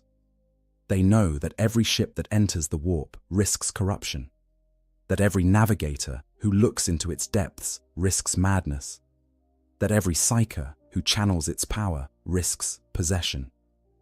They know that the Emperor intended to free humanity from this vulnerability, and they know that his plan failed. More than just factual knowledge, the ancient dreadnoughts carry emotional truths about the Emperor that contradict the image promoted by the ecclesiarchy. They know that he was capable of affection for his sons, that he showed what might be called love in his own way for the Primarchs he created. They know that he grieved when Ferrus Manus fell, that he was enraged by Horus's betrayal, that he wept when he was forced to strike down his most beloved son. These are not the actions of an abstract, distant deity, but of a father who loved his children and was destroyed by their betrayal. The ancient warriors remember conversations where the Emperor expressed doubt or uncertainty, where he admitted that he was operating on incomplete information or making the best guess he could with the data available. They remember him asking for advice, considering alternatives, changing his plans when new circumstances arose. They remember, in short, a being who was more like them than the distant god of the 41st millennium could ever be. And they carry this knowledge in silence, watching as generation after generation of space marines are raised in the faith of the God Emperor, knowing that what these young warriors believe is fundamentally at odds with what the ancient dreadnoughts witnessed. They watch as the ecclesiarchy grows in power, as faith becomes ever more central to imperial society, as the rational vision the emperor tried to build is replaced by the theocratic structure he tried to prevent. And they say nothing. Because what would they say? How would they explain to a space marine raised in the imperial cult, whose every action is motivated by faith in the God Emperor, that the being they worship explicitly rejected that worship? How would they convince a warrior whose chapter has been sustained for millennia by the belief that they serve a god, that their god wanted them to serve a man instead? How would they tear down the foundations of faith that hold the Imperium together without offering something to replace it? The ancient dreadnoughts understand that their knowledge is useless. It cannot change what has happened. It cannot restore the Emperor's vision. It cannot return the Imperium to what it might have been before the heresy shattered everything. All it can do is cause pain, confusion, and doubt. And so they keep it to themselves, bearing the burden of uncomfortable truth so that others can maintain the comfort of necessary faith. This is not moral cowardice. It is pragmatic acceptance of reality. The ancient dreadnoughts have lived long enough to understand that truth, however valuable it may be in the abstract, is not always useful. Sometimes lies, or at least carefully maintained misunderstandings, serve purposes that truth cannot. The lie that the emperor is a god has sustained the Imperium for 10,000 years. The truth that he was a man with a plan that failed would accomplish nothing except destroying what he spent 30,000 years building. Why silence is necessary? Protecting the Imperium. The decision by ancient dreadnoughts to maintain their silence is not merely a personal choice driven by fear or uncertainty. It is a strategic calculation made by warriors who understand the Imperium at a level that few others can match, about what revelations would accomplish and what they would destroy. To understand why these ancient warriors choose silence, we must understand what would happen if they chose to speak. Imagine, for a moment, that Bjorn the Fell-Handed decided to tell the complete truth about the Emperor to anyone who asked. Imagine that he shared, without reservation or careful editing, everything he knew about the Emperor's actual nature, his explicit rejection of divinity, his vision of a rationalist empire, his specific plans for humanity that bore no resemblance to the Imperium that exists in the 41st millennium. What would happen? The immediate effect would be confusion and doubt among those who heard these revelations. Space Marines, whose faith in the God Emperor forms the core of their identity, would be forced to confront the fact that the being they worship explicitly rejected worship. Guardsmen who pray to the Emperor for protection in battle would have to grapple with the knowledge that their God was a man who wanted humanity to stand without divine assistance. The billions of imperial citizens who find meaning and purpose in service to a divine emperor would discover that their entire worldview is built on a foundation of misunderstanding. But the damage would not stop with mere confusion. The Imperium is not held together by rational self-interest or utilitarian calculation of what serves humanity best.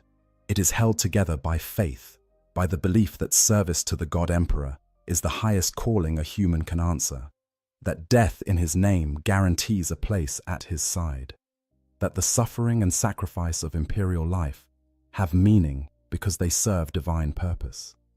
Take away that faith, reveal that the emperor was a man with a plan that failed rather than a god with a grand design that is still unfolding, and the entire structure of imperial society begins to crumble. Consider what would happen on a world that learned the truth.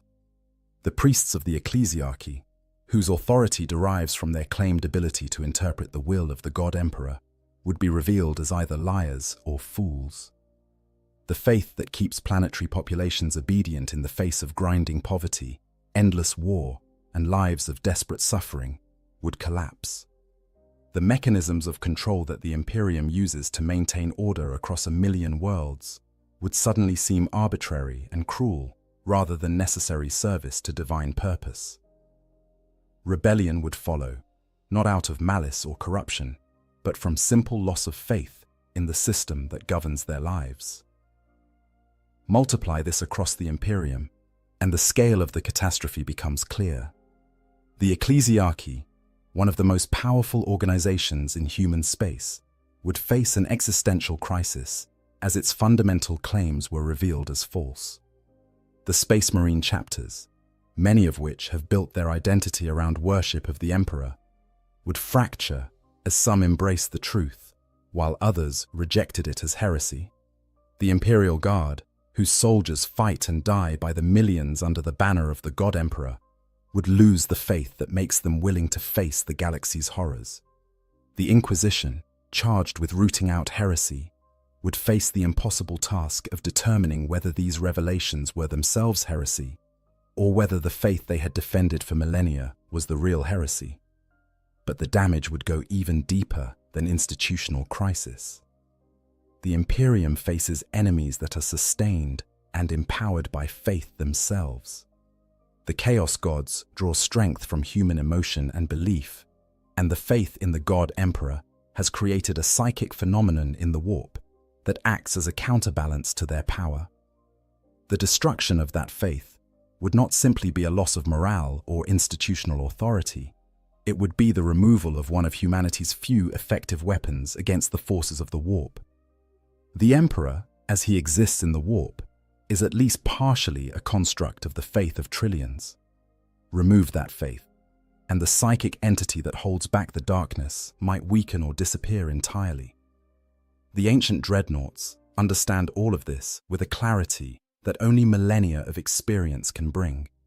They have watched the Imperium evolve, seen it adapt to crisis after crisis, observed the mechanisms by which it maintains cohesion across vast distances and diverse populations. They know that faith is not merely a pleasant myth or a comforting lie. It is the weight-bearing pillar that holds up the entire structure. Remove it, and everything collapses. More than this, they understand that the truth they carry offers nothing to replace what it would destroy. The Emperor's vision of a rationalist empire guided by science and reason is dead. It died during the heresy, if not before, killed by the revelation that the warp and its denizens were not simply physics to be understood, but malevolent entities actively seeking humanity's destruction. The imperial truth could not protect against chaos because it denied the reality of chaos, and that denial left humanity vulnerable. The faith that replaced the imperial truth, however false it may be in terms of the emperor's actual nature and desires, at least acknowledges the spiritual dimension of the threats humanity faces. Consider the alternative. If the ancient dreadnoughts revealed the truth, if they destroyed the faith in the God Emperor, what would they offer in its place? A return to the imperial truth is impossible. That philosophy has been proven inadequate by 10,000 years of warfare against chaos. A new philosophy, built on accurate understanding of what the Emperor was and what he wanted, would have to somehow motivate billions of humans to continue the grinding sacrifice that imperial life demands without the promise of divine purpose or transcendent meaning. It would have to replace the faith that makes guardsmen charge into certain death with the cold calculation that their individual lives matter less than the collective survival of humanity. Such a philosophy might be theoretically superior, might even be more in line with what the Emperor wanted, but it would not work. The Imperium exists in a state of constant crisis, always on the edge of collapse, held together by faith and fear and the sheer stubborn refusal to give up. It is not a rational system because rational systems cannot function in the 41st millennium. It is a system built for survival at all costs, and the cost it has chosen to pay is the abandonment of the Emperor's vision in favor of pragmatic faith. The ancient dreadnoughts have made their peace with this reality. They have accepted that the Imperium the Emperor wanted is gone, that it cannot be rebuilt. that attempting to return to his vision would accomplish nothing except the destruction of what remains. Their silence is not betrayal of the emperor's memory. It is the recognition that his vision, however noble, is no longer achievable, and that the best they can do is support the imperium that exists, rather than mourn the one that might have been. This acceptance comes at tremendous personal cost. These warriors fought for the emperor's vision. They believed in the Great Crusade's promise of a rational empire. They sacrificed everything to build what he wanted to build. And now they must watch in silence as that vision is twisted into something he would have hated, knowing that this twisted version is the only thing standing between humanity and extinction. They must bow their heads when called upon to serve the God Emperor, must listen to prayers offered in his name without correcting the fundamental misunderstanding those prayers represent, must participate in the very system of worship that the Emperor spent his life trying to prevent. But they do it because the alternative is worse. They have lived long enough to understand that purity of vision means nothing in the face of survival. The Emperor wanted a rationalist empire, but he got a theocratic nightmare instead, and that theocratic nightmare has kept humanity alive for 10,000 years. Perhaps that is victory enough. Perhaps the measure of the Emperor's success is not whether his specific vision was achieved, but whether humanity survived. And by that measure, however uncomfortable the methods, the Imperium has succeeded. The imperial cult versus imperial truth. The transformation of the Imperium from an atheistic empire of reason to a theocratic civilization of faith represents one of the most profound ideological shifts in human history. Understanding this transformation is essential to understanding why ancient dreadnoughts, who remember the imperial truth, choose to remain silent in the face of the imperial cult. The conflict between these two philosophies is not merely academic debate. It is the fundamental tension at the heart of what the Imperium is and what it was meant to be. The imperial truth, as promulgated by the Emperor during the Great Crusade, rested on several core principles. First and foremost was the rejection of all gods and all worship. The Emperor insisted that there were no gods, that the entities in the warp were not divine beings, but rather powerful psychic constructs that fed on human belief and emotion. By denying them worship, by refusing to acknowledge them as gods, humanity could weaken them and eventually reduce them to insignificance. Second was the elevation of reason and science as the proper guides for human civilization. The Emperor believed that humanity's salvation lay in understanding the universe through observation and experimentation, not through faith and prayer.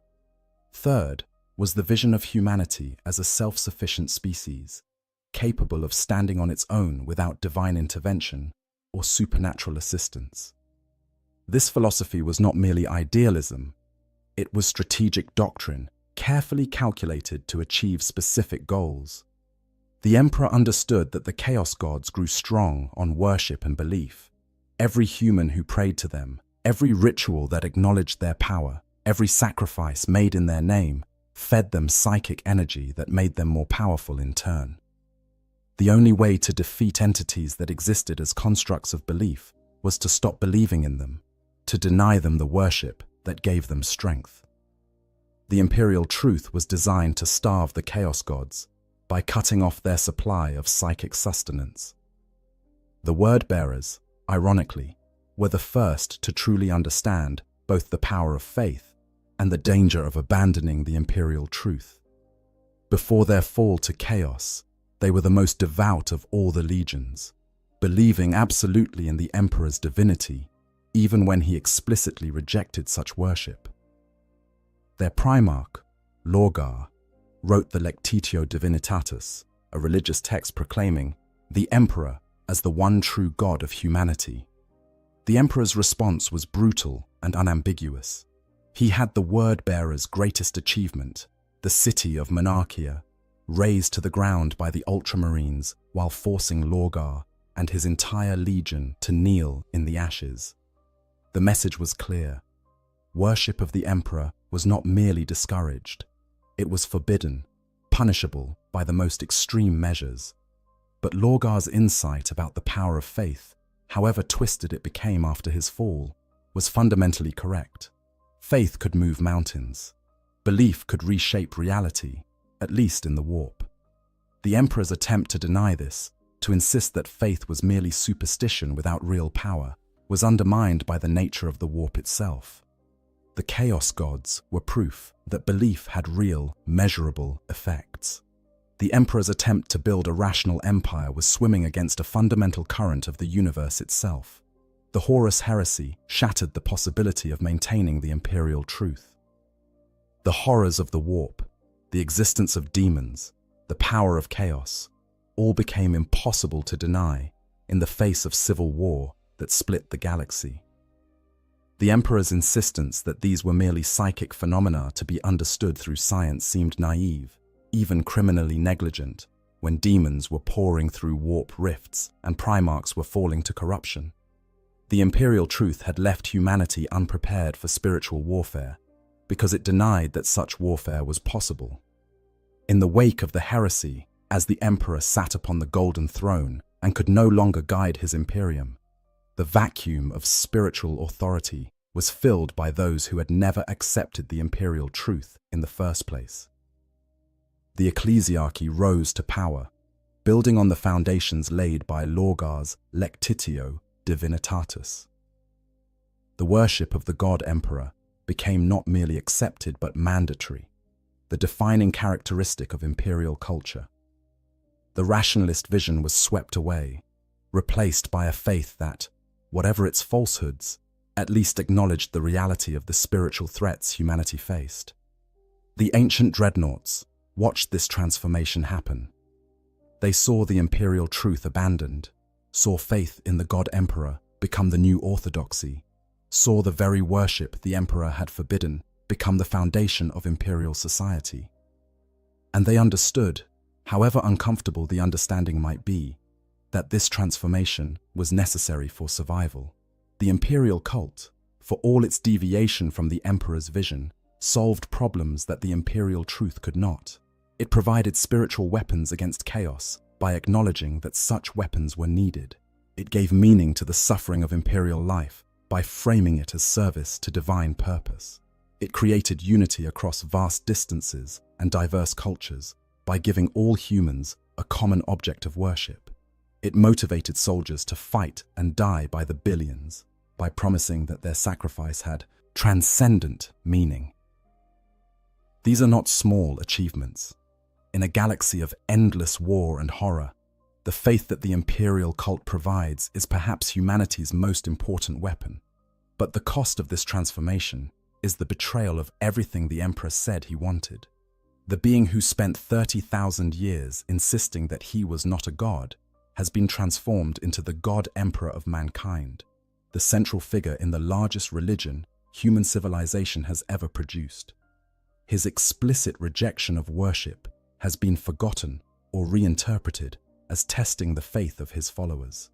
His vision of a rationalist empire has been replaced by a theocratic nightmare where questioning the faith is heresy punishable by death. Everything he said he wanted has been turned inside out, and the result is an imperium he would not recognize. The ancient dreadnoughts live in this contradiction. They remember what the emperor actually said, what he actually wanted, what he explicitly tried to prevent. They know that every prayer offered to the god emperor would have horrified the man they knew. They know that the ecclesiarchy is built on a foundation of misunderstanding so profound that calling it a lie seems insufficient. And yet they also know that this misunderstanding has kept humanity alive for 10,000 years, that the faith they know to be false has achieved things the truth could not. This knowledge creates a moral burden that would crush lesser beings. The ancient dreadnoughts must participate in a system built on foundations they know to be false. They must listen to prayers offered to a god who insisted he was not a god. They must accept the devotion of warriors who worship an image of the emperor that bears little resemblance to the being they knew. They must watch as the imperial cult grows ever stronger, knowing that every expansion of faith is a further betrayal of what the emperor wanted, yet also knowing that this betrayal is necessary for survival. They cannot speak the truth because the truth would accomplish nothing except destruction. They cannot remain entirely silent because their knowledge and experience make them valuable advisors to younger generations. So they walk a middle path, offering carefully edited wisdom, sharing memories that reinforce faith rather than undermining it, telling stories about the Great Crusade that emphasize the emperor's power and vision while quietly omitting his explicit rejection of worship. They become, in effect, propagandists for a faith they know to be false, guardians of a lie they understand to be necessary. This is perhaps the deepest tragedy of their existence. These are warriors who pride themselves on honor and truth, who have never been known to lie, who built their reputations on absolute integrity, yet they have spent millennia engaged in what is, by any measure, a massive deception. They have allowed the Imperium to believe something they know to be false. They have watched lies become truth through repetition and faith. And they have done this not out of cowardice or malice, but out of the coldest possible calculation that the lie serves the Imperium better than the truth ever could. The psychology of ancient dreadnoughts. To truly understand why ancient dreadnoughts maintain their silence about the Emperor, we must delve deeper into the psychological landscape of beings who have existed for millennia, in a state that can barely be called life. The mental state of these warriors is shaped by isolation, suffering, and an accumulation of experiences that would shatter lesser minds. Their silence is not merely a strategic choice. It is also a reflection of how centuries of entombment have fundamentally altered their relationship with memory, truth, and duty. Consider first the nature of memory itself for a dreadnought. Human memory is not a simple recording of events, but rather a constant process of reconstruction and reinterpretation. Each time we remember something, we are not playing back a perfect record, but rather rebuilding the memory from fragments, filling in gaps, adding context from subsequent experiences. For a being that sleeps for decades or centuries between awakenings, this process becomes wildly unstable. The ancient dreadnoughts wake to find that events they remember as happening yesterday occurred hundreds of years ago. Brothers they remember as young warriors are long dead. Enemies they fought against are extinct or transformed beyond recognition. The constant dissonance between memory and reality erodes the certainty with which they hold any recollection. This creates a profound uncertainty about the reliability of their own memories. When Bjorn recalls conversations with the Emperor that took place over 10,000 years ago, processed through centuries of sleep and thousands of awakenings, filtered through the degradation of organic tissue and the translation of cybernetic systems, how certain can he be that he remembers accurately the words he heard, the context in which they were spoken, the precise meaning the Emperor intended? All of these are subject to the same erosion that affects all memory, multiplied by timescales that no human is meant to endure. The ancient dreadnoughts may choose silence partly because they are no longer entirely certain that what they remember is true, or at least not certain enough to stake the stability of the Imperium on the accuracy of their recollection. There is also the psychological impact of isolation itself. Between battles, dreadnoughts exist in a void of unconsciousness that is not quite sleep and not quite death. In this state, they have no sensory input, no thoughts, no awareness of time passing. When they wake, the transition is jarring, a sudden violent return to consciousness that must be endured before they can function. Imagine experiencing this cycle thousands of times over thousands of years. Imagine waking again and again to a world that has changed, beyond recognition, where everyone you knew is dead, where the very purpose for which you fought has been transformed into something unrecognizable. This kind of chronic disconnection changes a being at a fundamental level. The ancient dreadnoughts become detached not just from the world around them, but from their own past, from their own identity. The person they were before internment fades, replaced by something else, something that is more memory than man, more function than personality. In this state, the truth they carry about the Emperor may seem less important than it once did, less urgent, less worth the effort it would take to explain to beings so far removed from the context in which that truth was relevant. The ancient warriors also face the psychological burden of being the last witnesses to a time that has become myth. Everyone else who knew the Emperor during the Great Crusade is dead. The Primarchs are gone, scattered or fallen or lost. The remembrances who recorded the era are long dust. The other Space Marines who served during that time have died and been replaced by successors who know the past only through stories and records. The ancient dreadnoughts alone remain, isolated islands of direct experience in an ocean of second-hand knowledge. This isolation creates its own form of madness. To be the only one who remembers, to carry knowledge that no one else can verify or refute, to be unable to share the burden of memory with anyone who truly understands. This is a form of loneliness so profound that it challenges the sanity of even a transhuman mind. The ancient dreadnoughts cannot discuss their memories with peers because they have no peers. They cannot seek validation or correction of their recollections because there is no one left to provide it. They are trapped in their own past, unable to move forward, unable to let go, unable to find anyone who shares the weight of what they know. This loneliness may, perversely, make their silence easier to maintain. When the truth you carry is so isolated, so disconnected from the lived experience of everyone around you, it becomes almost abstract, almost unreal. The ancient dreadnoughts may keep their secrets partly because those secrets have become so divorced from the reality of the 41st millennium that speaking them feels less like revelation and more like discussing a dream or a story from a different life. There is also the psychological protection that comes with maintaining established patterns. The ancient dreadnoughts have been deflecting questions about the Emperor for millennia. They have developed practiced responses, familiar ways of avoiding topics that might be uncomfortable, reflexive methods of steering conversations away from dangerous truths. These patterns become comfortable, become routine, become part of how they manage the cognitive load of their extended existence. Breaking these patterns, choosing to speak the truth after so long, would require an effort of will that may simply be beyond beings so exhausted by the weight of years. Consider, too, the impact of watching the Imperium slowly transform over centuries. The ancient dreadnoughts did not wake one day to find that the imperial truth had been replaced by the imperial cult.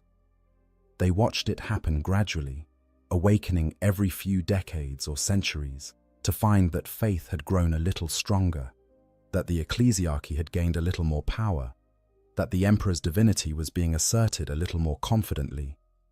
Each awakening presented a choice: speak out against this deviation from what the emperor wanted, or remain silent and let the transformation continue. Each time they chose silence, the next choice became easier. Each time they let the lie stand, the cost of revealing the truth grew higher. Eventually, the momentum of accumulated silence became so great that speaking out would require overcoming not just the immediate obstacles, but the weight of thousands of years of complicity. This is not moral weakness. It is the simple psychological reality of incremental change. When transformation happens slowly enough, it becomes possible to accommodate almost any deviation from the original vision, justifying each small step as necessary or unavoidable, while never confronting the totality of how far you have strayed. The ancient dreadnoughts may keep their silence partly because they have been keeping it for so long that breaking it would require them to confront their own role in allowing the Imperium to become what it is. Finally, There is the question of duty itself, and how millennia of service reshape a warrior's understanding of what duty requires. The ancient dreadnoughts were created to serve the emperor and the imperium. That was their purpose, the meaning of their existence, the goal that justified all the suffering and sacrifice. But what does service mean when the emperor is gone and the imperium has changed beyond recognition? What does duty require when loyalty to the emperor's vision conflicts with loyalty to the imperium's survival? The ancient warriors have chosen to interpret their duty as service to the imperium that exists, not the imperium that the emperor wanted to create. They have decided that their oath was to serve humanity's survival. And if humanity survives through faith in a lie rather than through dedication to truth, then serving that faith becomes their duty. This interpretation may be self-serving, a way of justifying their silence, but it is also psychologically necessary. Without it, the ancient dreadnoughts would face the unbearable conclusion that they have spent millennia serving a cause that betrayed everything they fought to build. Their silence, then, is not merely strategic calculation or political prudence. It is also psychological necessity, a way of maintaining sanity in a situation that should, by all rights, drive them mad. They cannot speak the truth without confronting their own complicity in its suppression. They cannot tear down the faith without acknowledging that they helped build it through their silence. They cannot restore the emperor's vision without admitting that they failed to preserve it when they had the chance.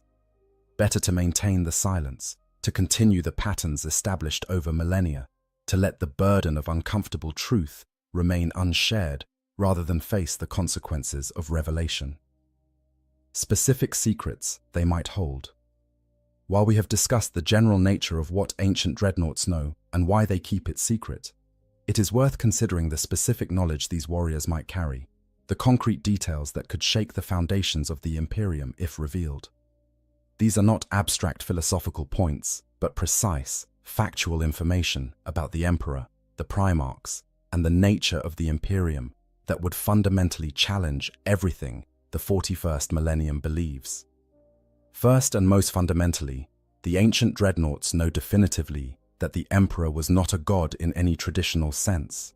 They saw him eat and drink. They witnessed him sleep and rest. They watched him make decisions, change his mind, express frustration and satisfaction. More than this, they heard him explicitly reject divinity, not once, but repeatedly, in contexts that left no room for interpretation. The Emperor was not merely humble about his powers. He was actively hostile to any suggestion that he was anything more than an extraordinarily powerful and long-lived human being. The ancient warriors might know specific conversations where the Emperor explained his nature. Perhaps they heard him discuss his origins, whether he was a single perpetual human who had lived for 30,000 years, or a fusion of ancient shamans, as some texts suggest. They might know whether he was born with his powers, or acquired them through some process. They certainly know that he considered himself bound by the same natural laws as everyone else, merely operating at a level of power and understanding that appeared godlike to lesser beings. This knowledge directly contradicts the central claim of the imperial cult, that the Emperor is the divine creator and sustainer of humanity. They also know about the Emperor's plans for the Space Marines, and this knowledge is perhaps more dangerous than any revelation about his nature. The ancient dreadnoughts remember when the legions were tools of conquest, means to an end, not the end itself. They know that the Emperor intended to move beyond the need for Space Marines once the Great Crusade was complete. What exactly he planned to do with the legions Astartes after unification is unclear even to them, but they know he did not envision eternal war. The Space Marines were meant to be temporary, a necessary evil to bring compliance, not a permanent fixture of human civilization. This knowledge threatens the very identity of the Adeptus Astartes. Every Space Marine in the 41st Millennium believes that their chapter exists to serve the Emperor eternally, that their purpose is endless war in his name. To learn that the Emperor viewed them as transitional, that he planned for a future where humanity would not need warriors like them, would force a fundamental re-evaluation of what it means to be a space marine. The chapters might conclude that they exist in defiance of the Emperor's wishes, that their eternal war is a failure to achieve his vision rather than fulfillment of his purpose. The ancient dreadnoughts might also know the truth about the Primarch's creation, and this truth could be devastating. The exact nature of how the Emperor created his sons is deliberately obscured in imperial records, but those who served during the Great Crusade had access to information that has since been lost or suppressed. They might know what genetic material the Emperor used, what bargains he made to acquire the knowledge and power necessary for the Primarch project, what prices were paid in the process. If the Emperor used warp-based powers, or made deals with warp entities to create the Primarchs, as some sources suggest, this would undermine the very foundation of his supposed rejection of chaos. More specifically, the ancient warriors would know details about individual Primarchs that the Imperium has chosen to forget or reinterpret. They remember Primarchs who have been purged from all records, whose legions were destroyed and their names struck from history. They know why these Primarchs and legions were erased, what they did that was so terrible that even their existence had to be denied. They know the details of the Rangdan genocides and other campaigns from which entire legions never returned.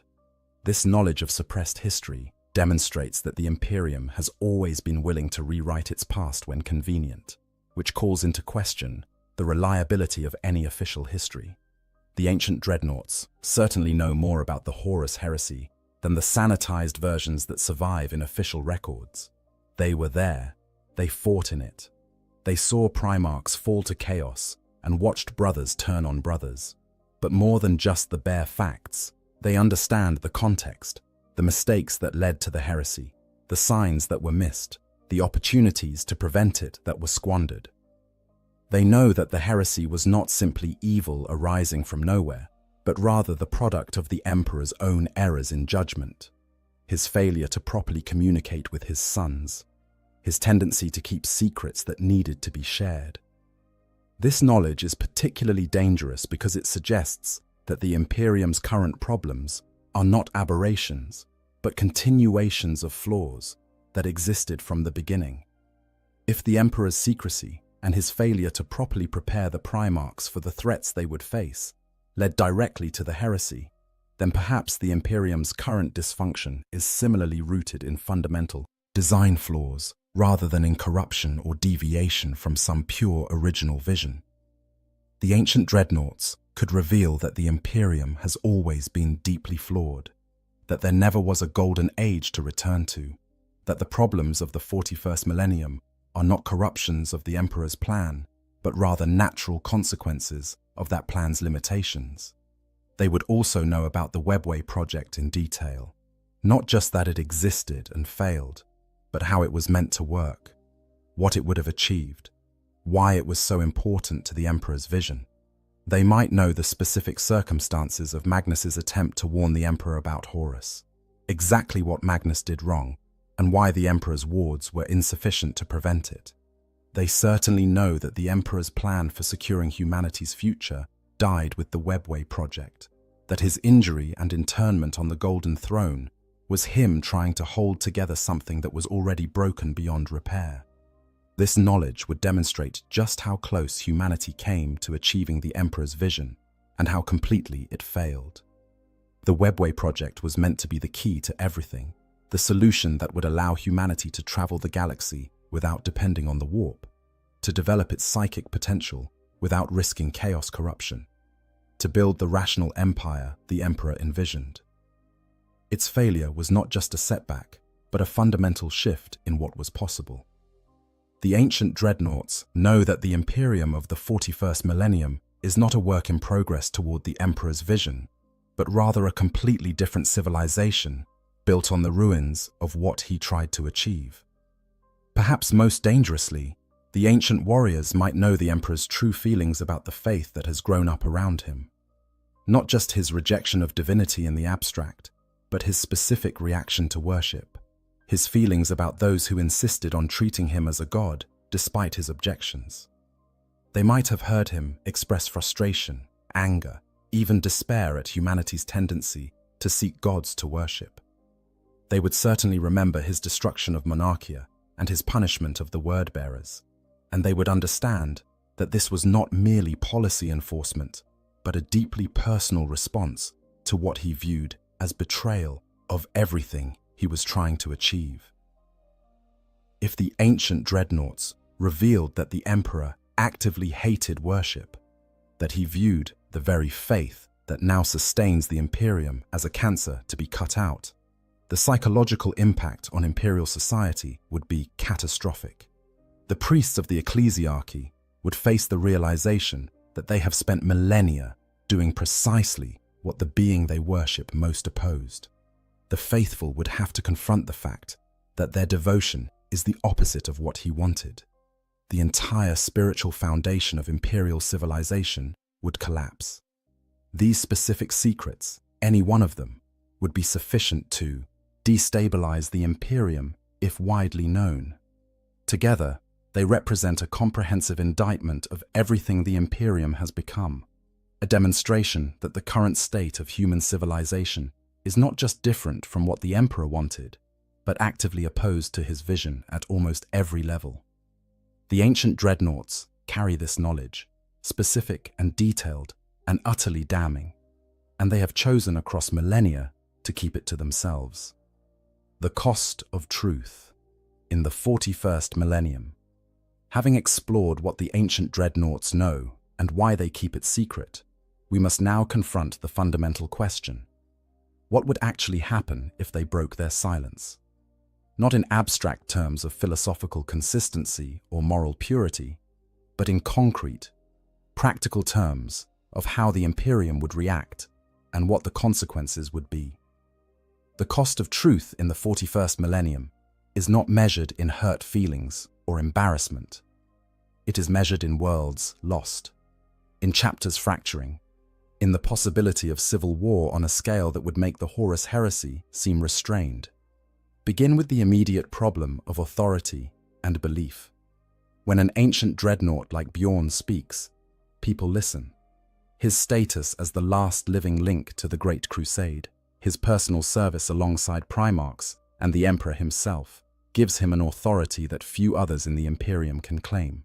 If such a figure were to publicly proclaim that the God Emperor is a lie, that the Emperor explicitly rejected worship, that the entire imperial cult is built on misunderstanding, the shockwave would be felt across human space. This is not some fringe heretic making wild claims. This is a witness with unimpeachable credentials, stating facts he knows to be true from direct experience. The ecclesiarchy would be forced to respond, and their options are all terrible. They could accept the ancient warrior's testimony as true, which would require them to effectively dismantle their own institution and admit that they have been propagating falsehoods for millennia. They could reject it as the ravings of a mind gone mad, but this would require them to declare one of the Imperium's most revered warriors insane, damaging their own credibility in the process. They could try to suppress the information, but how do you suppress testimony from a figure as publicly visible and widely respected as Bjorn?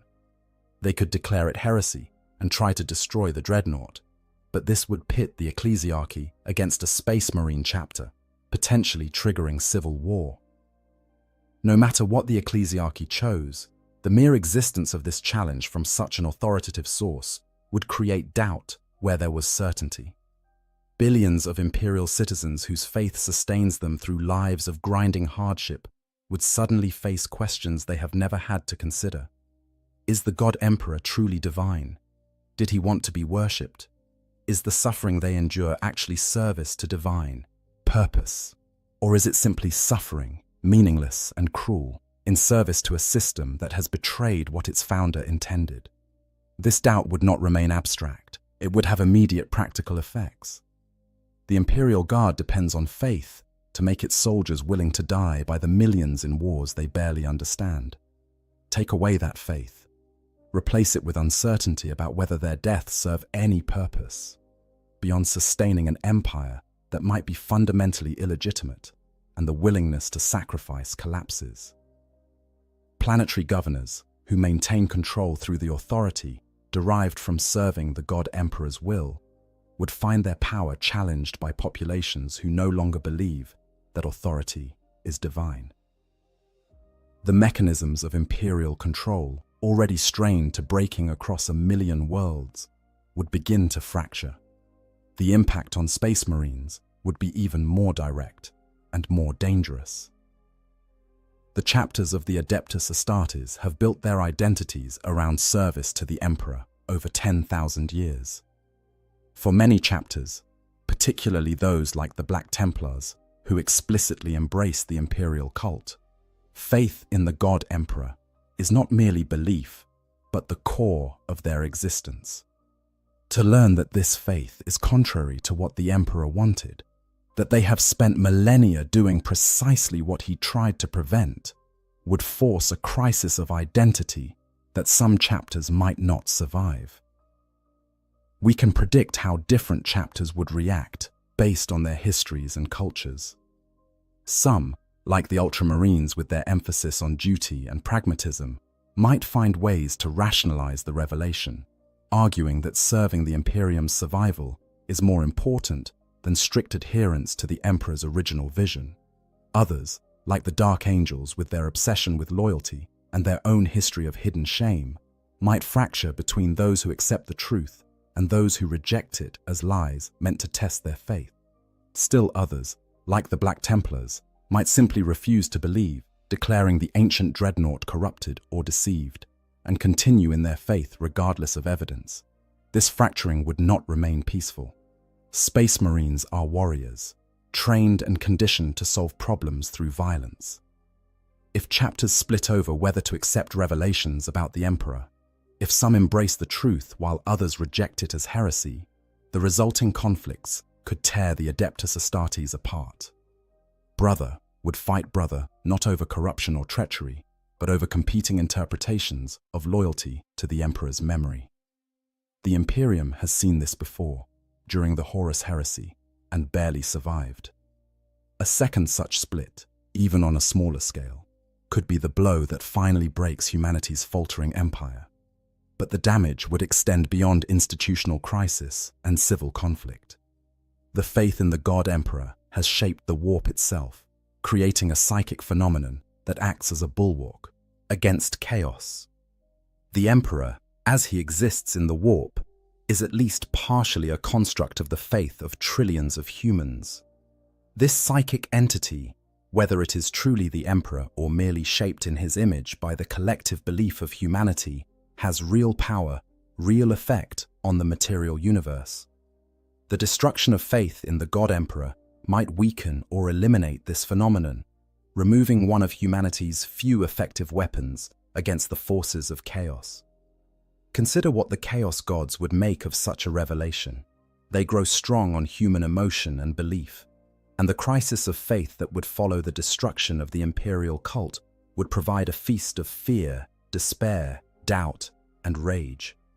Worlds that have stood firm against chaos for millennia might suddenly find themselves vulnerable as the faith that protected them collapses. The Great Rift already splits the galaxy, and a spiritual crisis of the magnitude that truth about the Emperor would create might allow chaos to advance further than ever before. The ancient dreadnoughts understand all of this because they have watched the Imperium long enough to understand how it actually functions. They know that truth, however valuable in the abstract, is not always useful in practice. They know that the lies that sustain the Imperium are not merely convenient falsehoods, but necessary fictions required for the survival of human civilization in a galaxy that actively wants to destroy it. They know that their silence is not cowardice, but the coldest possible pragmatism, the recognition that some truths are too dangerous to speak. This does not make their burden lighter. If anything, understanding exactly what revelation would cost makes their silence more painful. They must live with the knowledge that they could, at any moment, speak truths that would shake the galaxy. They must choose, again and again across centuries of awakening, to protect a lie they know to be false because the truth would accomplish nothing except destruction. They must watch as the Imperium continues to build itself on foundations they know are rotten, unable to offer alternatives or corrections, consigned to the role of silent witnesses to a grand deception. The cost of truth in the 41st millennium is civil war, the collapse of faith, the fracturing of the Space Marines, the strengthening of chaos, and quite possibly the end of the Imperium itself. When weighed against this cost, the burden of silent complicity seems almost bearable. Almost.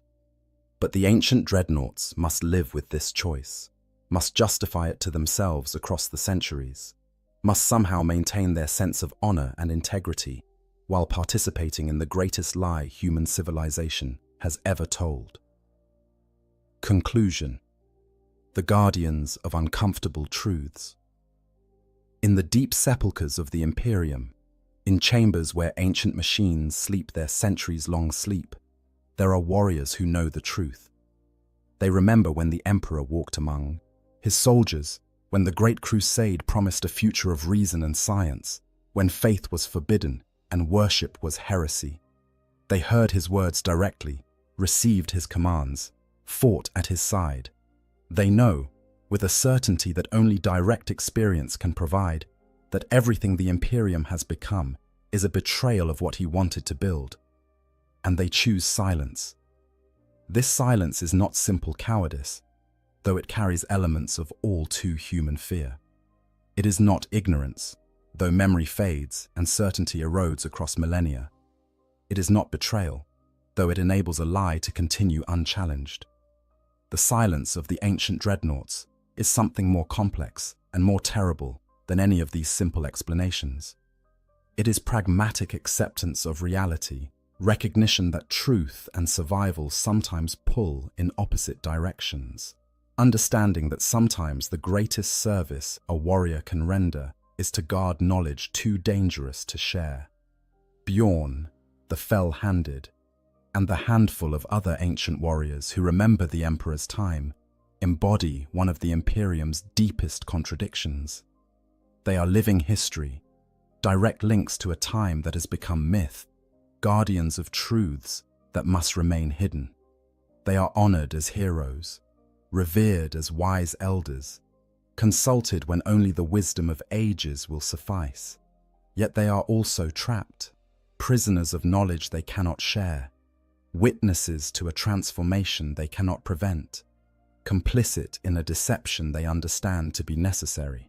Their silence protects the Imperium, but at tremendous personal cost.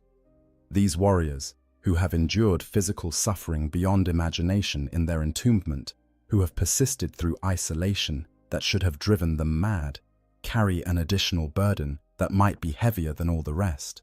They must watch as everything the Emperor said he wanted is systematically destroyed or perverted. They must participate in rituals of worship that he explicitly forbade. They must listen to prayers offered to a god emperor that the Emperor insisted he was not. And they must do all of this knowing that speaking the truth would accomplish nothing except destruction. The tragedy is not merely that the Emperor's vision failed. The tragedy is that its failure was so complete that even those who remember it cannot resurrect it, cannot restore it, cannot even properly mourn it without endangering the thing that rose in its place. The Imperium of the 41st millennium bears the Emperor's name and claims his authority, but it is not what he wanted to build. It is something else entirely, something he would likely have opposed if he could, yet something that has kept humanity alive through 10,000 years of war and horror. The ancient dreadnoughts have made their choice. They have decided that their duty is to the Imperium that exists, not to the Imperium that might have been. They have accepted that the Emperor's vision is dead, that attempting to resurrect it would kill what remains. That the best they can do is support the survival of humanity, even if humanity survives in ways the Emperor would have hated. This acceptance has come slowly, across centuries of gradual awakening to the reality of what the Imperium has become. But it has come. What makes their choice particularly poignant is that it is, Fundamentally, the same choice the emperor himself made.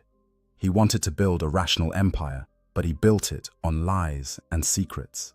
He claimed to reject divinity while demanding absolute obedience. He preached the imperial truth while hiding truths he deemed too dangerous to share.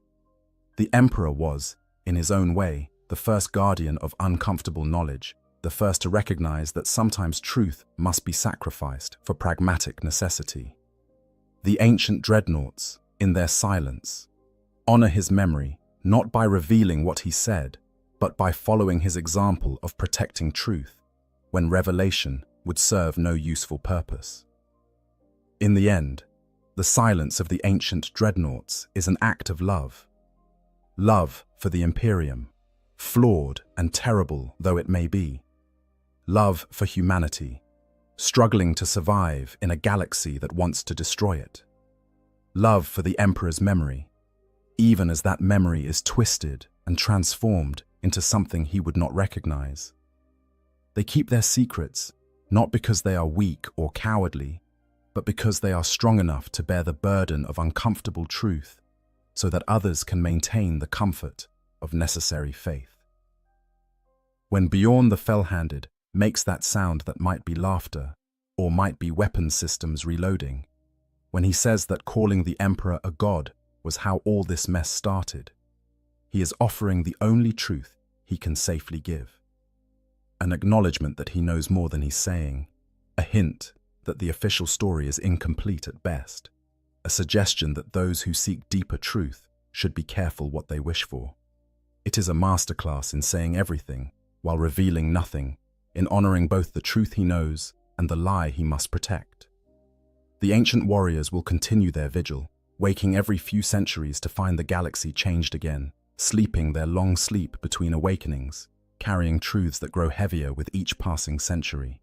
They will continue to deflect questions about the Emperor with practiced skill, to tell stories that reinforce faith rather than undermining it, to serve an Imperium that betrayed everything they fought to build.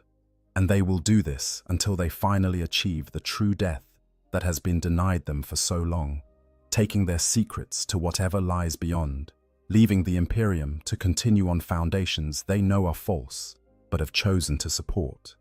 This is their burden. This is their choice. This is their sacrifice. They are the guardians of uncomfortable truths, the protectors of dangerous knowledge, the witnesses to a vision that failed. And they bear this weight in silence, choosing duty over truth, survival over purity, pragmatism over principle. In a galaxy of endless war and horror, perhaps this is the greatest heroism of all, not to fight and die for noble causes, but to live and suffer in service of necessities that contradict everything you believe, to guard truths you know should be spoken, but understand must remain hidden, to be complicit in a lie you recognize as necessary for survival. The ancient dreadnoughts won't say what the Emperor told them, because the price of revelation is too high, because truth serves no purpose when lies are all that hold civilization together, because sometimes the greatest loyalty is knowing when to stay silent. They are the last guardians of a dying truth, watching over knowledge that must die with them, ensuring that the Imperium's necessary fictions remain unchallenged by the uncomfortable facts they carry. In the darkness of their sepulchres, in the void of their long sleep, the ancient dreadnoughts keep their secrets, and the Imperium survives. If you enjoyed this deep dive into the silent guardians of the Imperium's darkest truths, please hit that like button and subscribe for more Warhammer 40k lore. The ancient warriors of the Adeptus Astartes have many more secrets, and will continue exploring the hidden corners of the 41st millennium together. Thanks for watching, and remember, in the grim darkness of the far future, sometimes silence is the highest form of service. What happens when Dark Eldar capture a dreadnought in Warhammer 40k? In the grim darkness of the far future, there are fates worse than death, much worse. And for a Space Marine dreadnought, those fates begin the moment they fall into the hands of the Dark Eldar. Imagine, if you will, that you are a warrior who has already died once. Your body was shattered beyond all recognition in some forgotten battle, reduced to little more than a torso and a head suspended in amniotic fluid. The apothecaries of your chapter salvaged what they could, sealing your broken form inside a walking tomb of adamantium and ceramite. You became a dreadnought, trading the mortality of flesh for an existence measured in centuries of endless warfare and dreamless sleep. It's a half-life at best, but it's service to the Emperor, and service is all you've ever known. Now imagine that your dreadnought chassis lies disabled on some distant battlefield, its systems failing, your connection to the war machine growing dim.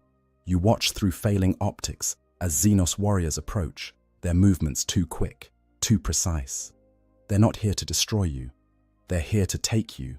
And in that moment, as alien hands begin working on your hull with tools that shouldn't exist, you realize something that fills you with a horror greater than any you've known in centuries of war. Your nightmare is just beginning. This is the reality that awaits any dreadnought unfortunate enough to be captured by the Drukhari, the Dark Eldar of Komorrach. And what happens next makes death seem like a mercy you'll spend eternity begging for. The Dark Eldar, or Drukhari as they call themselves, are a race born from the ashes of catastrophe. 10,000 years ago, the ancient Eldar Empire collapsed in an event so terrible that it literally tore a hole in reality itself. The excessive pleasures and dark pursuits of the Eldar had grown so extreme, so utterly depraved, that they birthed a chaos god from the collective psychic echoes of their civilization. Slaanesh, the Prince of Pleasure, came screaming into existence, and in that moment of birth, consumed the souls of trillions of Eldar across the galaxy. But some survived. Those who had already fled to the webway, that labyrinthine network of tunnels between real space and the warp, found themselves beyond Slaanesh's immediate grasp. These refugees gathered in Komorrach, the greatest of the webway's port cities, and there they discovered a terrible truth. Even in this sanctuary, Slaanesh was slowly draining their souls. Every moment of their existence, the Dark Prince was feeding on their essence, drawing them inexorably toward an eternity of torment in the warp. The Eldar of Komorrach could have chosen different paths. They could have embraced the discipline and sacrifice of their Craftworld cousins, learning to contain their souls in spirit stones. They could have rejected their old ways entirely, as the Exodites did. But the denizens of Komorrach chose a third option, one that would define them for the next 10 millennia. They discovered that by inflicting suffering on others, by feeding on the pain and terror of lesser beings, they could sustain themselves. They could replenish what Slaanesh was stealing, staving off damnation for another day, another year, another century. And so the Dark Eldar were born, a civilization that had elevated torture to an art form, slavery to an economic system, and suffering to a currency more valuable than any material wealth. From their hidden city in the webway, they launched lightning raids on the worlds of real space, striking without warning through dimensional portals that can open anywhere, at any time. They come for slaves primarily, for living beings whose pain can sustain them, but they also come for sport, for the sheer exhilaration of the hunt. And sometimes, they come for prizes. A Space Marine dreadnought is perhaps the greatest prize they could claim. To understand why, you need to understand what the Dark Eldar crave above all else: new experiences in suffering. They've been perfecting the art of torture for 10,000 years. They've inflicted every conceivable form of agony on every species in the galaxy. Human victims scream much as they always have. Orc physiology limits the complexity of their pain responses. Tau are interesting but ultimately predictable. But a Space Marine, and especially a dreadnought, that's something special. The Dark Eldar don't raid for simple pleasure, though pleasure is certainly part of it. They raid because they must. Every day they don't feed on suffering is a day closer to the moment when Slaanesh will finally claim them. It's biological necessity twisted into sadistic art. Their entire civilization depends on a constant supply of victims. And the arenas of Komorrach, the torture chambers of the Homunculi, the private collections of the Archons, they all hunger for fresh subjects. The slave markets of the Dark City trade in sentient beings the way other civilizations trade in grain or ore, and business is always good. But in this economy of agony, not all victims are created equal. A space marine represents months, perhaps even years of entertainment. Their enhanced physiology, designed to help them survive the most extreme combat conditions, means they can endure far more than any normal human before their bodies finally give out. Their mental conditioning, the hypno-indoctrination and psycho-conditioning that makes them the Emperor's finest warriors, means they resist mental breaking far longer than civilians. They're the ultimate challenge for a Dark Elder torturer, the canvas on which the most elaborate works of suffering can be painted. And a dreadnought. A dreadnought is a space marine who has already been broken once, who has survived injuries that would kill even their enhanced brethren, and who has been given a second life in a walking war machine. Inside that armored sarcophagus is a warrior with centuries of experience, tactical knowledge that could fill libraries, and a will that has already proven unbreakable. To the homunculi of Commorragh, those insane flesh sculptors who rule the covens beneath the Dark City, a dreadnought isn't just a prize. It's the masterpiece they've been waiting for their entire existence to create. The question isn't whether the Dark Eldar would want to capture a dreadnought. The question is, what happens when they succeed? Before we can understand the horror that awaits a captured dreadnought, we need to understand what a dreadnought truly is. Because contrary to what many Imperial citizens believe, a dreadnought is not simply a large suit of armor or a robot. It's something far more complex and far more tragic. A dreadnought begins with a space marine who has been mortally wounded in battle. Not killed outright, that would be too clean, too final, but injured so severely that even the legendary regenerative capabilities of Astartes' physiology cannot save them. We're talking about injuries that would vaporize a normal human, wounds that leave the Marine with perhaps a torso, maybe parts of their limbs, and a head that still contains a functioning brain. The kind of damage that means they'll be dead within minutes or hours at most, no matter how many organs their enhanced biology can do without. When such a warrior is found on the battlefield, the chapter faces a choice. They can grant them the Emperor's peace, a quick death that allows their gene seed to be recovered and their service to be honored.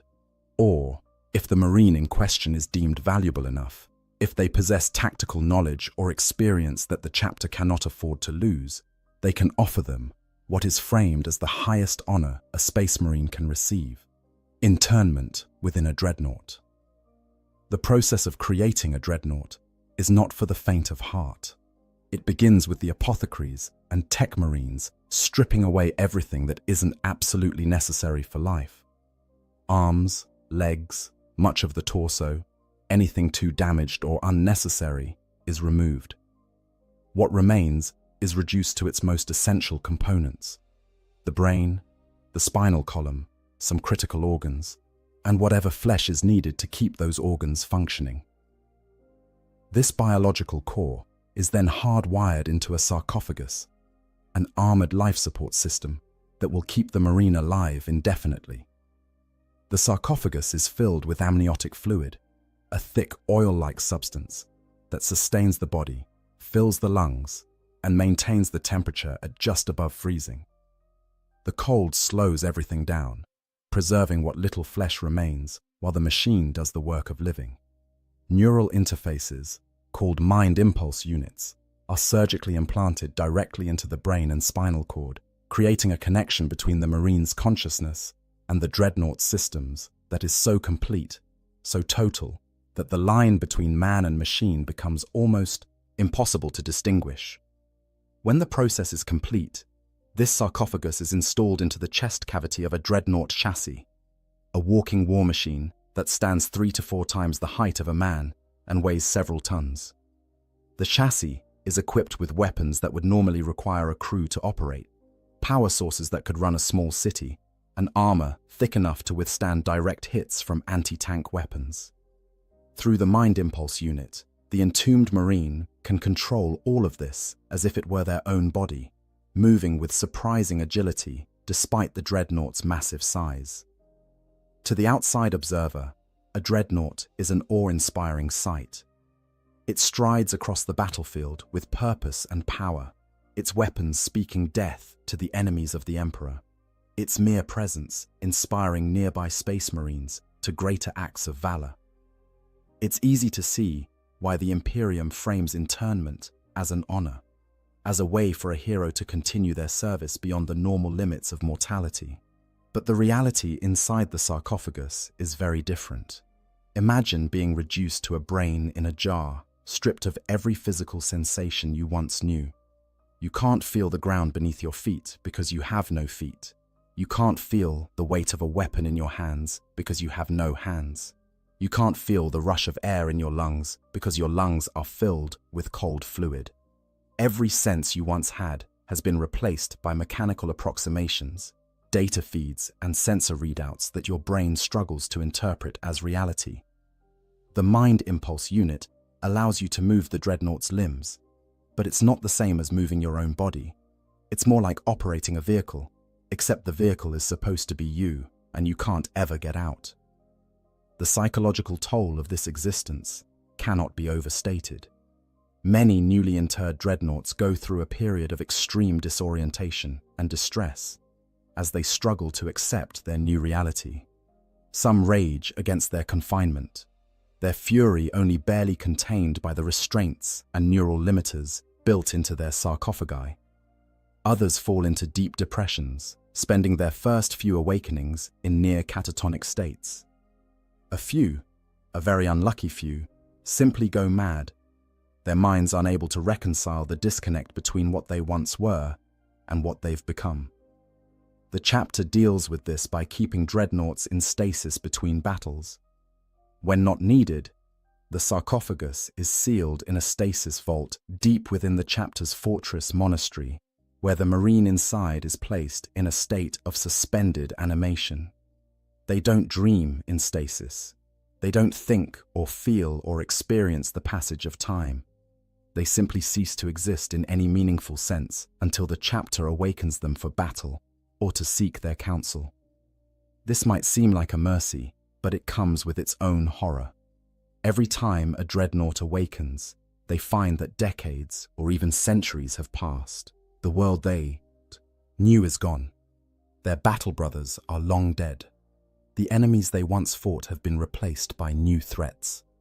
Even the chapter itself may have changed beyond recognition, new traditions replacing old ones, new heroes taking the place of those the dreadnought once served alongside. They are strangers in their own chapter, living relics from a time that no longer exists. And slowly, inexorably, the dreadnought begins to lose themselves. The extended periods in stasis, the neural stress of interfacing with the machine, the sheer psychological weight of existence spanning centuries, all of it takes a toll on the mind. Memories fade, emotions dull. The personality that once defined the Marine begins to erode, worn away like stone underwater, until what remains is more machine than man. Some dreadnoughts last millennia before this final dissolution occurs. Others lose themselves much faster, but all of them, eventually, reach a point where the person they once were is gone, leaving only the dreadnought, still functioning, still fighting, but hollow. This is what the chapter doesn't tell newly interred Marines. They speak of honor and continued service, of the privilege of fighting for the Emperor for centuries to come. They don't mention the isolation, the slow loss of identity, the way each awakening takes you further from everything you once knew. They can't, because if they did, no Marine would choose internment. They would choose death instead, the clean finality of it, over an existence that is neither truly living nor truly dying. And yet, despite all of this, despite the horror of existence as a dreadnought, there are moments when it is worthwhile. Moments when the Marine within remembers why they chose this path, or had it chosen for them. When they stride into battle alongside their brothers, when their weapons turn the tide of a desperate fight, when their centuries of experience allows them to see a solution that no one else could have found. In those moments, purpose returns. In those moments, the dreadnought remembers what it means to serve, But what happens when those moments are taken away? What happens when the dreadnought falls not in glorious battle, not fighting to the last against impossible odds, but helpless, disabled, and at the mercy of an enemy that knows exactly what kind of prize they've found? That's when the true horror begins. The capture of a dreadnought by Dark Eldar is not a common occurrence, but it's not unheard of either. The Drukhari have been raiding real space for 10,000 years, and in that time, they've refined their tactics to an art form. They know what they're looking for, and more importantly, they know how to take it. Dark Eldar raids follow a predictable pattern. They strike from the webway, dimensional portals opening without warning in the midst of populated areas, military installations, or battlefields. The raiders pour through on their anti-gravity skimmers, raiders and venoms, carrying squads of Kabbalite warriors, Wyches, and sometimes the dreaded grotesques and pain engines of the homunculi covens. They move with inhuman speed, their reflexes enhanced by the combat drugs that flow through their veins and the pure adrenaline rush of the hunt. The objective is never to fight a prolonged engagement. Dark Eldar are fragile compared to many of the galaxy's warrior races. Their bodies, for all their speed and grace, lack the durability of orcs, the armor of space marines, or even the numbers of Imperial Guard. They compensate for this with speed, surprise, and overwhelming initial violence. They hit hard, they hit fast, and they're gone before any organized resistance can form. Those they want dead are killed with brutal efficiency. Those they want alive are paralyzed with specialized toxins, wrapped in cocoons of webbing, or simply grabbed by the torture devices built into their vehicles and dragged screaming back through the portal. But capturing a dreadnought requires a different approach. You can't just shoot it with a splinter rifle and hope the poison works. The marine inside is protected by feet of adamantium and ceramite, sealed in an environment suit that makes them immune to biological and chemical weapons. You can't overpower it physically, not without risking damage to the sarcophagus inside, which would ruin the prize. And you can't take your time, because dreadnoughts, even when alone, are among the most dangerous weapons in the Space Marine arsenal. Left to its own devices, a functioning dreadnought can hold off an entire raiding party long enough for reinforcements to arrive. So the Dark Eldar have developed specific tools and tactics for dealing with armored vehicles and war machines. Chief among these are haywire weapons, esoteric devices that emit pulses of electromagnetic energy designed to disrupt and disable mechanical systems. A haywire bomb going off near a dreadnought sends cascading pulses through its systems, shorting out servo motors, disrupting power conduits, and most critically, severing the neural connections between the sarcophagus and the chassis. For the marine inside, this is a moment of sudden, complete helplessness. One moment, they're fighting, their weapons speaking thunder, their massive form crushing enemies beneath its feet. The next, everything goes dark. The connection to the dreadnought's limbs is severed. The weapon systems go offline. The optical feeds cut out. They're trapped inside their sarcophagus, blind, paralyzed, and utterly at the mercy of whatever's outside. This is the moment the Dark Eldar have been waiting for. Specialized salvage teams move in, warriors trained in the techno-arcana necessary to extract high-value prizes intact. They work quickly, attaching grappler claws to the disabled dreadnought, hooking it up to the anti-gravity systems of their transport vehicles. The whole process takes mere minutes. By the time any Space Marine reinforcements arrive, all they find is scorch marks and the tracks where their ancient brother was dragged away. The journey back to the webway portal is perhaps the last chance for escape, but it's a slim chance at best. The Marine inside the sarcophagus is fully conscious, but completely unable to affect what's happening. They can hear the sounds of the battlefield growing distant, replaced by the alien sounds of Dark Eldar technology and speech. They might feel the lurch as their entire chassis is lifted onto a transport platform. They definitely feel the moment when they're dragged through the portal into the webway itself, a sensation that survivors describe as being turned inside out, while simultaneously being in too many places at once. And then they're gone from real space entirely. pulled into a dimension where the laws of physics operate differently, where the light has a strange quality that doesn't quite match reality, where the very air seems to whisper with echoes of ancient atrocities. The journey through the webway to Komarach can take hours or days depending on the route, time that the imprisoned marine spends in total darkness, unable to do anything but wait and wonder what fate awaits them. There have been historical examples of dreadnoughts falling into enemy hands, though records are understandably sparse and often classified by the chapters involved. The Salamanders chapter, for instance, has fought multiple battles specifically to recover captured battle brothers from the Dark Eldar, including the famous assault on Komarach itself, when an entire strike cruiser was captured and dragged into the Dark City. While that particular incident ended with the Salamanders successfully raiding Komarach to recover their brothers, not every such mission succeeds. Some dreadnoughts are lost forever, their fate unknown to their chapters, their final days spent in the torture chambers of the Dark City. The Imperium's response to such captures is telling. Standard protocol for when a dreadnought is captured by Xenos is to immediately dispatch recovery teams if at all possible. If recovery is not feasible within a limited time frame, the chapter is supposed to declare the dreadnought lost and perform rites of mourning for the fallen hero. In practice, many chapters refuse to give up so easily. They will hunt for years, sometimes decades, following every scrap of intelligence, every whisper of where their lost brother might be, hoping against hope that they can find and recover them before it's too late. It's almost always too late. The webway is a place that defies easy description. It's not quite the warp, though it exists in the spaces between real space and that chaotic dimension. It's not quite a physical location, though you can walk through it and travel its passages.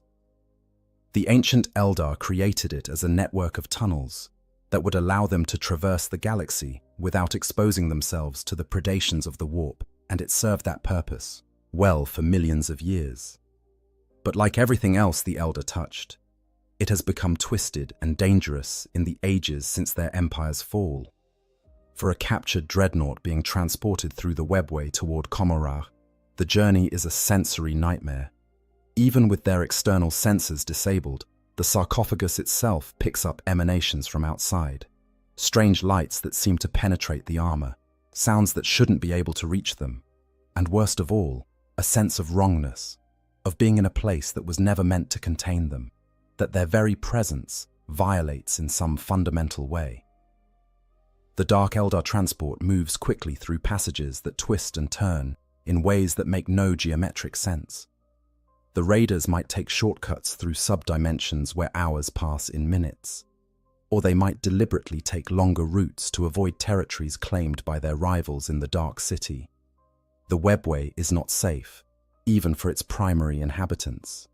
Demons lurk in broken sections, waiting to ambush the unwary.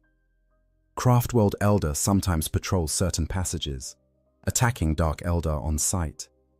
And there are things in the deep webway, entities that predate even the Eldar's ancient civilization, things that hunger for any soul foolish enough to wander into their domain. But for all its dangers, the webway is also the Dark Eldar's greatest advantage. From Komarach, they can reach almost anywhere in the galaxy through the network of portals and passages. They can raid a world on the Eastern Fringe, retreat back to the Dark City, and be raiding another world in the Ultima Segmentum before Imperial authorities even know the first attack happened. This mobility, combined with their speed and the element of surprise, makes them almost impossible to defend against and even harder to retaliate against. How do you launch a counterstrike against an enemy whose city exists in a dimension you can't reach? As the captured dreadnought's journey continues, they begin to notice changes. The quality of the darkness shifts. The sounds of the webway itself, that strange whisper song that seems to emanate from the very walls, grows louder and more complex. And then, finally, they feel it. The presence of Komarach itself. A weight on their consciousness that grows stronger with every passing moment, like approaching a black hole made of suffering and malice. The first glimpses of Komarach, even for a dreadnought with disabled visual sensors, are unforgettable. The Dark City announces itself through every sense at once. The temperature drops precipitously as the raiders enter the outer districts, the cold so profound it seems to leach warmth from the very soul. The air, even filtered through the sarcophagus's life support, carries scents that should not exist. Burning flesh mixed with exotic perfumes, ozone from ancient power systems, and underneath it all, the copper-iron stench of blood so old and so abundant, it's become part of the atmosphere. Komorrok is not one city, but thousands, an impossible metropolis that defies every law of architecture and physics. Spires rise higher than mountains, their tops lost in the perpetual twilight that passes for sky in this realm. Buildings hang from the underside of floating platforms, their lights casting strange shadows in directions light should not fall. Streets twist at angles that hurt to look at, creating shortcuts through space itself that allow travel from one district to another with a single step through a dimensional gateway. The entire city is lit by the Ilmea, the black suns, dying stars that the ancient Eldar captured at the height of their technological prowess and installed within sub-realms of the webway to provide light and power to Komorrok. But these are not the warm, life-giving stars of real space. They're red giants, on the verge of collapse, their light a sickly crimson that bathes everything in a color reminiscent of blood. In this light, the spires of Komorrok cast shadows that seem alive, that move independently of the structures that create them. And in those shadows, things lurk that even the Dark Eldar fear. The architecture itself is deliberately hostile, designed not for comfort or efficiency, but to instill awe and terror in equal measure. Every surface is decorated with scenes of torture and debauchery, carved into the stonework or projected as hololithic displays. Gargoyles that might or might not be alive leer from buttresses. Chains hang from every overhang, sometimes empty, sometimes bearing cages containing still living prisoners who are displayed as decoration. And everywhere there are spikes, on walls, on doors, on the vehicles that flow through the air lanes, each one bearing the unmistakable stains of use. As the raiding party approaches the district where they will deliver their prize, the dreadnought might catch glimpses through brief activations of external sensors. They see platforms where gladiatorial games are in progress, the arenas packed with screaming crowds as slaves fight for the entertainment of the masses. They see market squares where beings of every species are bought and sold like cattle, their cries lost in the cacophony of haggling and cruel laughter. They see the high spires where the Archons dwell, those who rule the cabals and command the raiding fleets, each spire a fortress and palace combined, each one competing to outdo the others in displays of wealth and power. And then, as the transport begins to descend toward the lower levels, toward the foundational layers, where the oldest and darkest parts of Komorrok exist, the dreadnought realizes where they're being taken. Down to the subterranean districts, down to where the Homunculi dwell. The Homunculi covens occupy territories deep beneath the Dark City proper, in vast cavern systems that predate Komorrok itself. These are the mad scientists of Dark Eldar society, the flesh sculptors whose skills are necessary for the survival of their species, but whose presence is disturbing even to other Dark Eldar. They've been practicing their art for 10,000 years, and in that time, they've achieved a mastery of biology and pain that would be impressive if it weren't so utterly horrifying. A homunculus is ancient beyond measure. Most are survivors from before the fall, having extended their lives through countless regenerations and modifications to their own bodies. They no longer resemble the Eldar they once were. Their forms are twisted, elongated, decorated with additional limbs and organs harvested from other species or grown in their laboratories. They wear masks of iron and bronze, though whether these are truly masks or have been grafted directly onto their faces is anyone's guess. Some have replaced their hands with surgical implements, choosing to make themselves living tools of their craft. The process of becoming a homunculus is not something anyone fully understands, least of all other Dark Eldar. Some were torture technicians in the old Eldar Empire, practicing their art even before the fall made it a necessity. Others are Dark Eldar, who, after millennia of life, find that they've grown bored with everything except the science of suffering and choose to join a coven to learn its secrets. The transformation, whatever it entails, changes them fundamentally.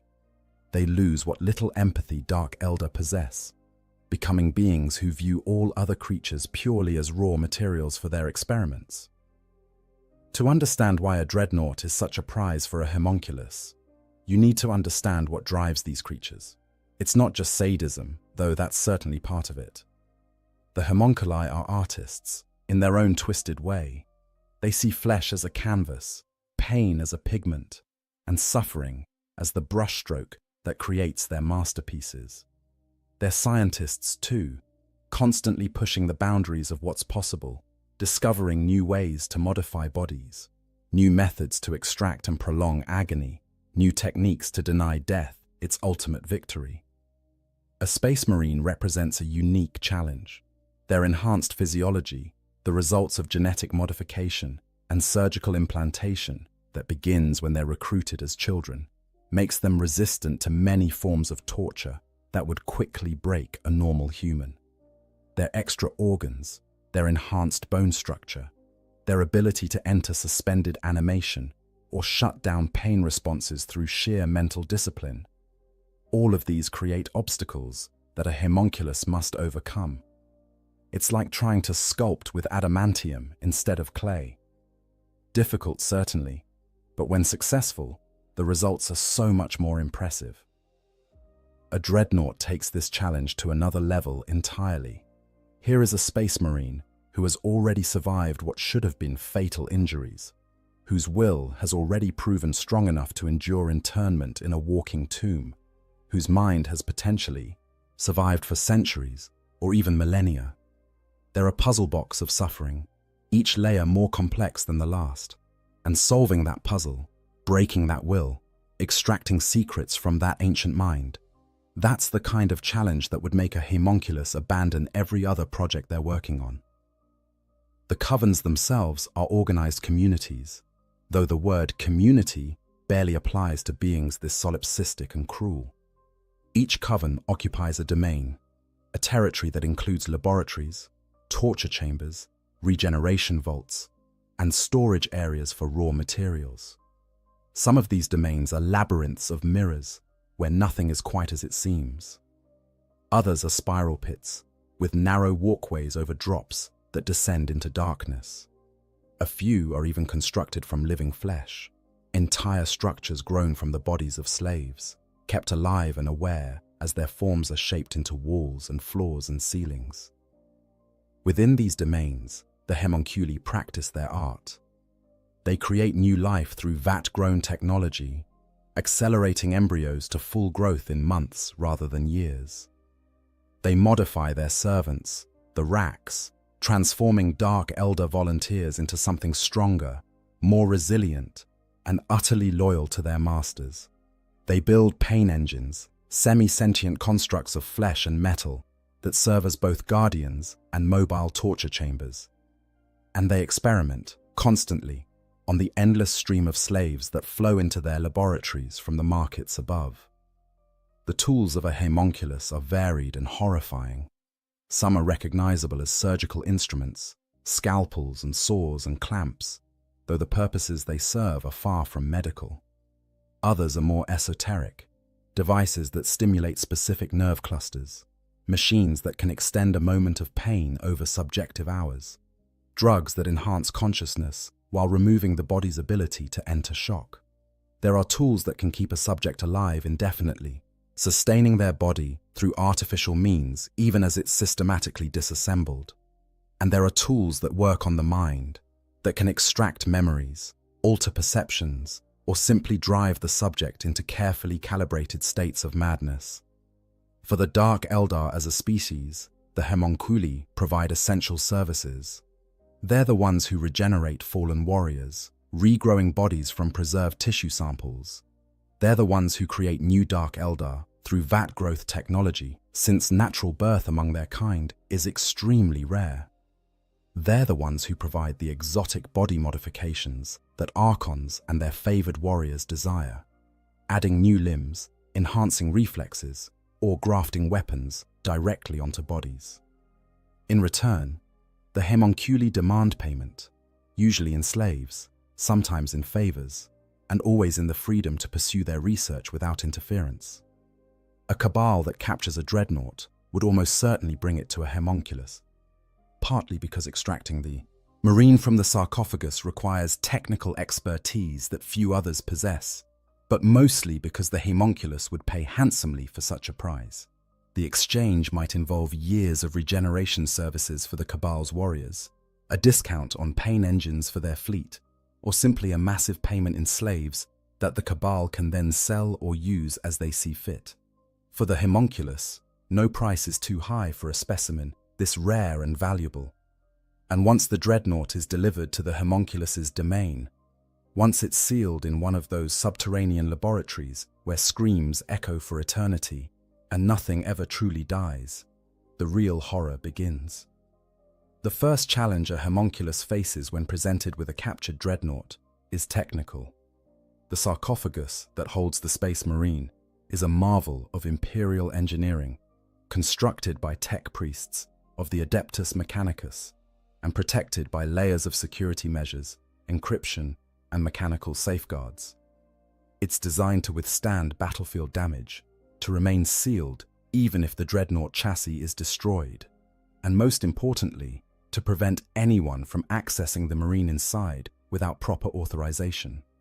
Under normal circumstances, attempting to open a dreadnought sarcophagus without the correct access codes and tools would be nearly impossible. The Adeptus Mechanicus guards its secrets jealously, and the rituals involved in properly unsealing a sarcophagus are known to only a handful of tech priests. There are mechanical locks that require specific tools to manipulate, digital security systems that will trigger self-destruct protocols if tampered with incorrectly, and in some cases, purity seals blessed by chaplains that are believed to provide spiritual protection against corruption. But the homunculi are not trying to work within imperial protocols. They don't care about preserving the sarcophagus intact or maintaining the purity of the machine spirit. They have tools and knowledge that predate the Imperium by millennia, technology from the height of the Eldar Empire when they were the galaxy's dominant power, and they're patient. For beings who have lived for 10,000 years, spending weeks or even months carefully dismantling the protective layers of a dreadnought is nothing. The process begins with study. The captured dreadnought is secured in a specialized chamber, held in place by stasis fields and gravitational clamps that prevent any possibility of movement, even if its systems somehow came back online. Homunculus coven members and their rack servants swarm over it like insects over a corpse, scanning it with devices that can see through layers of armor, mapping its internal structure, identifying power conduits and control systems, and, most critically, locating the exact position of the sarcophagus within the chassis.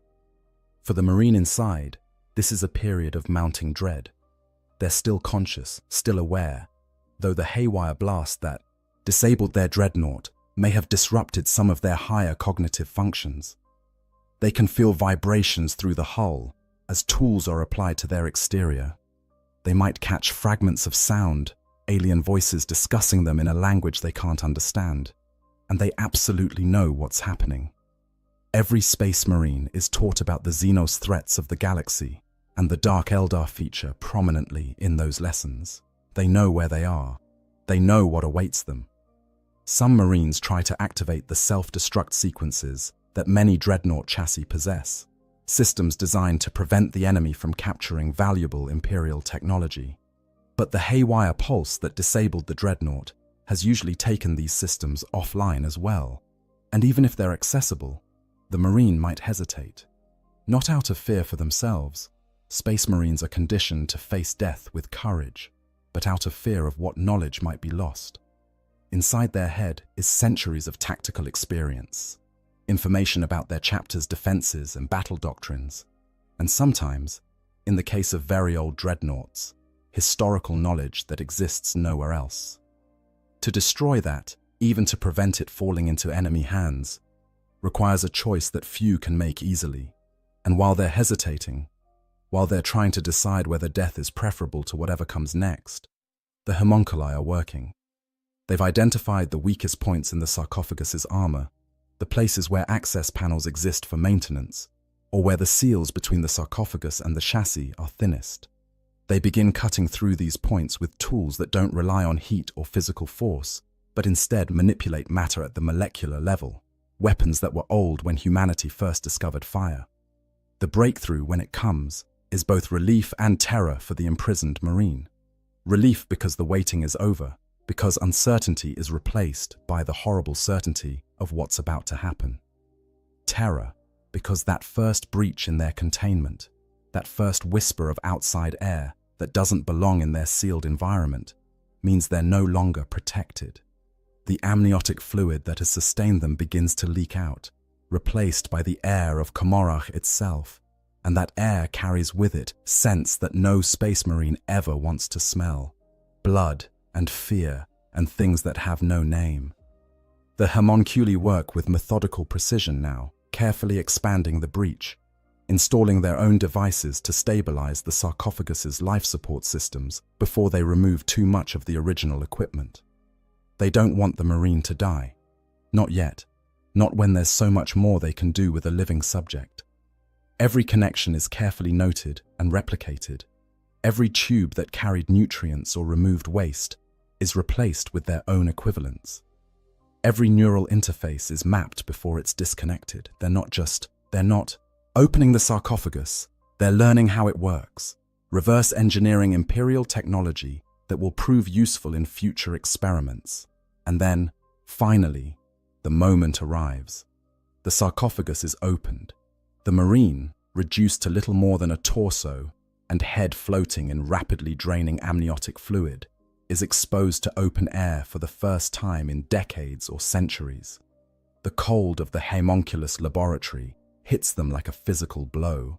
The lights, the horrible red lights of Komorach's illumination, burn through eyelids that may not have opened in longer than they can remember. And the sounds of the laboratory, screams from other chambers mixing with the hum of dark technology and the wet, organic sounds of flesh being modified, all of it crashes over them at once. This is the moment of ultimate helplessness. The Marine is still alive, still conscious, still themselves in every way that matters. But they're utterly powerless. They have no limbs to fight with.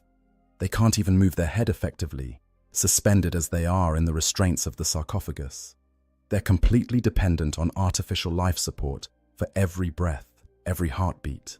They're exactly what they've been for however long they've been a dreadnought. But now that vulnerability is exposed, naked before beings whose entire existence revolves around exploiting such vulnerability. The homunculus leans in close, examining their new prize with eyes that have seen 10,000 years of suffering and remained unsated. They might speak, though the Marine probably doesn't understand the Eldar tongue. But understanding isn't necessary.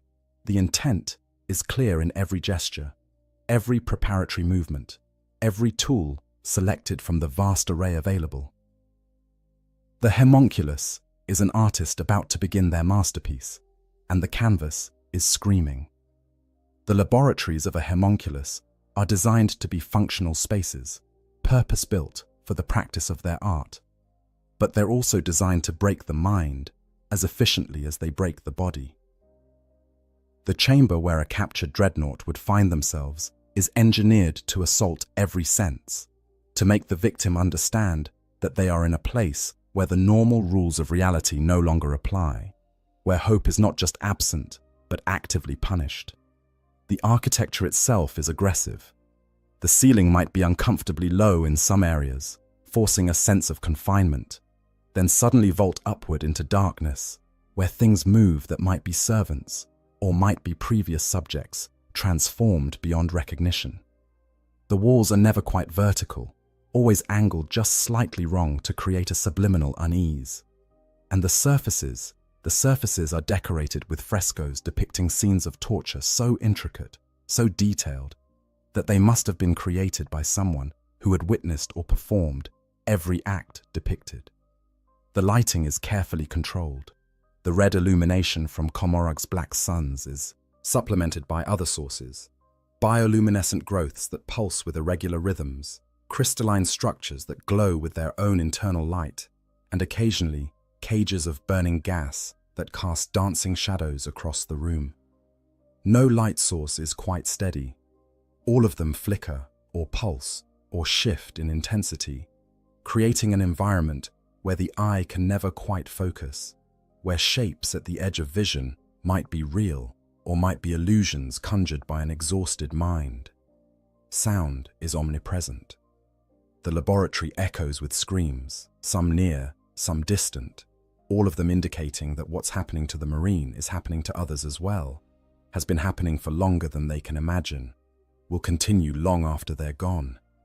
But it's not just screams. There's music too.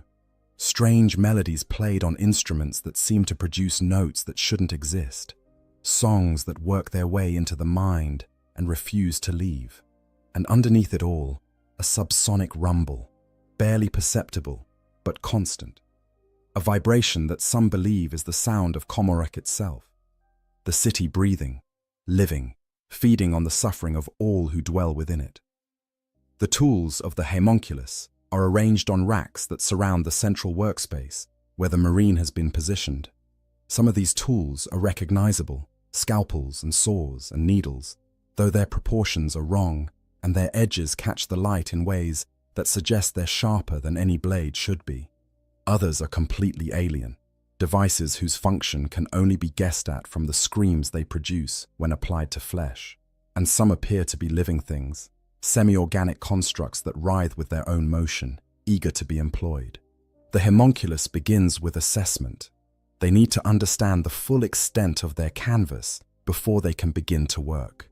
This means examining every remaining part of the Marine's body, testing nerve responses, measuring pain thresholds, documenting the baseline from which all future modifications and tortures will be measured.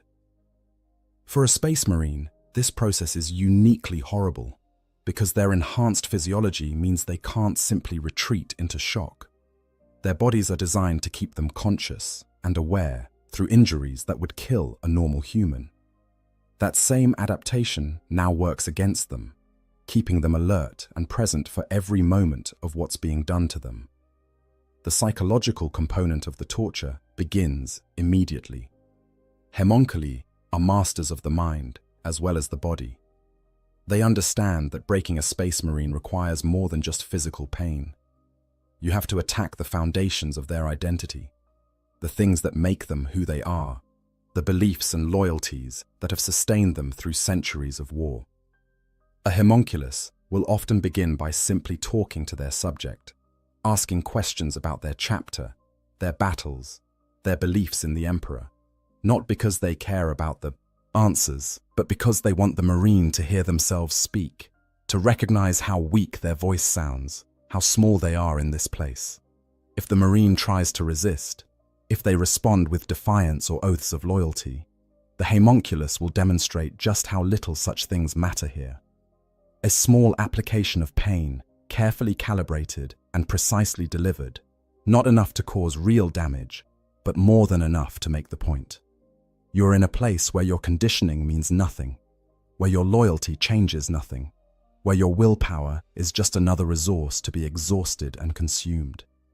The actual torture takes many forms, limited only by the homunculus's creativity and their desire to make the experience last. Some methods are classical: the systematic flaying of skin, the careful breaking of bones, the introduction of foreign substances into the body to cause pain from within. Space Marines can survive injuries that would kill normal humans, which means a homunculus can inflict much more damage before approaching the threshold where the subject might die. They can remove organs that the Marine has backups for, can break bones knowing they'll heal, can inflict wounds that would be fatal to others, but are merely agonizing to an Astartes. Other methods are more esoteric.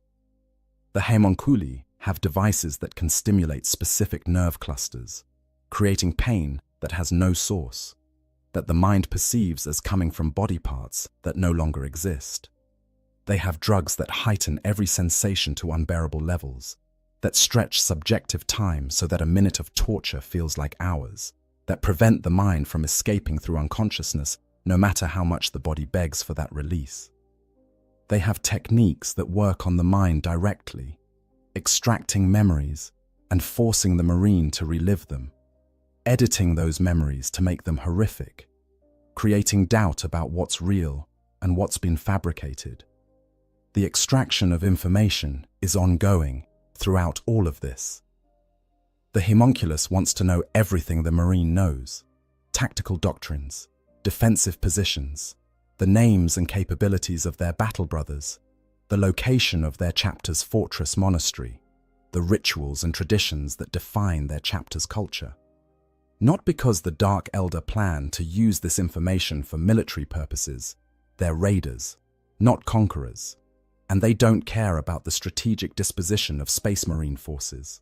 They want the information because extracting it is another form of torture, another way to make the Marine betray everything they've sworn to protect.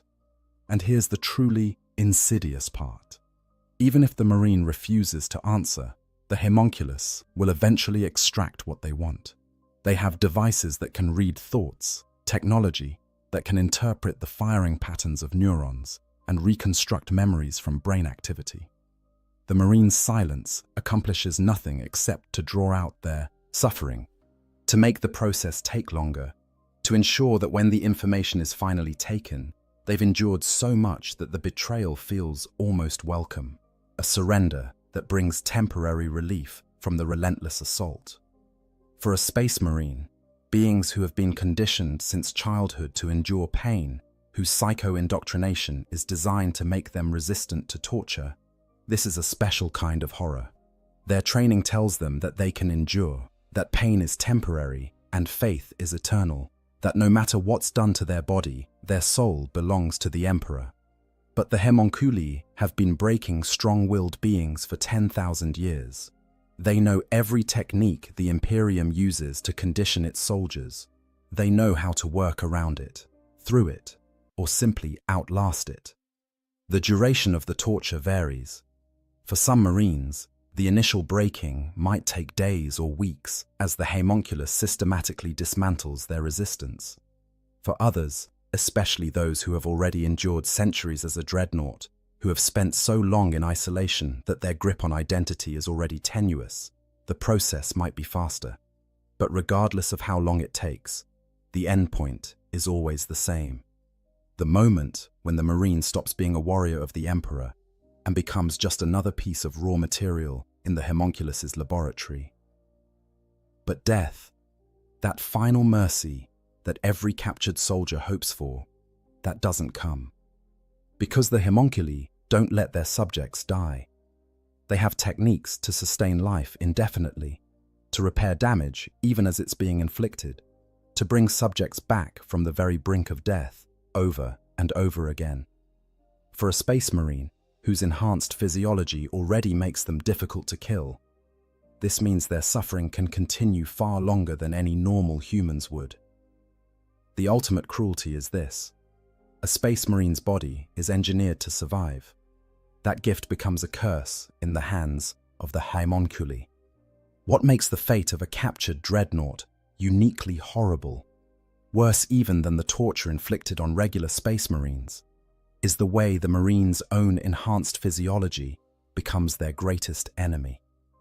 The modifications that once made them superhuman warriors, that allowed them to stride across battlefields like demigods of war, now serve only to prolong their suffering and make death an impossible dream.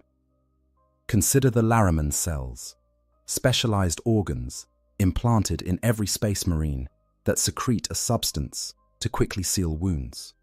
In battle, this means a Space Marine can suffer injuries that would cause a normal human to bleed out in minutes and continue fighting. In the torture chambers of a homunculus, it means that wounds inflicted don't stay open long enough to cause blood loss that might lead to unconsciousness or death.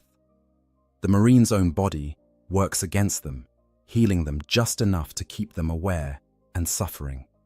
The Biscopea and Osmold, organs that enhance muscle development and bone growth, mean that even the most severe physical damage heals relatively quickly. Bones that are broken will knit back together, sometimes incorrectly if the homunculus desires it, creating new angles of pain. Muscles that are torn or removed can regenerate, providing a renewable resource for a torturer who wants to experiment with the same subject repeatedly. The catalepsian node, which allows Space Marines to remain conscious even when parts of their brain are sleeping, becomes a nightmare when it prevents the Marine from escaping their torment through true unconsciousness. Sleep, when it comes at all, is only partial, leaving part of the mind aware of what's happening even when they should be resting. There is no true respite, no moment of oblivion where the pain stops existing. Most cruelly, the Susan membrane, which can put a Space Marine into a state of suspended animation when grievously wounded, doesn't activate properly in the controlled environment of a homunculus laboratory. That organ requires specific triggers, usually massive trauma combined with certain environmental factors. A skilled homunculus knows how to inflict damage that's severe enough to be excruciating, but not severe enough to trigger the Susan response. The Marine remains conscious, aware, present for every moment of their torment. The homunculi enhance these natural resiliences with their own techniques. They have regeneration vats where subjects can be submerged overnight, healing all damage but retaining the memories of how that damage was inflicted. They have drugs that accelerate healing while preventing the body from entering shock. They have neural stimulators that keep the brain active and aware, no matter how much the body is telling it to shut down. In the hands of a homunculus, a Space Marine's ability to survive becomes an endless loop of suffering, healing, and suffering again. But the physical torture, as terrible as it is, isn't the worst part. The homunculi understand that to truly break a Space Marine, you have to destroy what they are on a fundamental level: their identity as a warrior, their loyalty to their chapter and their emperor, their sense of purpose and meaning. All of these must be systematically dismantled until nothing remains but raw suffering, without context or hope. This psychological torture takes many forms. Sometimes it's as simple as forcing the Marine to watch as other prisoners are tortured, making them complicit in suffering they can't prevent. The homunculus might bring in captured civilians, people the Marines chapter was supposed to protect, and torture them while explaining that this is happening because the Marine failed, because they allowed themselves to be captured, because their weakness